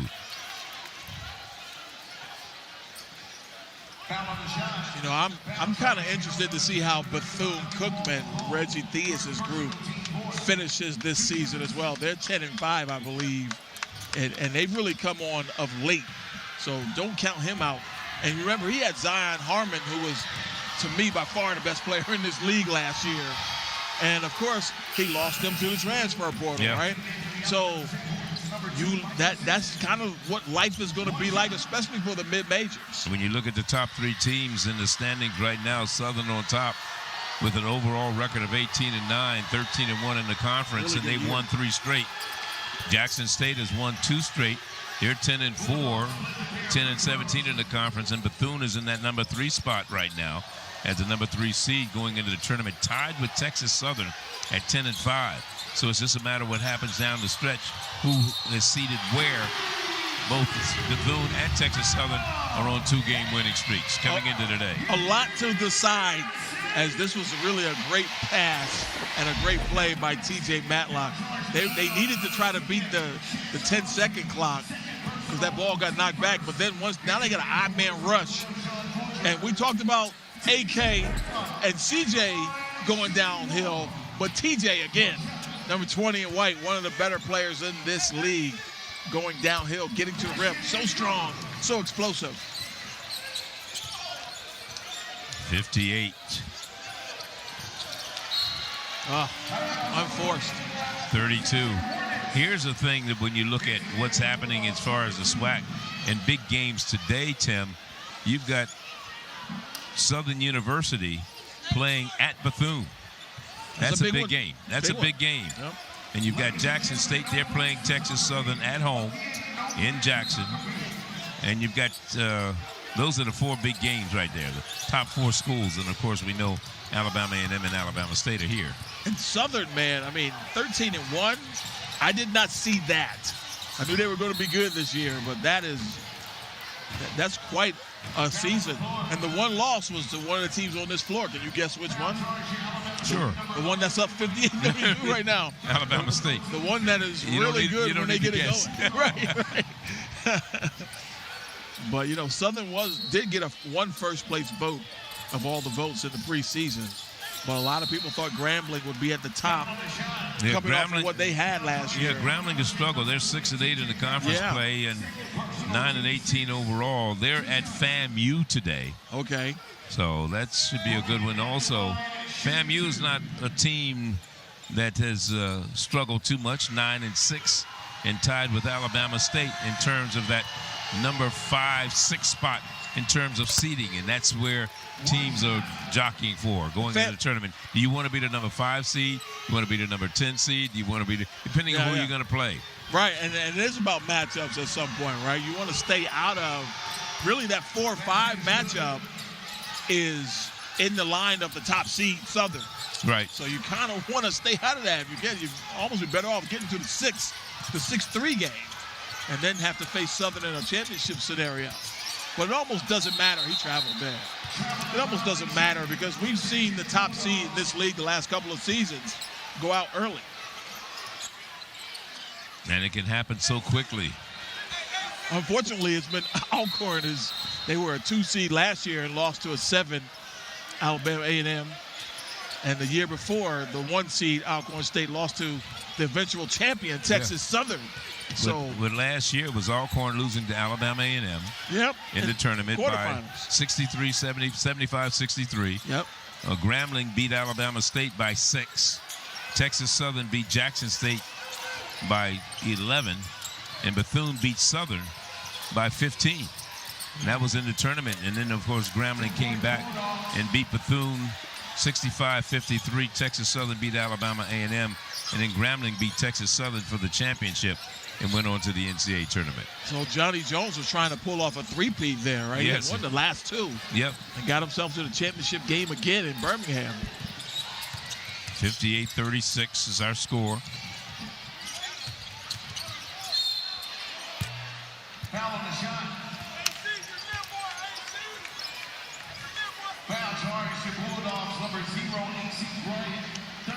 Alabama State well on their way. You see they're 5-0 in SWAC play when they score 71 points. Yeah. And at the pace they're going, they're going to get into the 80s.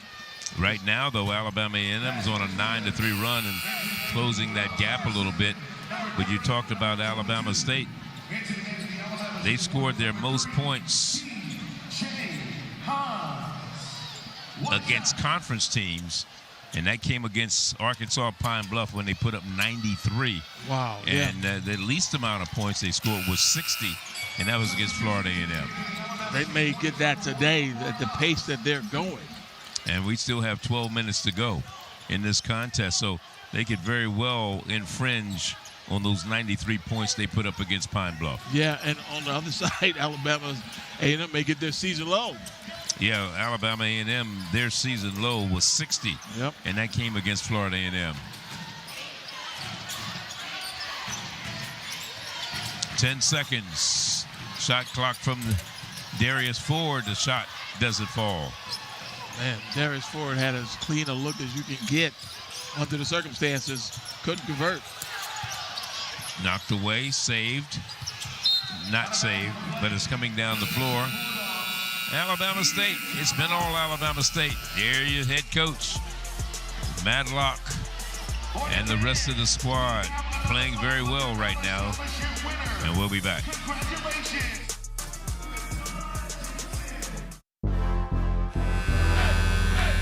It's game day, B. I know that's right. This is how we do sports. HBCU Go doesn't just cover it, we own it.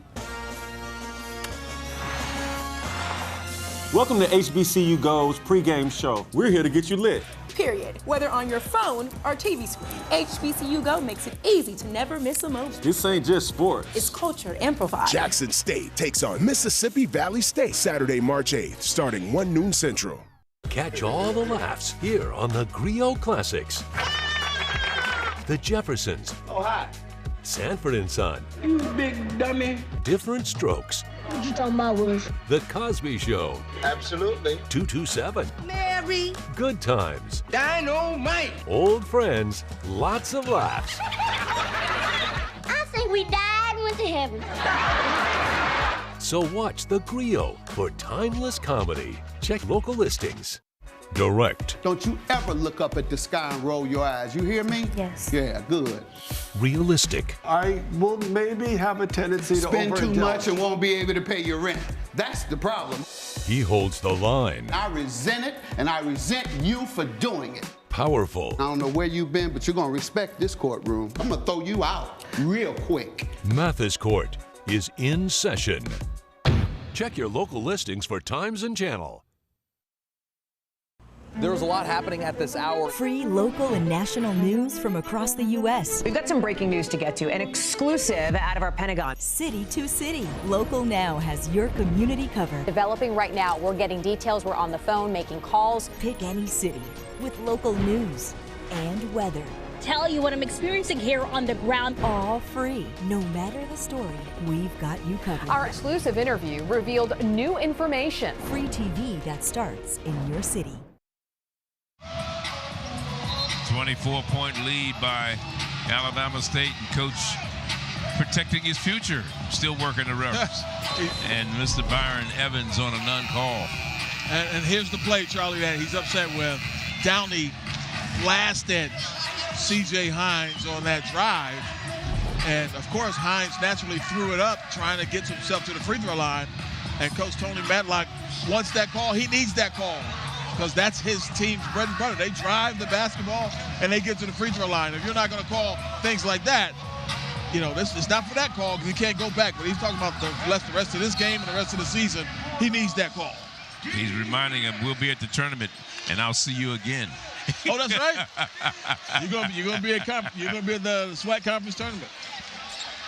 Knox and Hines with 18 points apiece for Alabama State. Moody leading his team with 11 points right now in the contest. 20 of 39, Alabama State is shooting from the field. And there's a basket that goes up and doesn't fall that time. Here comes the good. home team, Alabama State, all the way from the corner, down the lane, reverse layup, little finger roll from Micah Simpson. That was a stop and a go and a nice finger roll. Great job. Micah Simpson has been solid today for ASU. Simpson with the basket, that last one down. Junior out of Morristown, Tennessee. And it hasn't been easy for Alabama A&M this second half. Another reverse layup, this time from C.J. Hines. At either end. His 20th point. Good night. They just have no chance to stop them going to the basket in transition.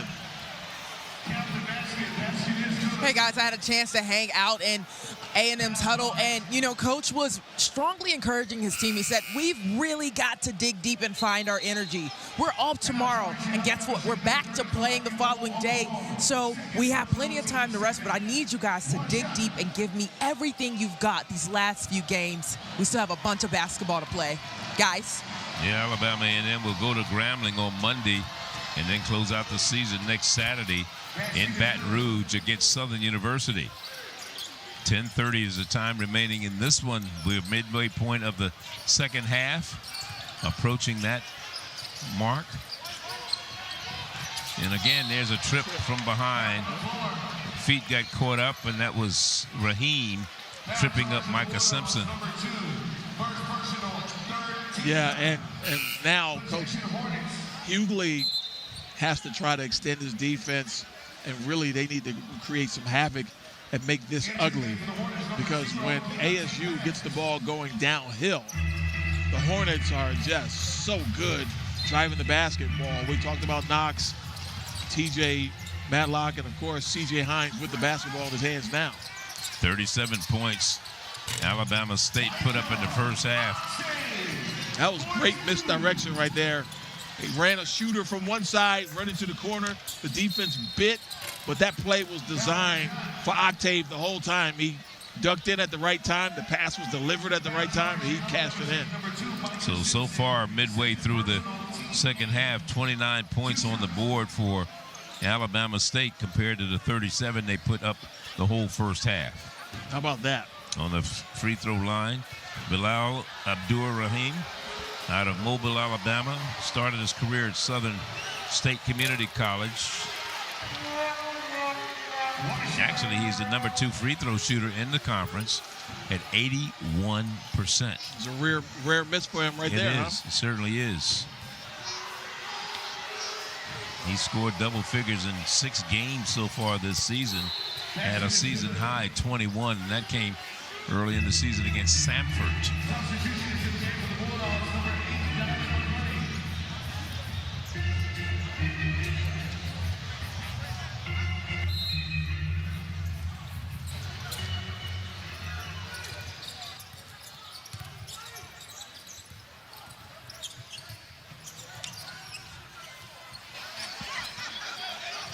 Just under 10 left in this one. 16-point lead, rather. 26-point lead, I should say. Off the glass, no good. Defensive rebound by Chad Moody. I think Coach Hughley likes your math a little better, Charlie. Yeah. Going across the lane that time was Dylan McClain. Haven't heard much from him today. Not at all, but we need to hear a lot at that offensive end from several players if they're going to get back into this one. But honestly, they're having trouble getting stops as well. So look at that. Boy, you're talking about the bank being open on a Saturday. Golly. There's no way on earth that they steal it again. Yeah, Micah Simpson. And to come back with, that's a 5-point in less than 3 seconds, right? That was Reggie Miller in New York City, right? 5 points in 8 seconds or whatever. It was 2 different players there, but same result if you're Coach Otis Hughley. A no-no. 71-42. Down low, here's another turnover. Here we go again, transition. They got numbers from the corner. The 3, no good. Here comes the Bulldogs. Oh, rim checked himself. Good steal that time by Bryant. Got his hands in the cookie jar. Can they convert? Let's see. Still into the hands of Alabama A&M. Bryant had it from the corner. The 3 ball, no good that time for Lorenzo Downey. I thought Downey was supposed to be soft. Yeah, that was a brick. So you get that? You got that joke? I got it. I mean, hey.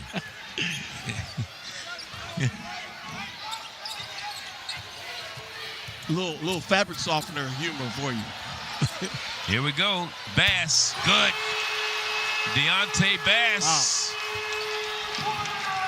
I mean, they need to bottle this performance up, man. Alabama State is playing as well as they can play. Well, you know what is so ironic, and I even state this in football, is some of these points you need to save. Yeah. For those 2-point games, those 1-point games. Right. I don't need to win by 30 or 40 or even 10. I need to win by 1. Yeah, and that's all that matters. Spread it out and make it be a win instead of 1 great win and then 3 great losses. Knox and Hines have combined for 38 points, and Alabama A&M up big. We've got everything you need to turn up, from highlights to halftime magic. HBCU Go is the ultimate way to experience live sports. Jackson State takes on Mississippi Valley State Saturday, March 8th, starting 1 noon Central. Presented by Tampax, up to 100% leak-free protection. Surprise! I see you found my gift early. Our radiant girl is ready for it all now. Always. This is how we HBCU.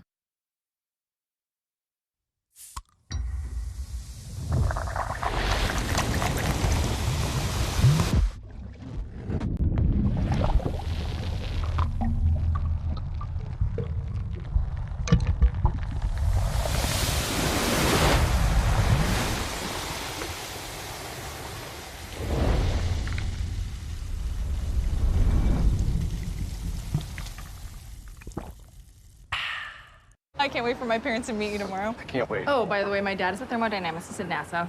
Bye. Hey, Meta, what the heck is a thermodynamicist? A thermodynamicist studies energy and heat transfer. Hey, Meta, explain thermal balance. It manages heat generation. So it optimizes fuel efficiency. Exactly. Nice to meet you, sir. Can't wait to pick your brain about the transition from liquid fuel to hybrid propellants. What? I sell insurance. What? I'm kidding. I'll tell you all about it. That'd be I'll nice. tell you later. Come on. Final four, here we come. Chuck, I hope you're earning double miles on gas with the Capital One Venture Card. Breaker, one Nana. It's Chuck a Truck and a sweet 16-wheeler back on the road again. On the road again. Just can't wait to get on the road again. Is that Willie? The life I love is watching b-ball with my friends. And I Can't wait to get on the road again. On the road again. Can't wait to get on the road again. Life I love is watching b-ball with my friends. I can't wait to get on the road again.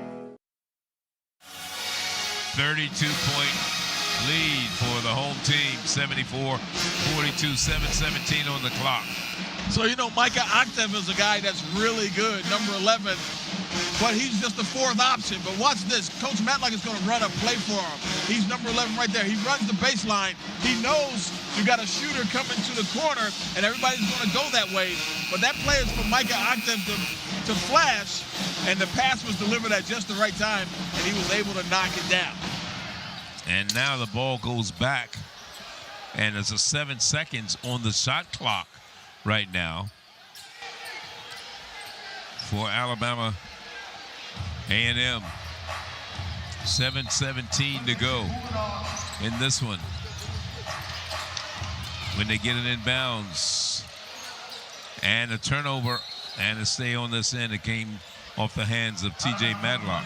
71 points is a kind of a demarcation point for Alabama State. When they score over 71, they win.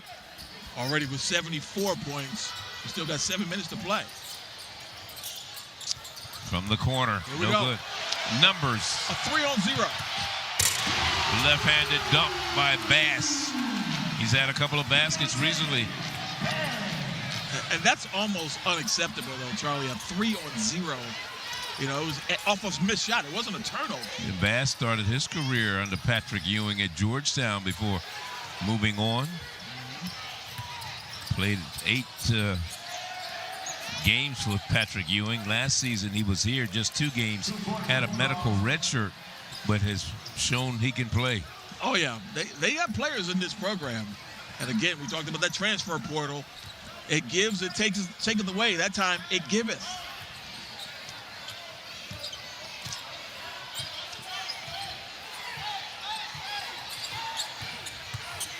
Down the lane, little finger roll by Knox. I don't know, maybe go zone.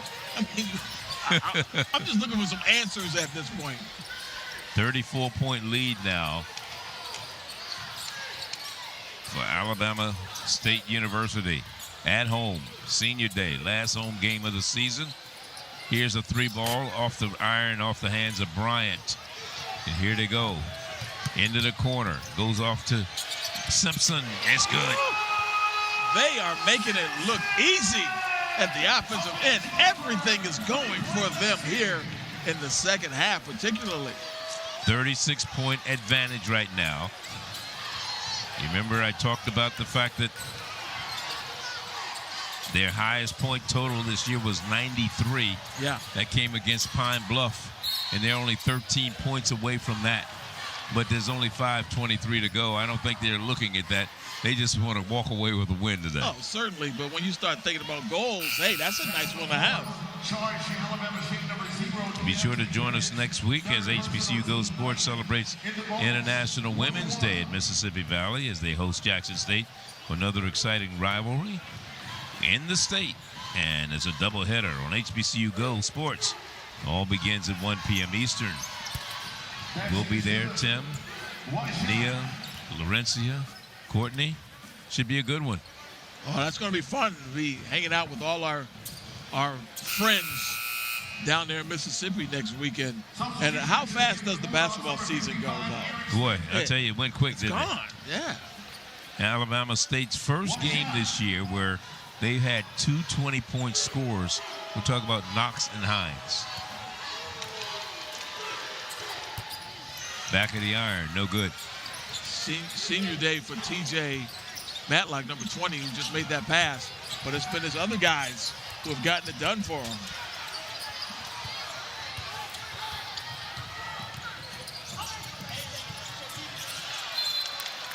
Out of bounds on the play. Protection Hornets. Into the game. Hornets number 3, CJ Hines. And I've been on both sides of this. Now, I've had games where we've blown people out, and I've been certainly on the receiving end of a tail whipping. But what does it feel like when you're on the top? Oh, it's great. You do feel like everything's going in. That's how these guys are playing with so much freedom, right? Every shot they take looks like it's wide open. Dead center is just easy. That's how it feels. But when you're on the bottom? Wow. I need therapy. Let's say that. Why'd you have to take me there, Charlie? I was happy. Baseline foul going against Sean. Is that Ye that got it? Got the foul? Out of bounds on the play. Foul charging the Bulldogs, number 12. Yeah. First personal. Well, that's interesting because Alabama A&M's number 12 was Warren Ye, and he's not on the floor. Is he? No, there he is. He's out there again. He stuck in on you. Did he make that? Yeah. He committed that foul? Yep. Okay. Everything's going for these guys. It's just not your night, Otis Hughley.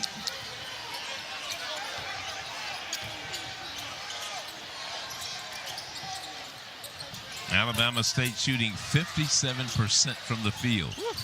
Only 40% for Alabama A&M, and 40% ain't bad. That's not bad, but you got to get stops, though.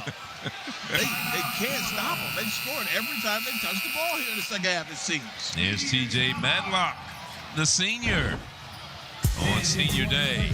Here we go with a big basket that time by Deontay Bass. And now the drive by Amar Knox, and he puts it up. 84-47, our score. We'll be back.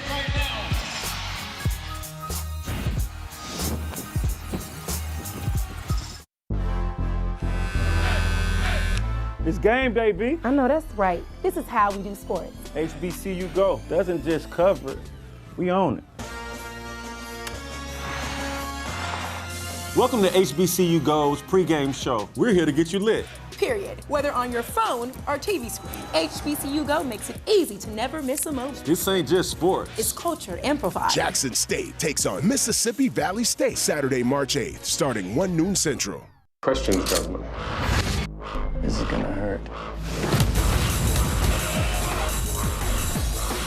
Hold him as long as you can.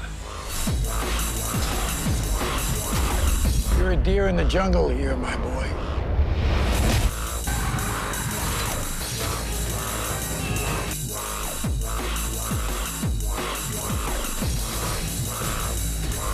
Join in on the action. Watch free on Local Now. Big lead now for the home team on senior day. Last home game with 4:09 to go. 84-47, and coming into the day, looking at the SWAC standings, of course, Alabama State coming in. They would come in as the number 4-5 seed if the tournament started today, behind Texas Southern, Bethune, Jackson State, and Southern. And when say Alabama State would be tied with Florida A&M for that number 5-6 spot. And we look at the schedule upcoming. Alabama State at Southern University, and that'll be on Thursday, and then they close out the season next Saturday down at Grambling State University. Alabama State, that's big to way to end the season. Best field goal percentage Alabama State of the game was 54% versus Arkansas Pine Bluff. They had 58% today. So they shot very well.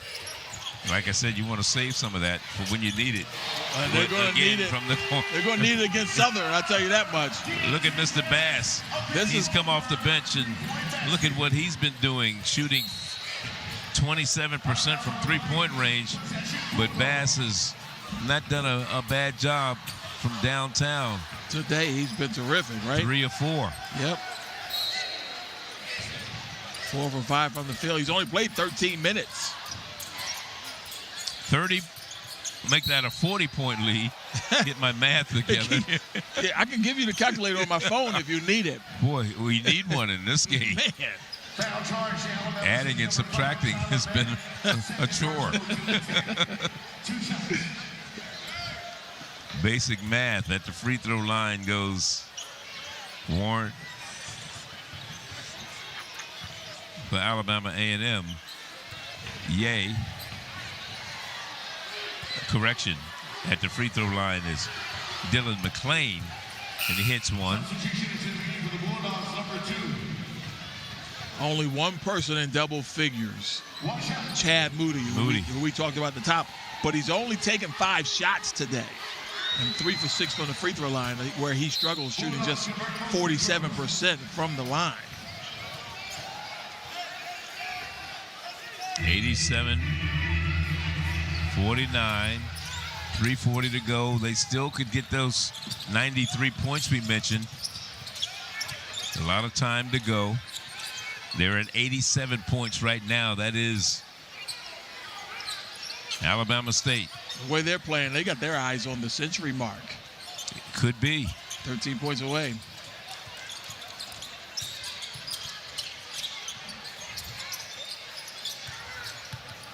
Fulcher up off the back of the iron, no good.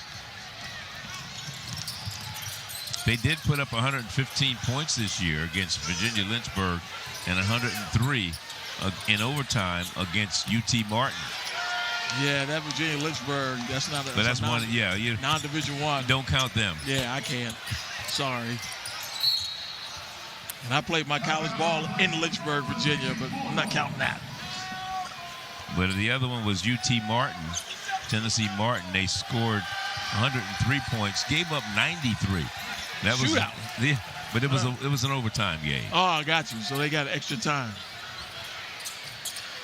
But you know, all the big guns are out of the game for Alabama State.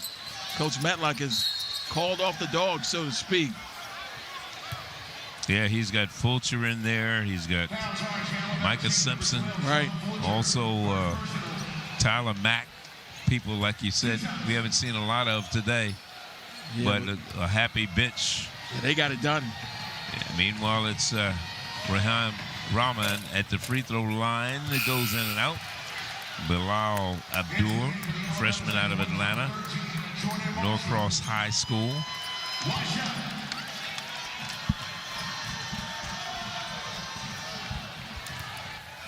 Second shot for the freshman is good.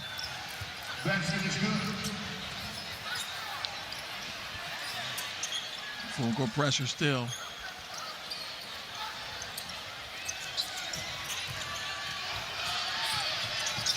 Just 7 turnovers for the Hornets.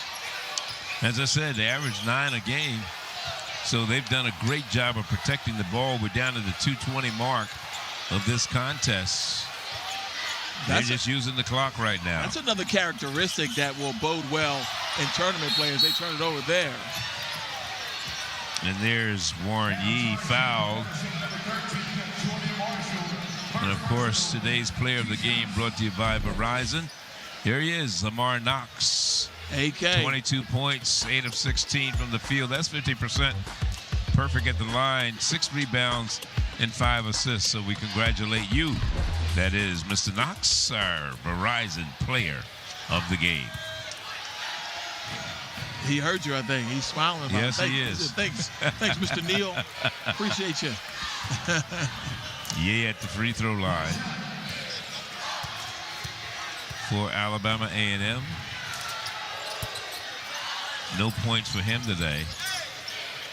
Played a few minutes. Down to the 2-minute mark. Still 87 on the board for Alabama State. Make it 89. As we get Mr. Fulcher coming up with a basket. It's a really nifty move. Once he split that triple team in the backcourt, he was just all downhill from there.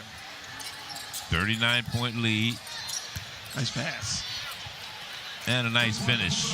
That time by Clarence Crosby.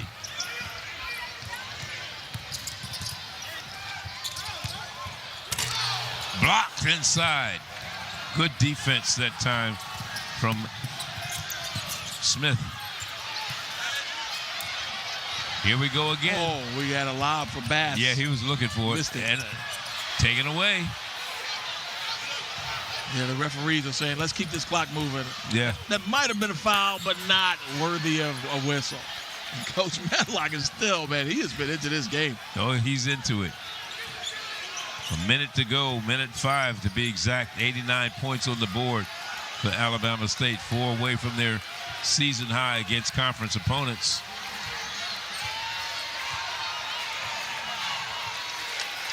Under a minute to go.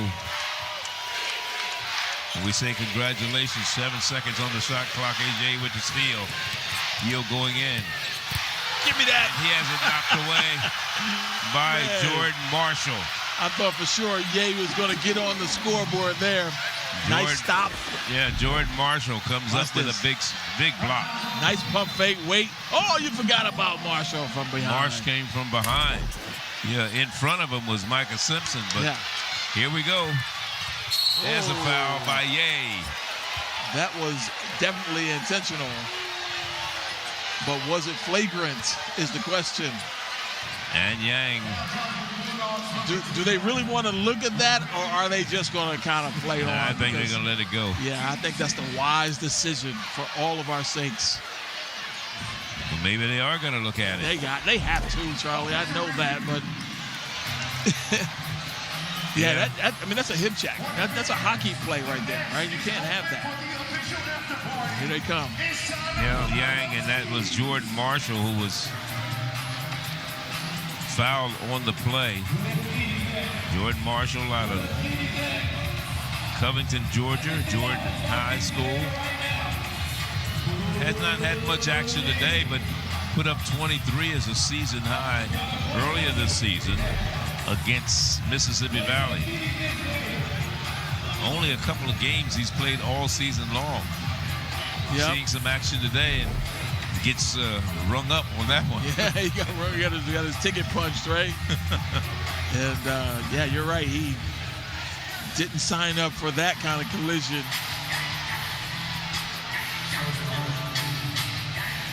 Mr. Ye out of Taiwan takes a seat on the bench. Taipei. Let's see what they come up with. It's a party in the meantime, and they have a lot to dance about and celebrate. Yeah. Alumni Day here. Yeah, last game of the regular season, senior day, and a lot to celebrate. Women came up a little short earlier against Alabama A&M. They played well, though. Yes, they did. At stretches of that game. They certainly did. They had a 15-0 run at one point. That's hard to do in college basketball.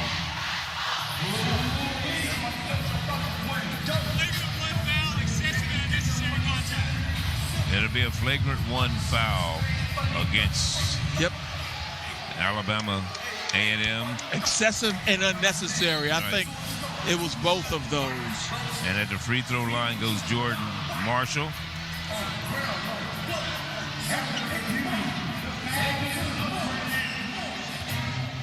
He's only been to the free throw line twice all season. He's 1 for 1. See if he can keep it at the 100% going.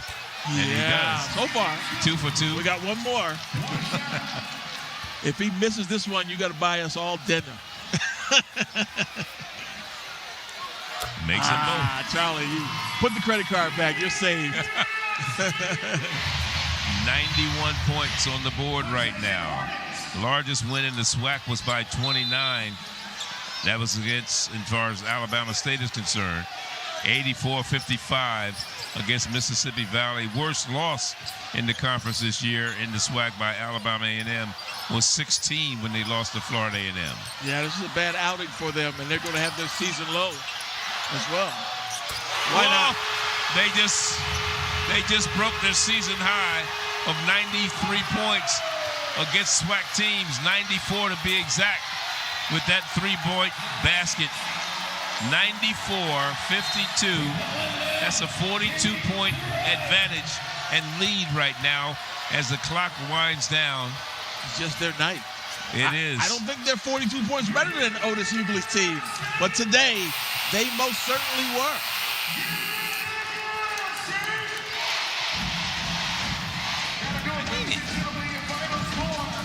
Thanks for joining us.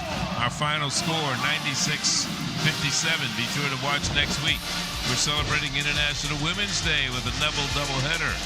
Jackson State travels to Mississippi Valley. Tim Scarborough, Nia Simone, and our entire HBCU Go squad. Charlie Neal saying so long from Montgomery. We'll see you next week in Mississippi.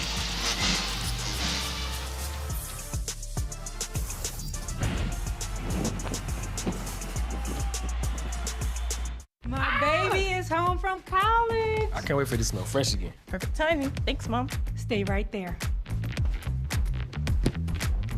Welcome home. All grown up and responsible. Gang, this is how we HBCU.